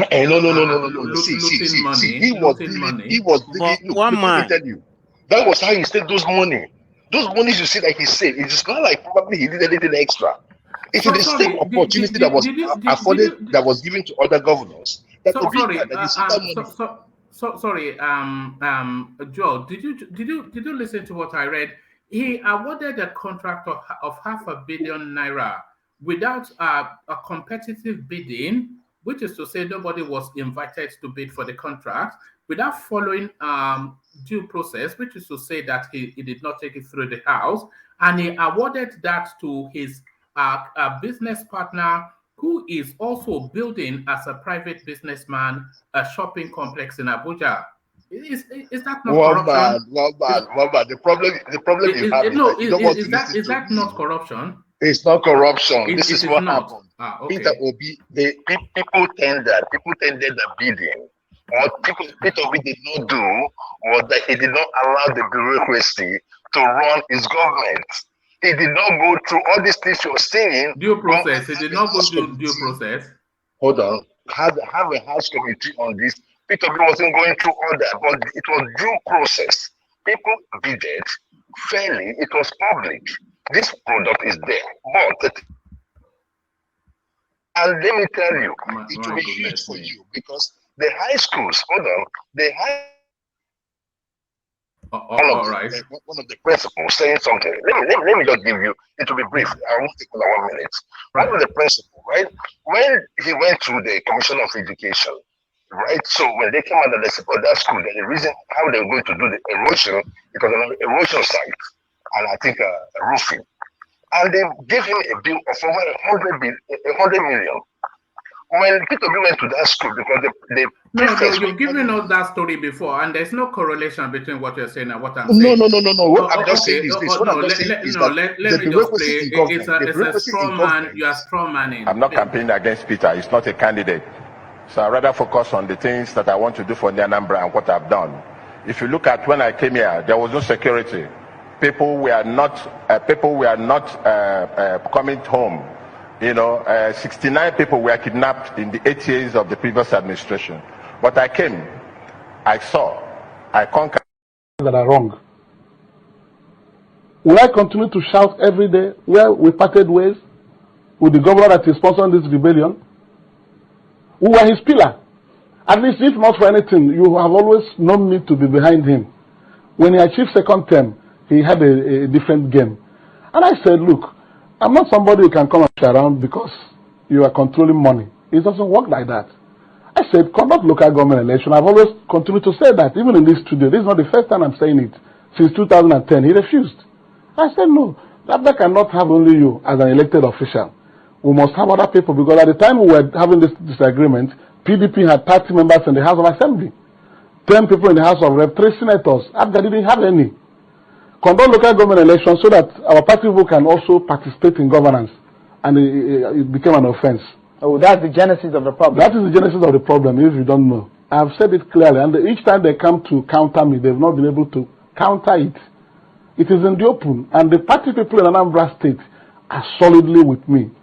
No industry in Anambra State, except the brewery, which he built for the Anambra people, for them to get drunk and go and kidnap people. That's the only thing. For example, I have made a statement.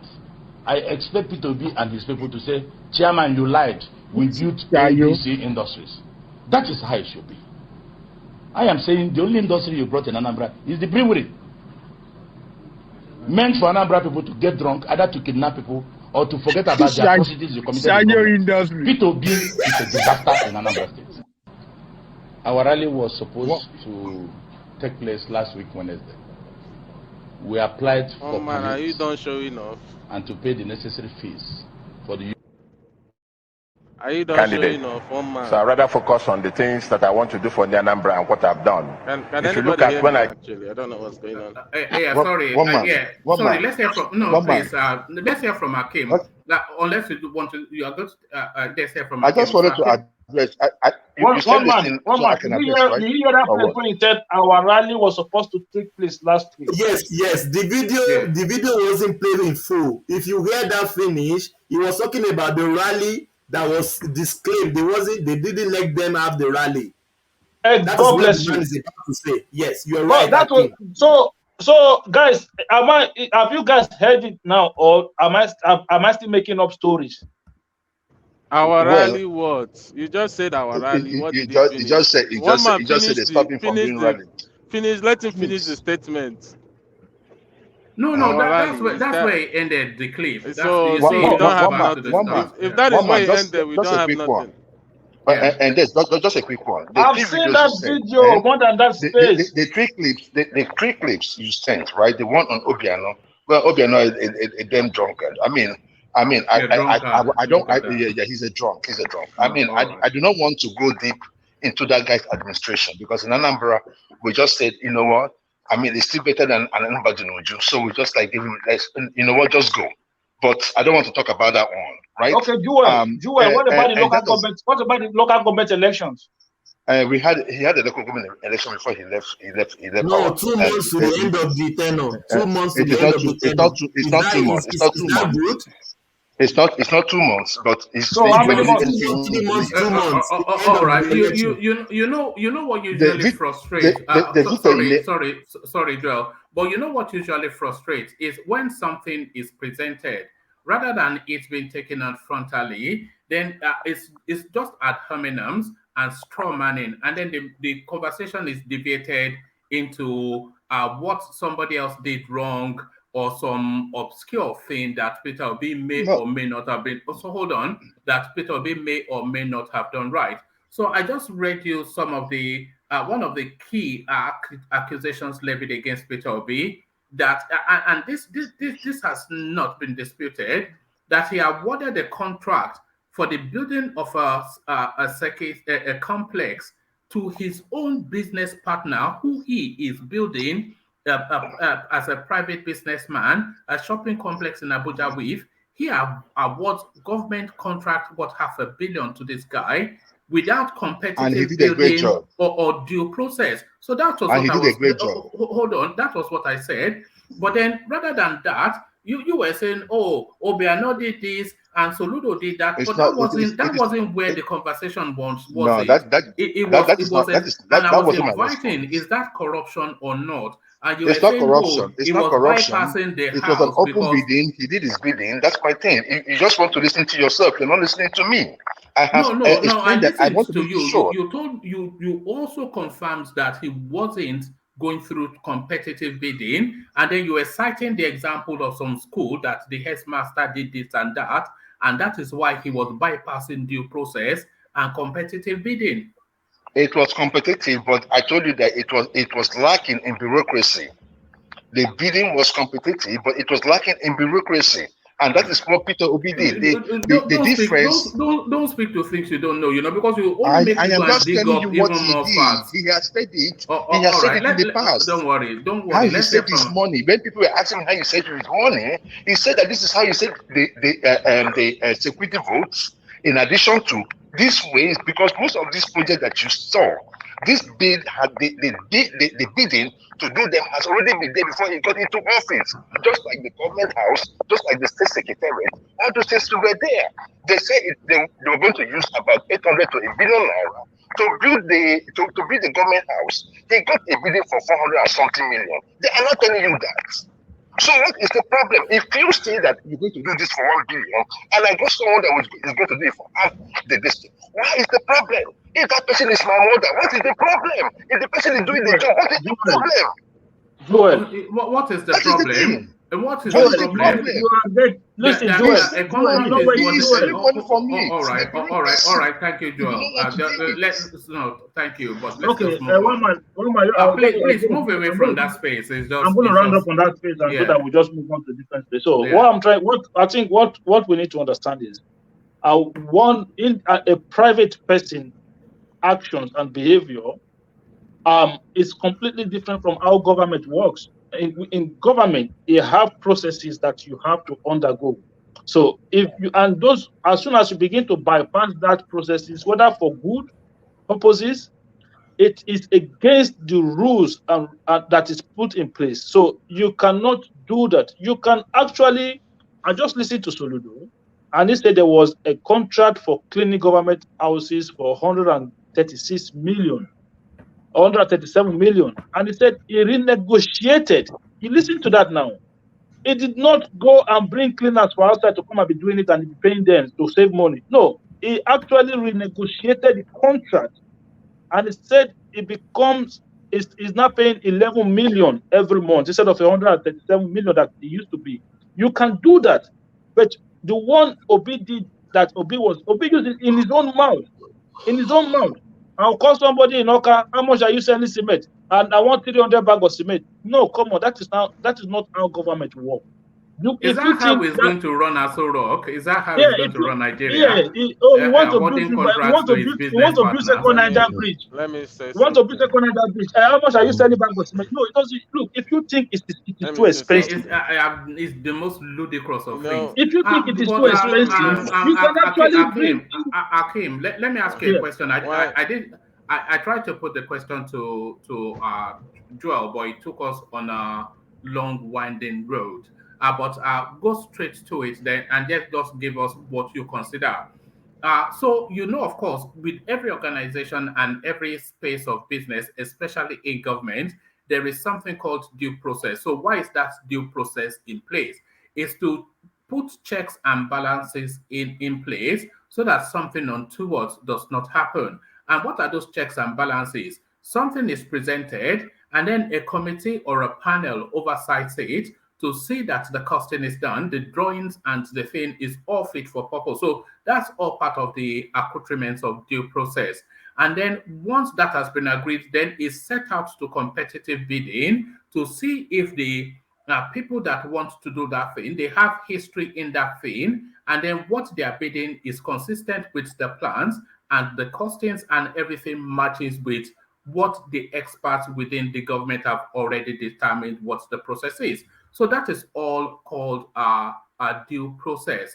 And so due process is to follow through so that everything is above board.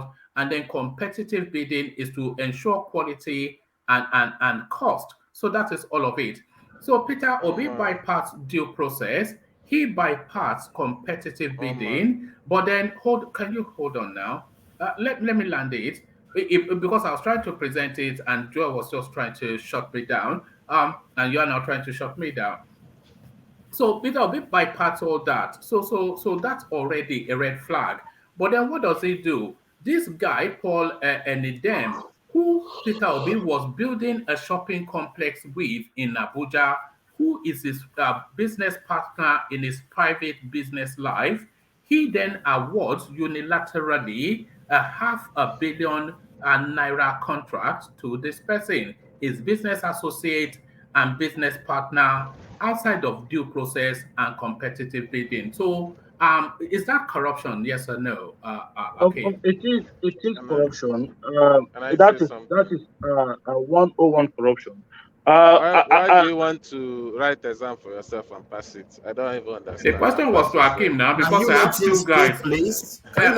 You will take me to the primary school again and how we phoned the headmaster. Akim is already in your side, so what's the point? What do you mean side? It's on the side of Nigerians. It's on the side of what is right and what is wrong. It's simple. Okay. What is right and what is okay. Let me explain Akim, this. say something. Hold on 1 second. I know that you are so eager to defend Obi. I don't mind it, but it's somebody you want to support. Yeah, no, there's no problem. But just let me land this place, then you can come in. So what I'm trying to say is this, right? I understand the whole thing, because normally, if we look at it, if Nigeria was a country that works, right? Because when I first heard that Obi was impeached, because I didn't follow his government, to be honest with you. So when I heard that it was impeached, and I listened to Obi himself, right? And when he was talking and he was bragging about how he was putting things together, and how he was calling cement seller, then I said, okay, no wonder you got impeached, because government don't work like that. Government work with processes. You have to follow due process as a government. So a lot of governors in Nigeria they do this, they bypass those due process, but because they have the support, because they basically run the State House of Assembly, they always get away with it. But it is not the right way to run government. Those things are put there for reasons, just in case the day you will have somebody who want to loot the country dry by just awarding contract to their cronies. That is the reason why those things are there. So you can say, look, this is too expensive. Give me a cheaper price. You can do that and then still take it through the right process. But when you begin to allow for somebody to bypass the system, to undercut the process, then you are creating room for a day when somebody will come and then they will use that same process to ruin the whole treasury of the state.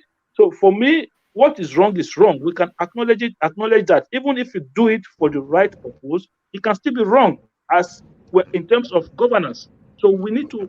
How can you even be for the right purpose? Awarding contracts to your pals. No, I'm saying even if it was for the right purpose, say maybe you want to save money. I mean, you've said it like 20 times. It's like you're being repetitive.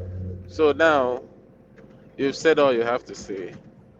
When Peter Obi is not following like Muhammad said, the right way, or whatever the way is, what is the right way? Can we be honest to ourselves? The right to follow way. the due process. The due process. The due process is the process that benefits the people. If we are reasoning well, that is the due process. Any process that doesn't benefit the people becomes a corrupt process. If we are trying not to be biased, any process, we're going down that road again, are we? Let me interject you. Everybody has been talking now. Small 1 minute, I'll be 30 seconds while I talk now. Everywhere I don't keep quiet. But look at what you are saying now. The due process is the process. You are not a stranger to this. Hold on, Akim. Now you are not a stranger. Hold on now. You are not a stranger to this platform. You are talking like you are on Niger Watch. This is not Niger Watch. We are talking about. You are talking to high functioning people now. So what are you doing? One man. My intellectual is way too. He wanted to pay 250 million cash to a car dealer. Does that make sense? No, now, due process is. Hold on. You are saying due process. You are saying due process is due process, not because. And you know what due process is? Due process is a documented sequence of processes that guarantees that things are done the right way. So whether those processes are followed or not is depending on who superintends it. And it is not your unilateral decision to bypass it. because there's a reason why it's in place, is to ensure that the interest of the people is paramount. And it is not then your decision to decide how don't latch on to when I say the interest of the people is paramount. The interest of the people is paramount as embedded in due process.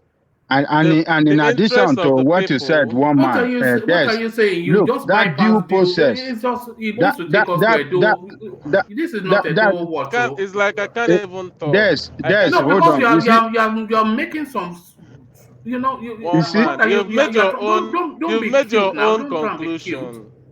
you see that Do you due know why? process. One man. That hold on. There, you see that due Yeah. process is backed by law. It's backed by law. It's not And then just you just cast it aside. yes. It's not due Because you are the process man that of the people. some people just make. Look, Obi violated due process and it violated financial regulation of the state completely. Can I say something? Nepotism, Yeah, you understand? cronyism, all of these things. Financial regulation. Look, because let me ask you a simple question. That process is backed by law and must not be violated by anybody, no matter how highly placed you are. Look, yes. Let me ask you a simple question. Yeah. If Buhari, or if you have been living through the due process and you have been impoverished and you have been, are you going to do come strong on, man? I'm asking a question. I'm going to do strong man now. I'm going to move on. Can I finish? I don't even understand. I can't even if you talk want to again. do strong, no. I'm asking a Jaliko I just question. told you now. Don't do strong man. Oh, if Buhari is not following to, we are talking. Okay, just do it and then we'll move on. It frustrates. Let him ask his question. Ajaleko is going to tell you, he's going to do whataboutism and strawmanism. It's not even about whataboutism. We need to be more intellectual in the way we conduct ourselves. This is what I'm saying now. We are not we are trying to make a. Am I fighting the whole Yoruba town? No. I don't even understand. What do you say? And everything. Okay, and let's move on. Can I talk? No, can you hold on? What are you talking now? Calm down. I'm going to step everybody down and let's hear this guy's voice. Let's hear him. So, but be succinct. We already know what you want to do, but do it quickly and sharply. Okay, now. Oh man, I come to your platform because I know that most people in this, as this panelists, have already made up their mind to say whatever they or kind of support whoever they want to support. But the reason why I come here is the followers listening outside to understand where the whole gist is, because you can't just grab everybody on your side. They have to hear my voice. If it's just all of us here talking, I won't be here. It's just the fact, because I already know you guys have made up your mind. I'm just doing this for the other people out there to listen to me and listen what P2B is all about. That's it. But let me get to the question I wanted to talk to ask Ajali Koko. Ajali Koko, we have been in due process for a long time in Nigeria, right? And Nigeria hasn't been working. Anambra has been on due process for the longest time. Anambra has been bad, too many robberies, too many kidnappings, the road wasn't good, there's nothing working. And now, a man comes and changes the rule. Be like, no, this is not gonna happen. We're gonna have to do it another way if it's gonna work. And things started working. And things started working for Anambra people. You can't see any Anambra, not a politician. I'm not talking about a politician. You can't see any Anambra citizen, a normal citizen, that will complain about P2B's regime. None, not even one. So you did not hear that clip we just played? Do you hear me? Not a politician. Even if he's Anambra, he's a politician. I said not a politician that will complain about P2B's regime. So you want to tell me that Anambra people will be there telling you that, oh, because he didn't follow the due process, that means he's a bad man. He's an Anambra governor. We don't care what Lagos people thinks. or what Oyo people thinks. All we care about what the is law says, or what the law or says. what all we care about is what puts food in Anambra people's stomach, what makes the road good, what makes the So much education good. infrastructure. So that is what Anambra people cares about. And when Ajali Koko, let me ask you that question again. So if you see that kind of due process that makes you poor and makes your road not good, what would you do? Wouldn't you collapse that process every year to year? You will be poor and your family will be poor Okay, and okay. there will Let be me answer you right insecurity. away. Let me answer. Won't you Let me answer collapse you it? right away. Let me answer you right away. Let me tell you, those one that you said never make things work, never follow the due process. If they follow the free process to the latter, as specified by law and the regulations, everything will work well. They were acting just the same way Obi acted. You understand? They were acting the way Obi acted, doing things not in due process, and they were violating the law as to how things should be followed according to the due process, and that is why things never work. Though Obi might be the one that chop less, while they chop too much and make things not to work. But the law is law. When you have a budget, when they specifically target so much, specific amount for road construction, that must go to that road. You can't say, oh, let me take from this amount that they have budgeted for road construction. Let me go and use it to build a water plant. No. So they were not following the due process. None across that country follow the due process. Look, let me tell you, the civil service rule is very clear. And the law that back it is very clear as well. But Nigerians, leaders across all board doesn't follow the law. They don't follow the due process. That's why things never work in that country. So it's not that they were following the due process. Remember They didn't when follow Peter the Obi due process. said about education, about the money not even going towards all these hands. Even when they wanted to give him the money, it's like, no, give it to that principal that needs it. There's no point it going from point A to point B to point C before it gets to the main person. Everybody would have cut off their own. Then it won't be enough money that go to the main person's hand.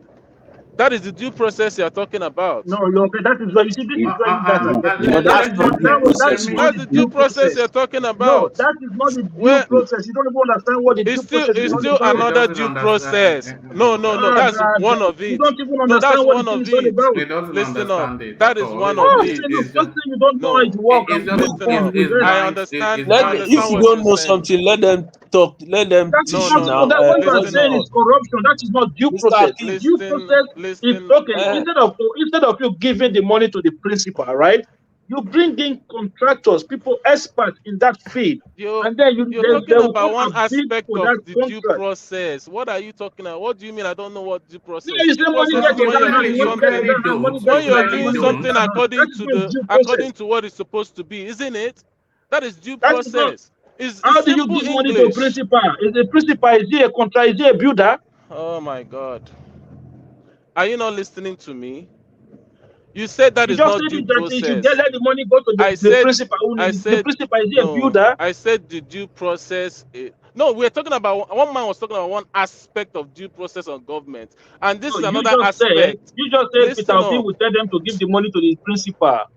How would you give money to a school principal to do what? That is not Oh that my is not the God. Are you principal's job. listening to me? Sorry, Akim. Let me ask Are you there's a listening Can to I, me? question. one Let, man, can let, I let, interject? hold on one It's like second. nobody knows. I don't get it. Yeah, you clearly don't get it, but let I'm speaking me simple ask you a English. question. Let me ask you a question, Des.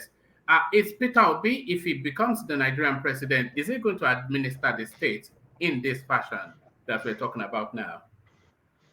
To be honest with you, if it's gonna make the insecurity less, if it's gonna make Nigeria start working, if it's gonna make 35 more than 35 people that are percent of people that are unemployed employed, if it's gonna make everything that is the law So he's going to throw the constitution in the bin and be a law unto himself. After all, it's a fraudulent constitution. What are we doing with that constitution? And there it is right there. So there it, yeah, let's move on. It is a fraudulent constitution. All right, thank you. So I don't think you've done Peter will be any favors anyway. Can I interject, please? All right, go on. Let's hear from Man of Prestige, and then after Man of Prestige, I want to acknowledge the super chats that have been coming in. Okay, I think you all are over analyzing the whole thing, overflogging the whole thing. You're talking about due process in this case. Okay, I mean, it depends on how you look at it. I mean, okay, let's assume this happened. I'm thinking it's not. There's nothing corrupt about it. It might be ethic. But let's assume it's wrong, but that is the least problem in Nigeria when we're talking about corruption and other things. You're overflogging the whole stuff. Let's assume everything you said is correct from one man point of view, which align with progressive side of it. Then we have this from different point of view. Let's assume this happened. I mean, this is the least problem, of I can think of any governors, will be doing to Nigeria, or the least problem Nigeria can encounter. I mean, ethic, this happened in every country, even in the United States here, they don't follow the due process in Sunday, but there's nothing unlawful about it. You can't charge him for anything. I'm not supporting what he did was right. But in my point of view, you're over-analyzing the whole thing. But anyway, that's what I have to say in that regard. All right, thank you. The charges came as part of the impeachment. Yes, and by the way, I've got the reasons why he was reinstated. It wasn't so, and I can read it if you want me to, but I think you all know that already. But let me acknowledge some of these super chats because some of them are already somewhat out of sequence of the conversation. But the first one I'm reading to you is not a super chat, but it's really a message from Rational Mind. So it's a message from Rational Mind. So of course, earlier on, World Peace called him out somewhat that he felt that he was a bit pointing in his direction. And Rational Mind quickly moves to address that. He says, World Peace, my brother, take it easy. I have got people labeled me Fulani and all sorts. No offense are taken, because I know people throw jabs here. If I say an Equale man telling Benin history, no offense. So that's a Rational Mind quickly addressing that space to say to his brother, World Peace, that no offense was intended. So no offense intended. And then Prince comes in with the super chat to the conversation. So he says, can you guys discuss something else? We have other 17 candidates. So yeah, we have other 17 candidates, and all of them, we've discussed Kwankwaso, we've discussed Tinubu, we have discussed Tinubu. Let's go to Tinubu, one man. We can't go to Tinubu anymore because we are 5.5 hours in, and I have to. Yesterday was Tinubu. Where were you? Yesterday they discussed Tinubu here. About drugs and all that. Yeah. And I was expecting you guys to come heavy This man came out to debunk Kayamo's stupid lies. He came out today and debunked it. We should be talking about the debunk he did. Yeah, we talked about Tinubu yesterday and the day before. All day yesterday. Yes. Everybody came in with their own opinion and everything. Why you guys didn't come to come and say this? All right. It's a very peculiar space, that OB space. But RB comes in with the super chat. It says cost of project in 2010 will cost 4x now. So that is to say about that narrative still around Peter Obi and how he misspent the Anambrarian money. RB still, it says good leaders don't have to follow due process, Joel. And I think that was a quotation in consternation more than anything else. So a quotation in consternation, and then Sonny Uta comes in. It says, Joel and Des, government is not personal property. It's almost unbelievable, the conversation we have had today. Unbelievable conversations, but then that is the nature of this space. We always have unbelievable. Yeah. Yeah. Please, and please, the issue of Tinubu should be discussed every day because we are about to have Please, please, can you, my guy, don't. All right, thank you. Sorry, this guy is somewhat. Apologies, but you know, there's certain forms. We discussed Tinubu yesterday at length. Kulata read the whole of the thing. He came to make a presentation. In fact, that was 2 days ago. And then yesterday we discussed him as well. We discussed Kwankwaso. We discussed Atiku. We discussed everybody. So what are you telling me that we should be discussing something every day? Don't do that now. All these things that you think you are trying to needle at this place, don't needle at this space. You know, as I set the agenda, and then you make the decision if you want to participate or not. But all this needling, I'm starting to notice it, and it must stop. But it must stop, guys, as we come to an end for the session. So we seek to start to round off, to have Adane Koko round things up for us. We'll kick it off with a man of prestige. Closing remarks. Man of prestige. All right. I'm sorry. Go ahead, one man. I'm ready. Yeah, no, I was just taking closing remarks. Oh, closing remark. Oh, okay. Yeah. I'm sorry for that. Yeah. Let me just speak about Obi space in a little bit. About what happened in Anambra State during his time. So I think y'all, like I said earlier, y'all are overflogging and overanalyzing the whole thing. At least that man did something. Like I said, I'm not privy to all his achievement, but if you don't rank him first, he ranked pretty high. At least in the top 10 of achievement. I mean, what man? He can debunk, come here and characterize it, everything. But that man did something. Y'all are making it like he didn't do anything, during his tenure, during his tenure in the government. Let me talk about the debt man. He left about 155 million, If in my own economy template, I probably wouldn't do that. I probably would invest it. But at least he left something. The other governors didn't leave anything. So that was the process that he took. Probably wasn't the best process. Depends on the economic view. You want to look at it. In my own point of view, I probably will invest all those money for projects and everything. But because in the future, it may come out to be better. Like as of right now, he probably has lost a lot of them. I mean, I myself, I believe in investment. I've lost a lot of investment. I mean, you lose and you win. So there's nothing really wrong. But anyway, in a final analysis, you're like overflogging everything. There's more important thing we should be talking. All this are kind of minute something that doesn't really make any sense in my opinion. But anyway, good night, everybody. It's nice to be on this platform again. We'll see you tomorrow. All right, brilliant. Thank you, man of prestige. So thank you, man of prestige. So that's man of prestige. So you wonder sometimes, just when the class is over, some people turn up to say, okay, then what did the teacher have to say? So what did the teacher have to say, Adewale? Just when you heard closing remarks, that's when you decided to join us. I've been listening to everybody, but I'm trying to join, but nobody wants to leave the studio. All right. Let's hear from you then. You have a bit more space to expand on. So the conversation so far, usually we end up with Peter Obi, but we covered a plethora of things, including the Oluwo of Iwo telling us that we should not worship Shango anymore. So let's have your thoughts on the session as it has been. Okay. Well, this is my, should I call it, third time I'll be joining this platform. So, but I think I'd have to make my stand. No, I'm a centrist Nigerian. I don't really belong to any political party. I don't have no affiliation with any of the candidate. However, going by what was going on. Sorry to interrupt you. Is that the blue mosque on your avatar? Is that the blue mosque? That's this is Paris. Oh, right. Okay. It looked like the blue mosque in Istanbul.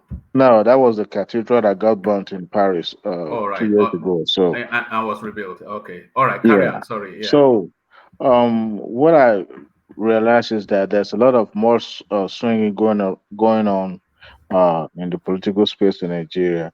Going with the Peter Obi, I will talk about the last debate. I think I commented that on when OVA hosted the show 2 days ago, I believe, and that for me is the lowest of the the lowest of the lowest of the political mustering. When the Rise organized the debate between the candidate and Bola Tinubu did not show up. I was happy because first and foremost, um, if you're sure of who you are, I mean, there are some occasions that you don't honor. Not every invitation you honor, but to see the candidacy of Peter Obi or being present at that debate was to me number one shows the level of desperation. Number two shows that it was completely shit show. And then you have all the political supporters being present and causing chaos and all that, and nothing said at that show was nobody remembers anything other than the chaos that happens after that. So going with that, I believe that for now, except if Nigerians want to, continue to dance around the whole thing. We all know when the pendulum is going to swing, and it's obvious and it's crystal clear that it's likelihood that Shivaji Bola Ahmed is probably going to be the winner of the election, going by his trajectory so far. But then I'm not really, you know, um, uh, Yeah, a Tinubu supporter. no, not in particular. I have no Look at this supporting guy. anybody. All Then right. going with the Oluwo of Iwo. And by the way, I was listening to Arise News today when they were discussing about the issue with the Bola Ahmed Tinubu's case here in the United States about his forfeiture of some funds in his account when he was here in Chicago. And first and foremost, I don't. Nigerians don't really the threat to democracy. Social media is actually now has become a threat to democracy. Um, Everybody with the little gadget in their hand can now, put fake news, information out there, and people will believe it. We've seen that happens even here in America during the 2016 during Donald Trump's election, and it helps him to become president of the United States. However, it's more or less like a house built on a card. It's going to collapse, and that was what happened. And I see that, happening in Nigeria as well. Uh, for Nigerians who are not familiar with the criminal justice in America, um, sometimes people owe IRS, right? And if they audit you and they realize that you've underpaid the government, they would ask you to make some refund and make some pay some amount or take you to the court. Depends on if the uh, amount is actually on the higher side. But then for the United States to ask you to forfeit some your money is simply because if you are not able to prove that doesn't mean you are guilty. All right. Now, if you travel to United States as a Nigerian right now, the moment you walk into the border of the United States, they will ask you to declare what you have, right? Now, the moment you don't declare the amount you have, even if you declare the amount that you have, for example, if let's say you have a $150,000 on you, and that is significant actually, right? So they will ask you, where you taking the money? If you cannot convince them, the purpose of that money and where you're bringing it from, they will forfeit. They will take the money. So the body will now be on you to prove that the money is legitimate and you're bringing it for the right reason. And if the worst is even when you are departing United States, right? So the engineer need to get familiar with how things. But nonetheless, it's more or less like more swinging. The case already, came to light during 2003, and now they're bringing it back on another. And it's so uh, disheartening to see media house who call themselves a reputable media house dwelling much on stories that are not really have no foundation, and they're bringing it to the fore and becomes a topic that every journalist is trying to talk about, which to me is more or less like a distraction. And every blogger now has become a political expert, bringing fake information to the public domain every day, and people believe that. So I think that to me has become the arbiter to democracy. And as for the Oluwa of Iwo, uh, Oba Adewale, actually it's my namesake, I believe. Yeah. Uh, are you still there? I am here. We're Oh, listening. okay. Um, I don't know what kind of ganja he's smoking. Um, Colorado blend, Colorado. According to his you wife, know, Chantel.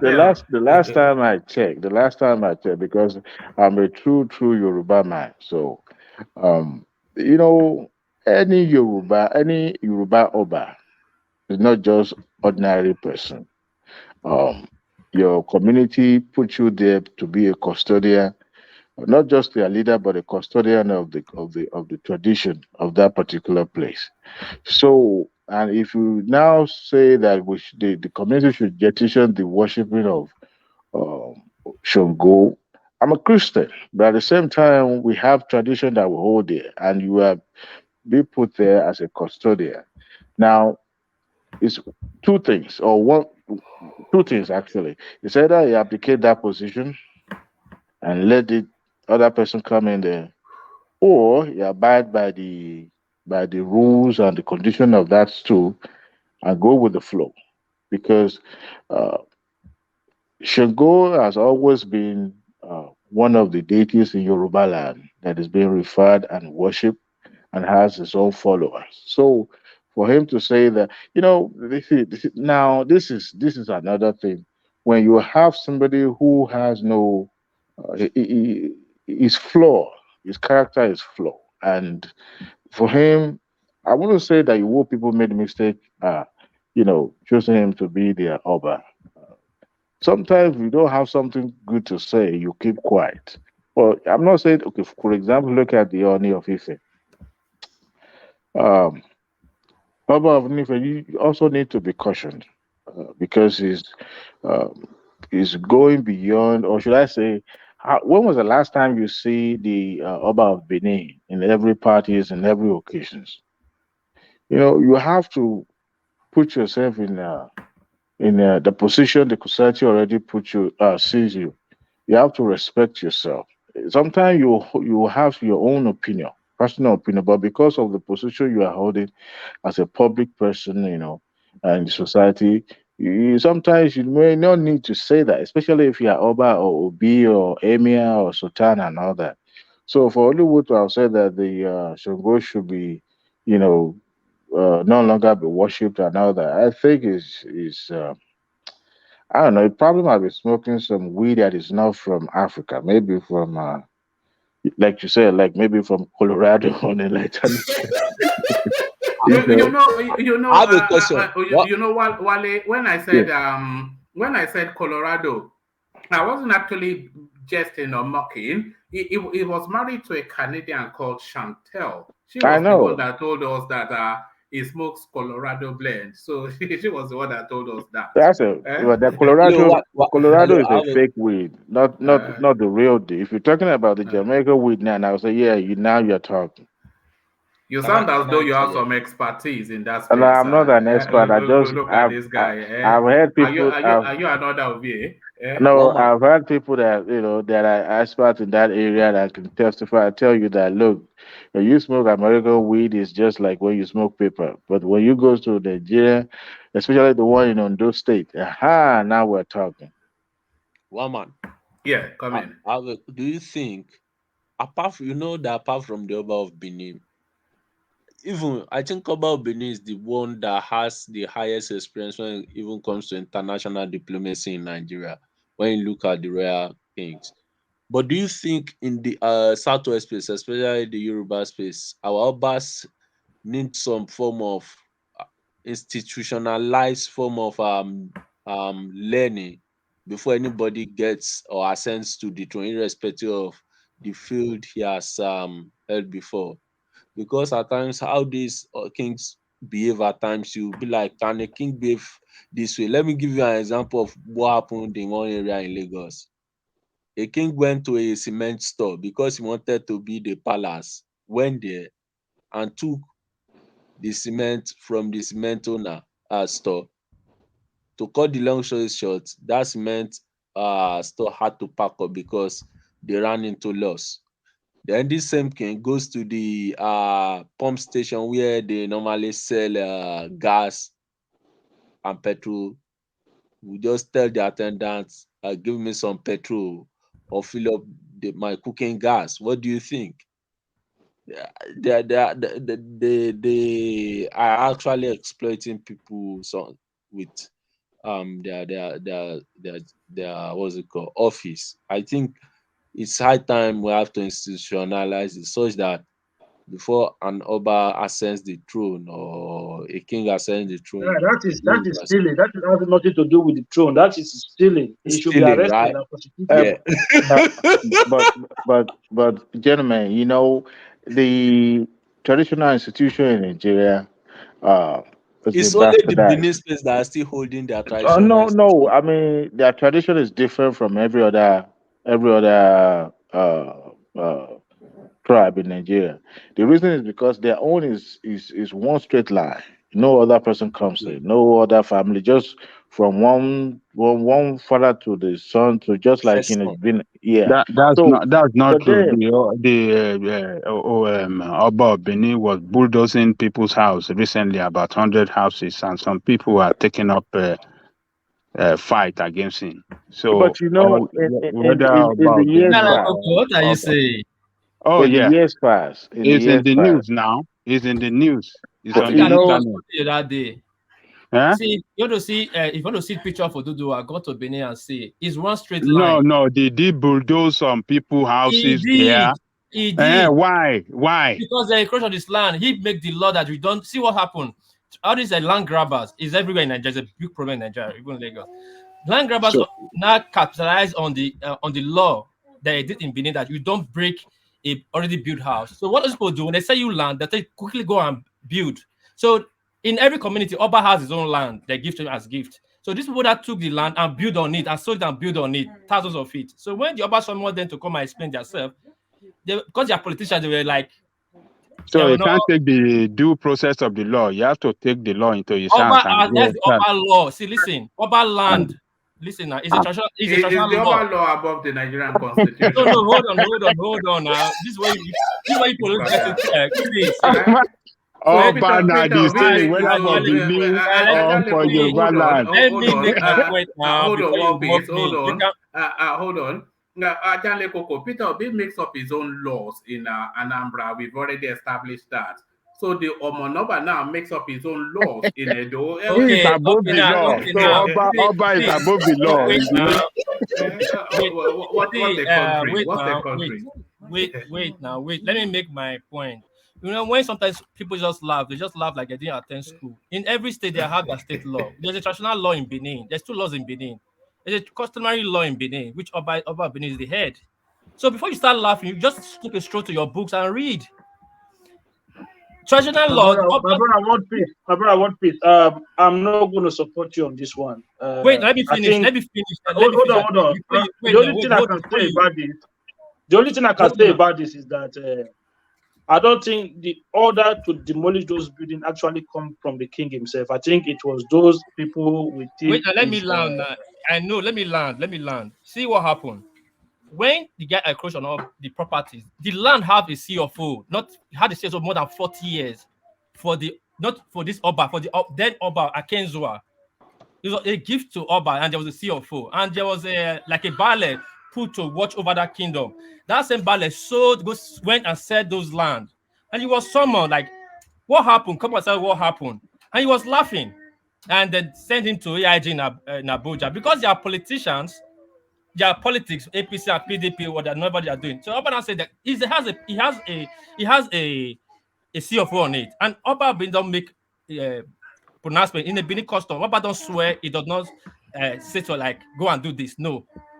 So the way the Oba got angry and would stand and left, his chiefs took action. Not even his chief, the secretary to Edo State Palace, which is under Obaseki, not Oba Benin Palace. Because he is a secretary to the state on traditional affairs. That guy led the squad, and it's again the police destroy those properties. And these people cried out. Fine, they came. I don't know the one that was wrong. Did they contravene the law? Did that contravene the law or It did not? not contravene any law because the land To is go and owned. bulldoze Hold people's on, houses. the land is privately Houses owned. that have been there for several years. Wait, Ajakoko. Why do you don't want to Completed throw? building that people have been living in for several years. Ajakoko, it's not several years. Do you want us to just to talk for people to hear to mock me, or you just want to listen to what's really going on? This guy is here.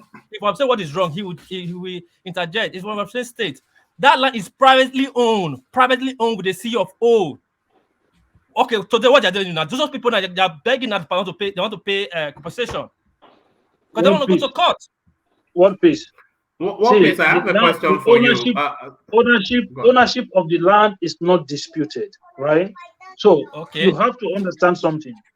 If somebody even rent your house and they don't pay rent, to evacuate these people, you still have to go through a court process to move tenant out of your house in some cases. So those property, nobody is saying those land were not for the tradition for the palace, but the process of demolishing that house were wrong. There should have been a court process to go before those houses were demolished, and these people That was should have Frankie been Rabot.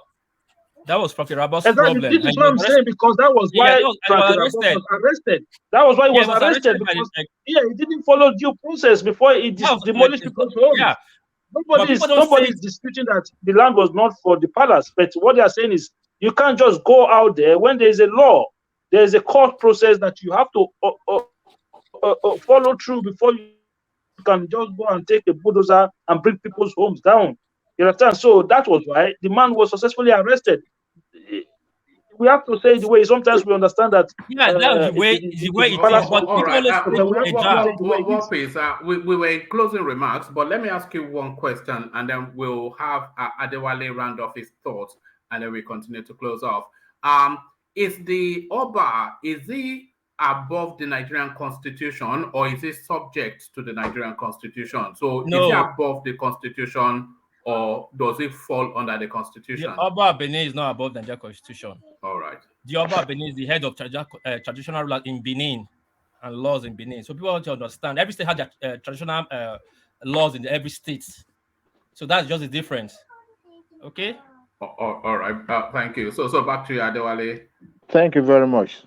It is so unfortunate that what we now have, what is remain in our traditional institution, is that what the colonialists, the colonial, should I call them colonialists? I can't call them colonial masters because that is not appropriate. What they've done to our traditional institution. They've reduced on this. Sorry, we keep interjecting you. On this platform, we call them colonial interlopers. Interlopers, okay. Yeah, that is what actually fits them. I can't call them colonial masters. I mean, I hate that phrase. Who came up with that phrase? Who is your master? Somebody that came to sorry, but carry on. Okay. So what they've done is to weaken the traditional institution, to weaken our the way we govern ourselves. And it's unfortunate that the present generations do not see the value in having the traditional institution being above them. They believe in democracy. Democracy itself is not a sure banker or sure way of self-governance. But then we took what the European left for us and we run with it. Now here we are. We're talking about traditional institution. Who owns the land? Before the European came and said the constitutional authority becomes the ruler of the land. The Obas, the Obis, the king, the emir, they own the land, they control the land, they allocate the land, they give the land to people. All right. But unfortunately, who pays the piper now? Government, the federal government pays them their salary. every time they sit, the last time in Ekiti State, a old governor have the audacity to question traditional rulers that have been in there for thousands of years or millions of years about them not, sitting and attending meetings and all that. They have to come to the governor's house, governor's office, to answer the query about them not attending meetings. Then that tells you what that institution has been reduced to. Now, if the for every society, whether in Edo, Igbo land or Yoruba land, they have the way of checking the traditional institution. They have the way of checking their assesses and all that.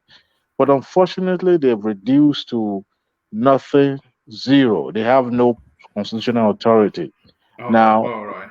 now, what I see happening is that what we have left is just a ceremonial um, institution that is just there, just to, you know, the remaining traditional is no longer because see, we are first and foremost Africa. Now, what do we see now? We have an Oba bearing foreigner's name, Andrew, or whatever you want to call it. Or Abdul Rashid, that is the Or name Abdul, with Abdul, whatever it is. Now, we no longer have something that truly reflects who we are as people.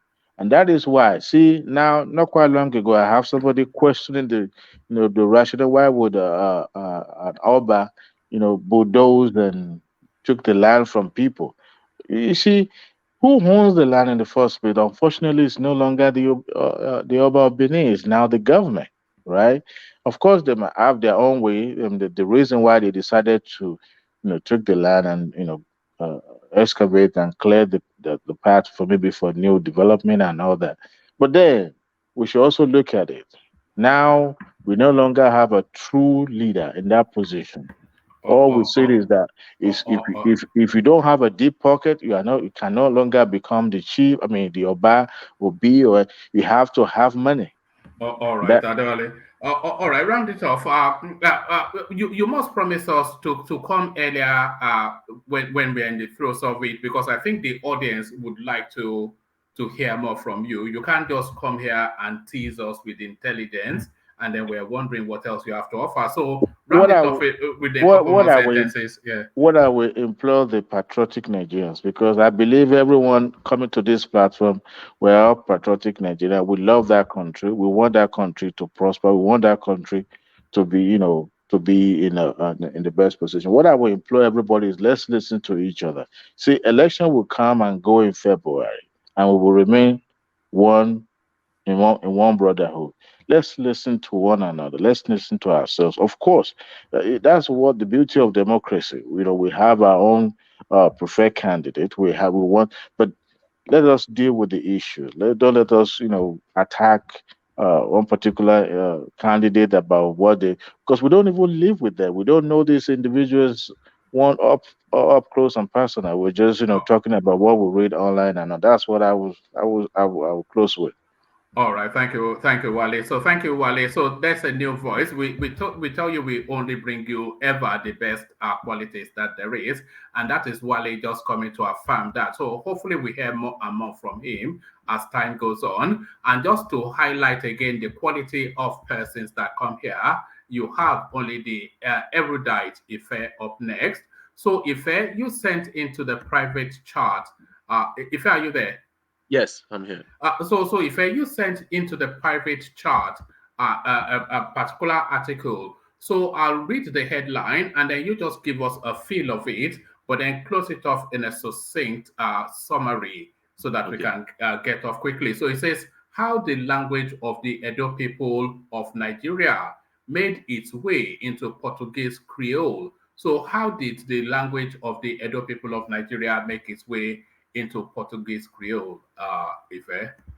Okay. Why I brought up the article is the Creole of a language is what we call like the vernacular or the pidgin of that original variant. For example, the pidgin we speak in Nigeria is like the Creole of English language along the West African coast. Or Patois is a Creole too. Yeah, Patois is a Creole. So why I brought out the article was because of what Peace was saying. Well, and like Mr. Akima said, every history, because it's not written, would have its positive criticism and negative criticism, but it's just for the whole development of the space so that we can come together at a consensus if we want. So my argument is this: if the Portuguese Creole spoken on the Sao Tome and Principe Island has Benin words in it, it means that the people who developed that Portuguese type of Creole that had that Benin language in it over the centuries must have been predominantly people who have what's it called, Benin ancestry.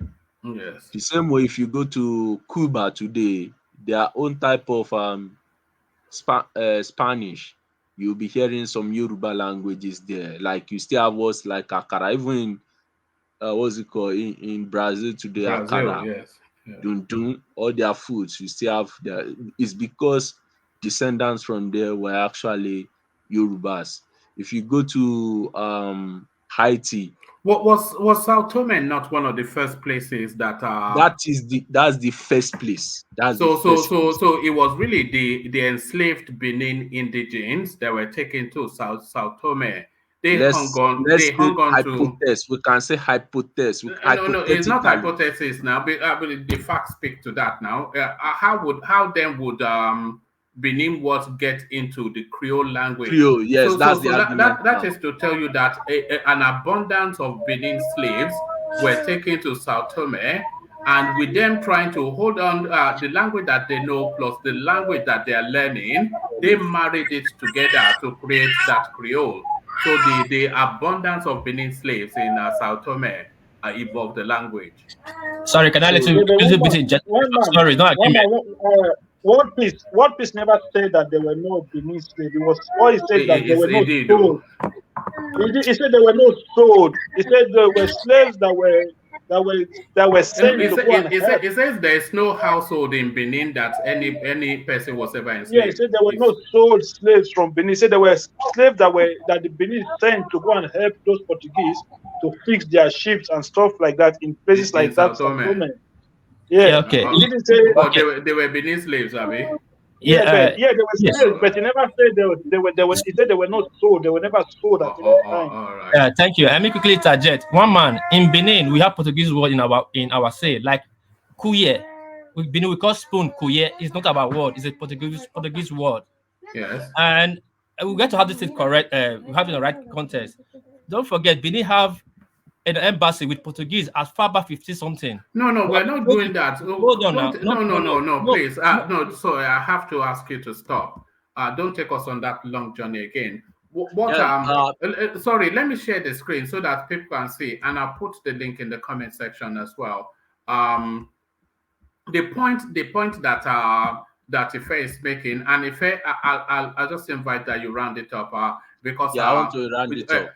but I want to share this screen. So this is what Ife sent in, and I'll put the link in the comment section. So we've been to so many universities, including Cambridge, and then we've come up with that. We've come to this place as well. You can all see it on your screen, how the language of the Edo people of Nigeria made its way into Portuguese Creole. So there's only one way that it would have made it, and this was in Sao Tome. So I'll put the link for you to go and read it yourself. There's only one way it could ever have made its way into the Portuguese Creole. He said we're going back as far back as 1472. So it's clearly through slavery. But around that space, and then we start to shut down.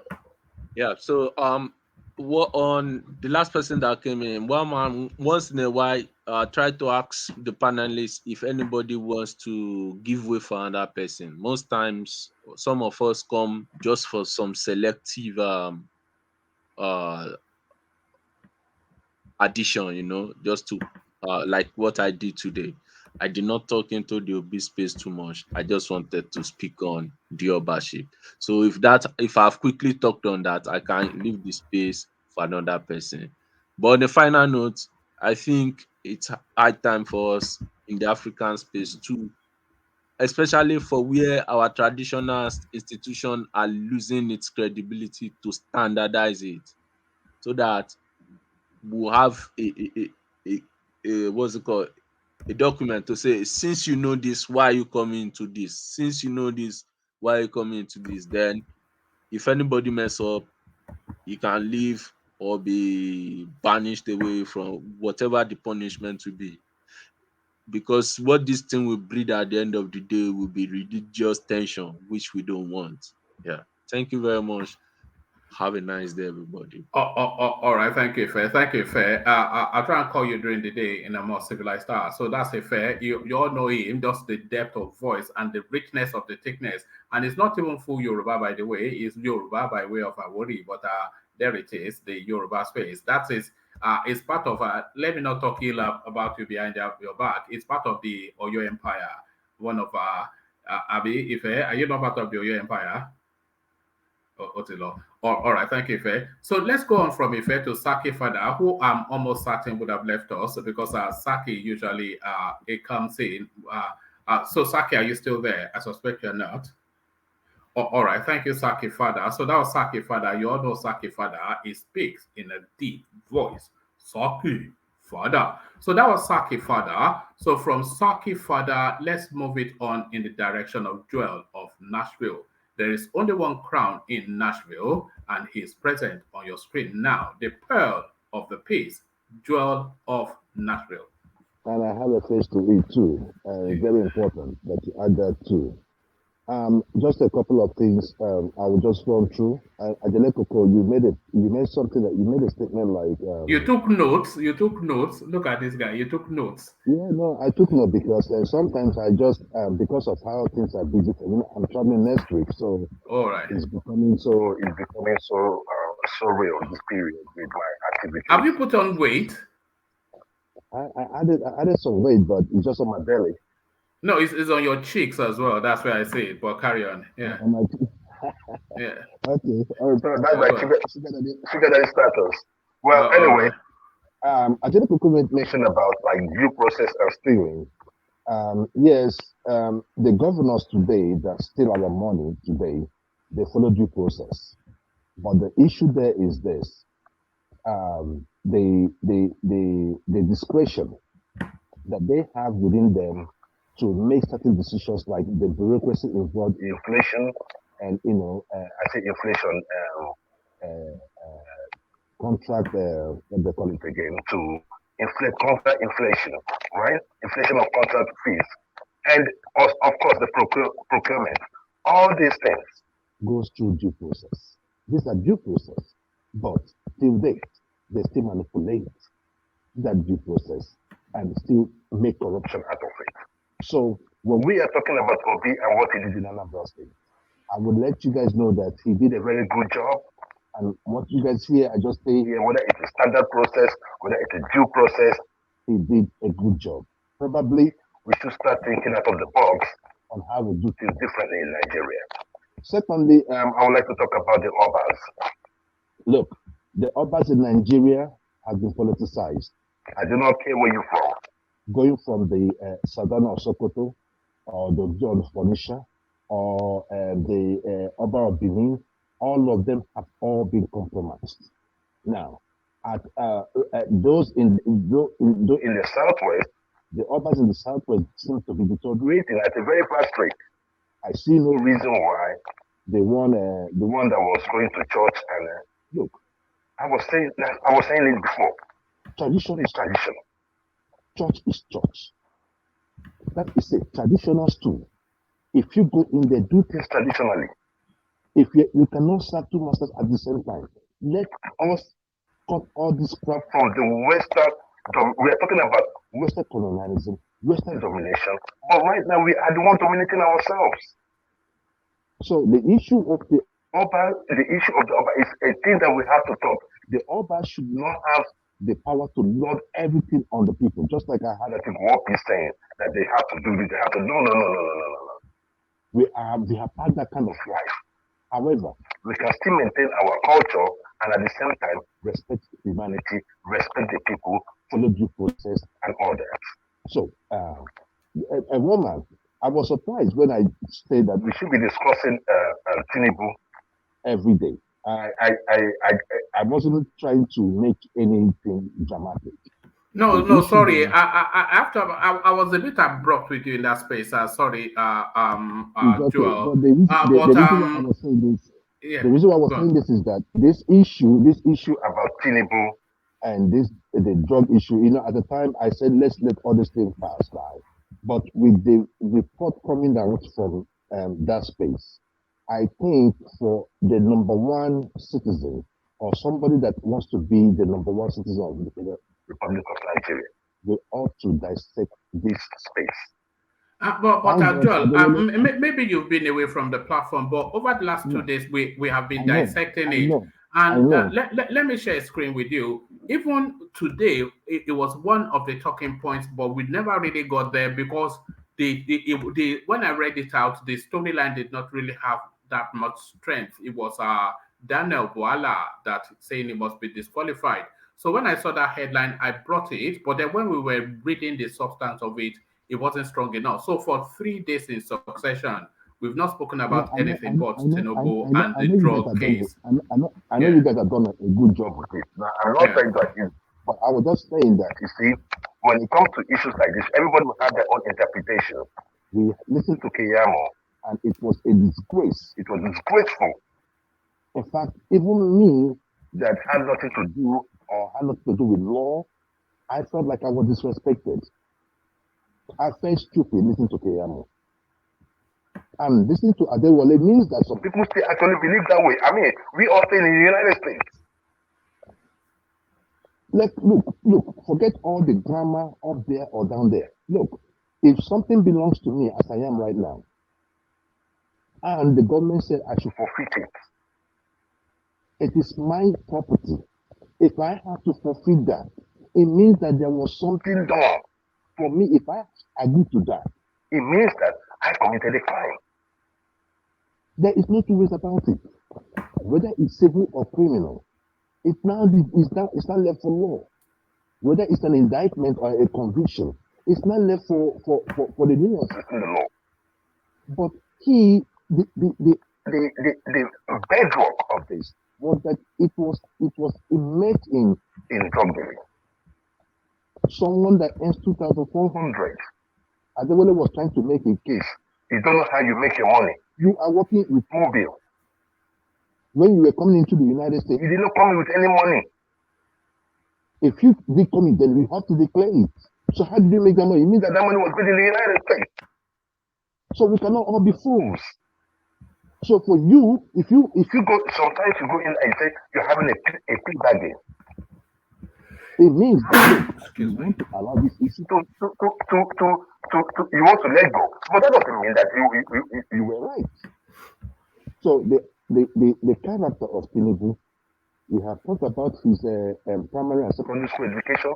No. The university is this. We always give this guy a leeway, always giving the guy a pass. This guy ought to be. I do not subscribe to the issue of disqualification, because even at the end of all this, he's not the only criminal out there among the four of them. So it's just the one that is on that just came out, right? So the foundation for me in all of this is still the Southern president. So I do not subscribe to the issue of disqualification, but I think that this issue of Tinubu ought to be discussed, and we learn from it, and we call him to order, and we look at him and say, hey, this is where you're going wrong, this is where you're going right, where into power. Because we have seen countries use things like this to cage presidents of other countries. The kind of crimes they know about them, the kind of things they've done, they use that to cage other countries. We do not want our country to be like that. So one man, you guys have done a great show. I did not want to take much of your time. Thank you very much, and God bless you all. No, you never take time. It's always a delight in your company, as you know. So that's the delightful Joel of Nashville. So thank you, Joel. But we did do justice to the Tinubu space. We argued it even to the point of reading the court documents and everything. So I'm not sure if we could have done much more. So we take the conversation on to take the closing remarks from Japan. It's world peace. Yeah, thank you, one man, and thank you. I greet everybody from the comment section. Click, share, and thumbs up, and buy coffee. Like I said, do what I say. Don't do what I do. If that will buy coffee, it will be booyaka. Anyway, yes, sorry, just on that by the coffee space, let me acknowledge the people that have done Ayo, and then Jafar, and then another Ayo. So I think two different Ayos plus a Jafar. So the usual traditional names. And then just let me just take one quick moment just to make sure I acknowledge the last super chat that did come in. It was from Des. It says, love it when we talk about Obi every day. Just shows he's a big threat. You will hardly see one man talking about Atiku. Clearly shows how scared one man is. So I have no reason to be scared. My name is not on the ballot. Well, thank you, Des. Sorry, back to you, Walt, please. Yeah, thank you, Amma. So quickly, about like Angelico said, it's not good to talk about traditional rulers in the open. That's why you see anytime people talk about the traditional ruler in the West, I hardly contribute, even though the Benin monarch have a connection with the the West monarch, But again, it's hard time they should checkmate the traditional ruler there should checkmate the traditional ruler in that space, because this westernized culture is becoming. Sorry, my son is. I think he's teething, so it's running temperature. So I'll just make it real quick. Okay. Yes. Do you have Capol? Do you give him Capol? Or do you have teething powder? Do they do teething powder in I'll ask his mother. No, I don't know yet. I don't know about that. Yes, there's the teething powders and teething gels as well that we can because otherwise it won't be able to sleep and it'll keep you up. Yeah, since yesterday, this morning is running temperature. Yeah. Anyway, so I think everything has an advantage and disadvantage. Being the Western people, the West in Nigeria, the Western region in Nigeria, being very educated people and open and civilized, very rational people. I think in other ways affecting them again. In other way, permitting to them use that word, being more Western now, they're leaving their own tradition behind. There are things they should hold on to, and that they should set a standard that people that will hold us to must hold the culture to the higher esteem. Because people are looking up to them.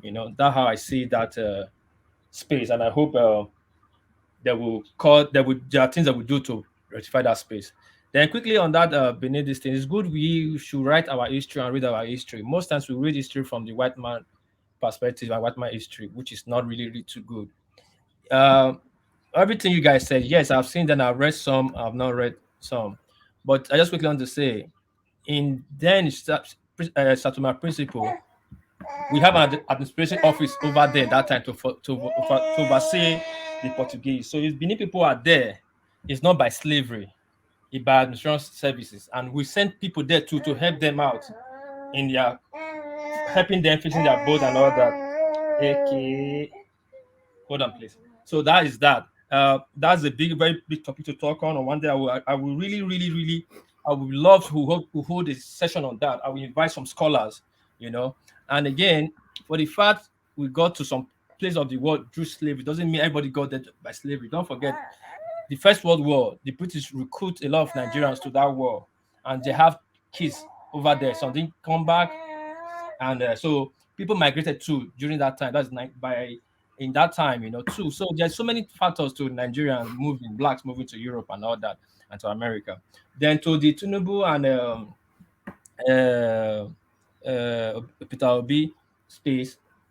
Yes, Peter Obi people should develop, how will I say, they should relax, and when people criticize them, they should come with a better argument. Because 2 days ago, it was about Tinubu all day, all night, and they push and Tinubu people push back. So, but it's okay. We don't need to fight over Tinubu and Obi.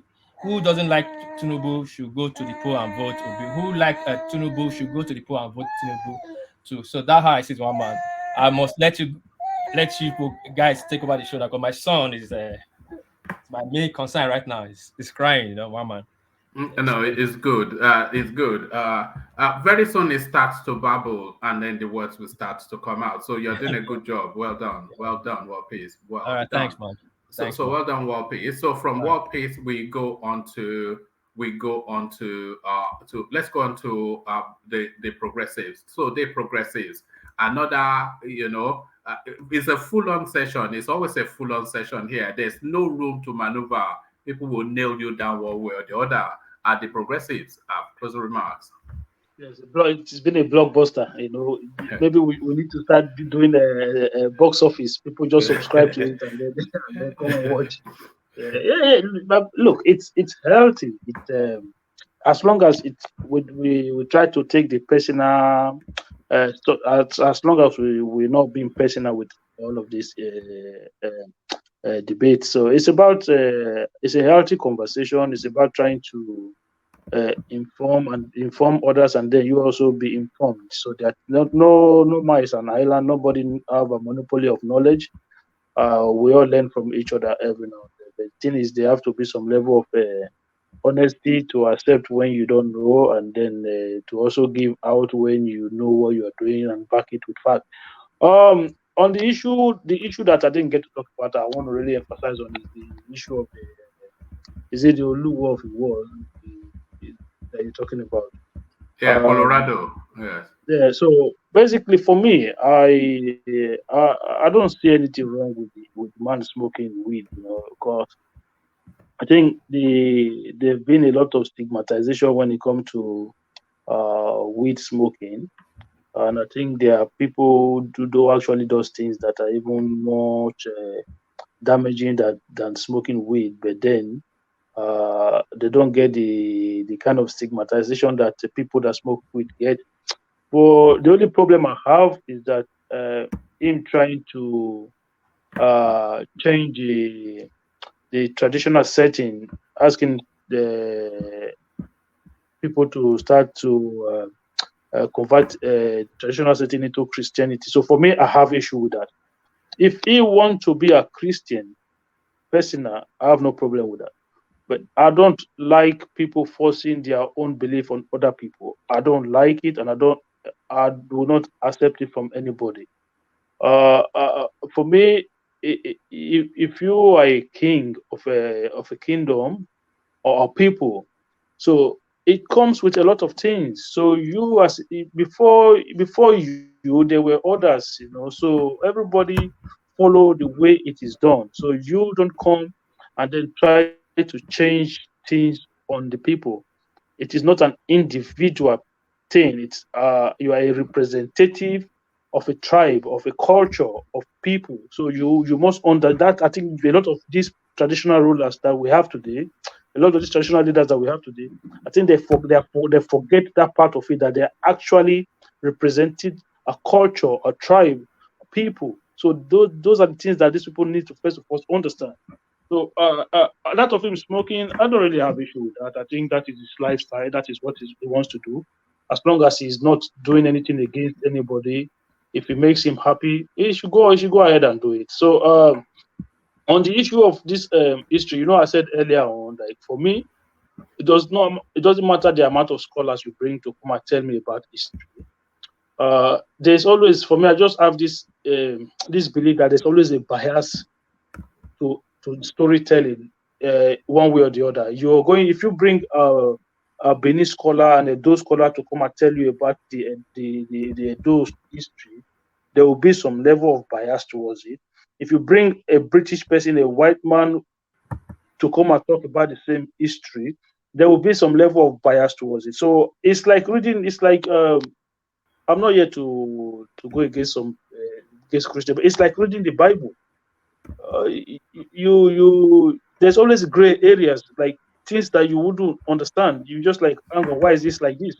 So that is why for me, I came to the conclusion, you know what, I'm not going to bother with any history that has gone too far back. I just say, you know what, whatever your position, just you take it. But for me, I just say, you know what, leave it like that, because there are things they will just tell you, and you just say, hang on, that doesn't make sense. Why would you want me to believe something like that? So that of history, I don't do it, and that of Joel talking about Tinubu. I heard you guys, because I've not been in since for the past 2 days on the show. I've been listening from the background. I heard you guys talking about Tinubu.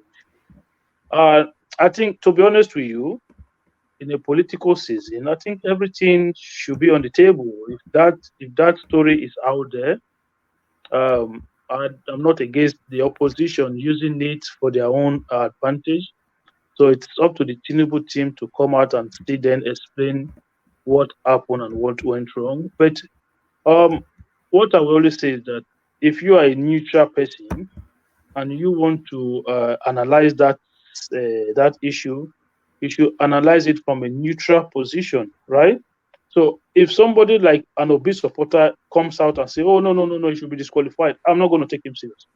If a PDP person come and say, "Oh no, I'm not going to," because I know those are opposition position.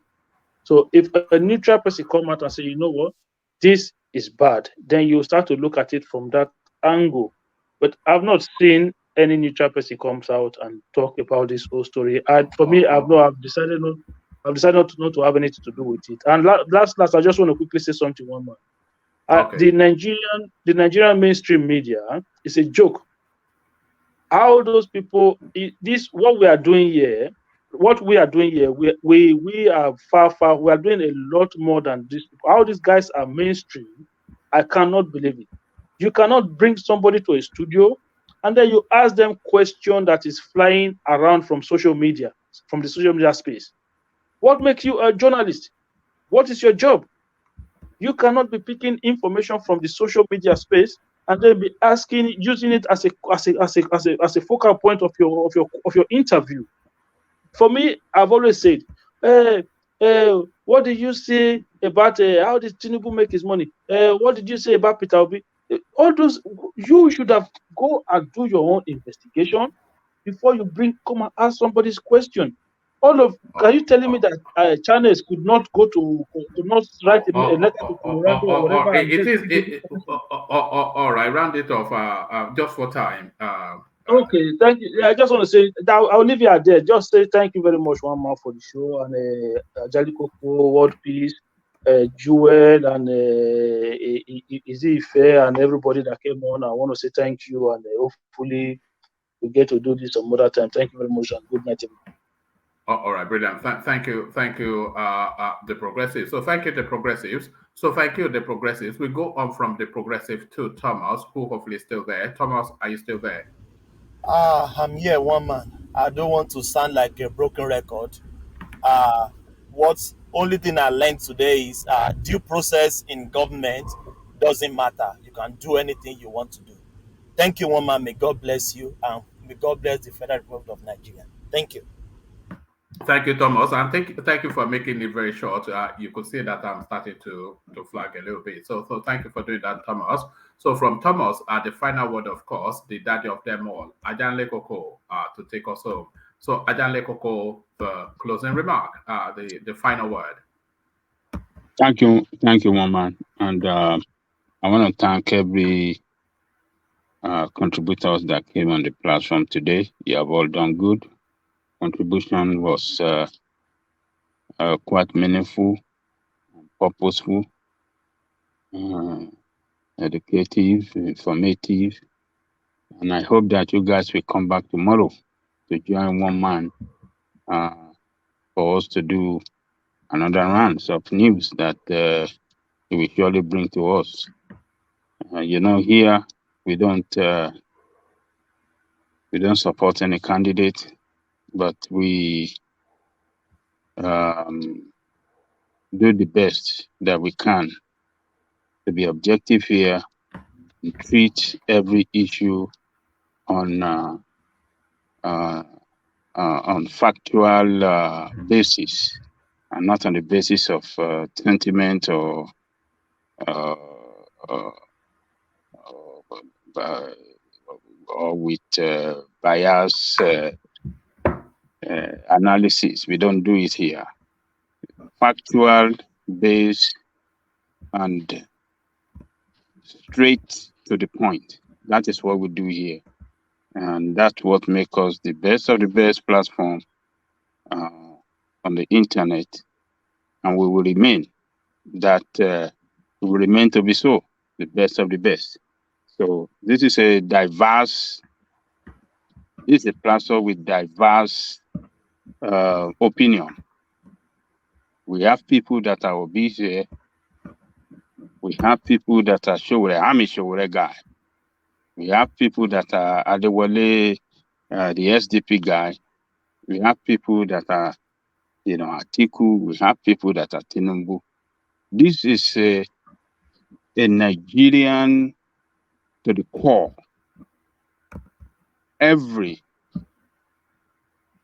part of Nigeria is here, and that's why we are diverse. We don't.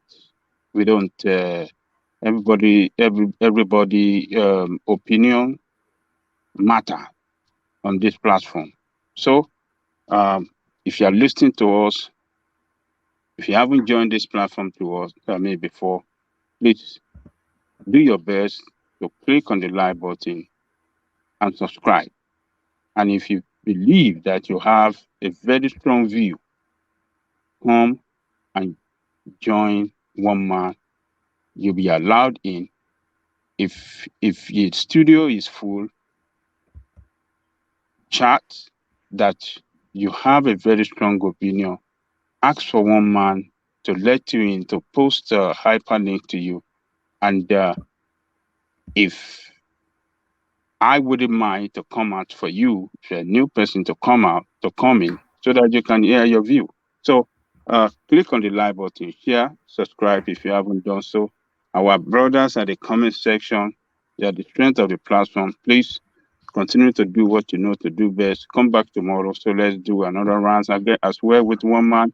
And One Man, you have done it again. How many hours? I think 6 hours. Oh wow! It's 6.5 almost. Look at Ajale Coco. We take the busy. Oh man! Now wow. Well, thank you, One Man, for bringing us together. You have done a very, 6 hours is not, 6.5 hours. It's not easy. So, but we thank you for good job. Thank you, One Man. Come back tomorrow. We'll be expecting you. And have a good night. Have a good rest. Thank you. All right, brilliant. Thank you, Ajale Coco. So thank you, Ajale Coco. So that was Ajale Coco. So when you hear Ajale Coco's voice there, that means that's the final curtain. So the final curtain. So it's joining Ajale Coco to thank you one and all. To the coffee buyers, the super chatters, the happy clappers, the audio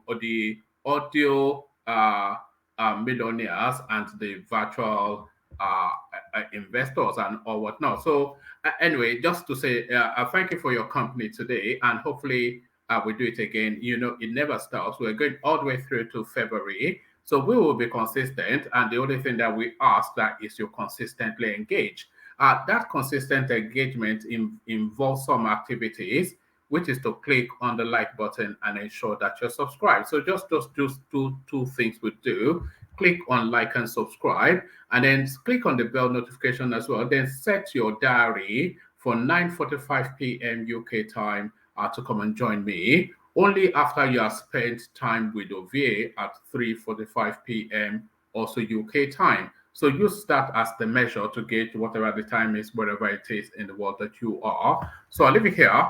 Carry the conversation on within the comment section, but here I say peace.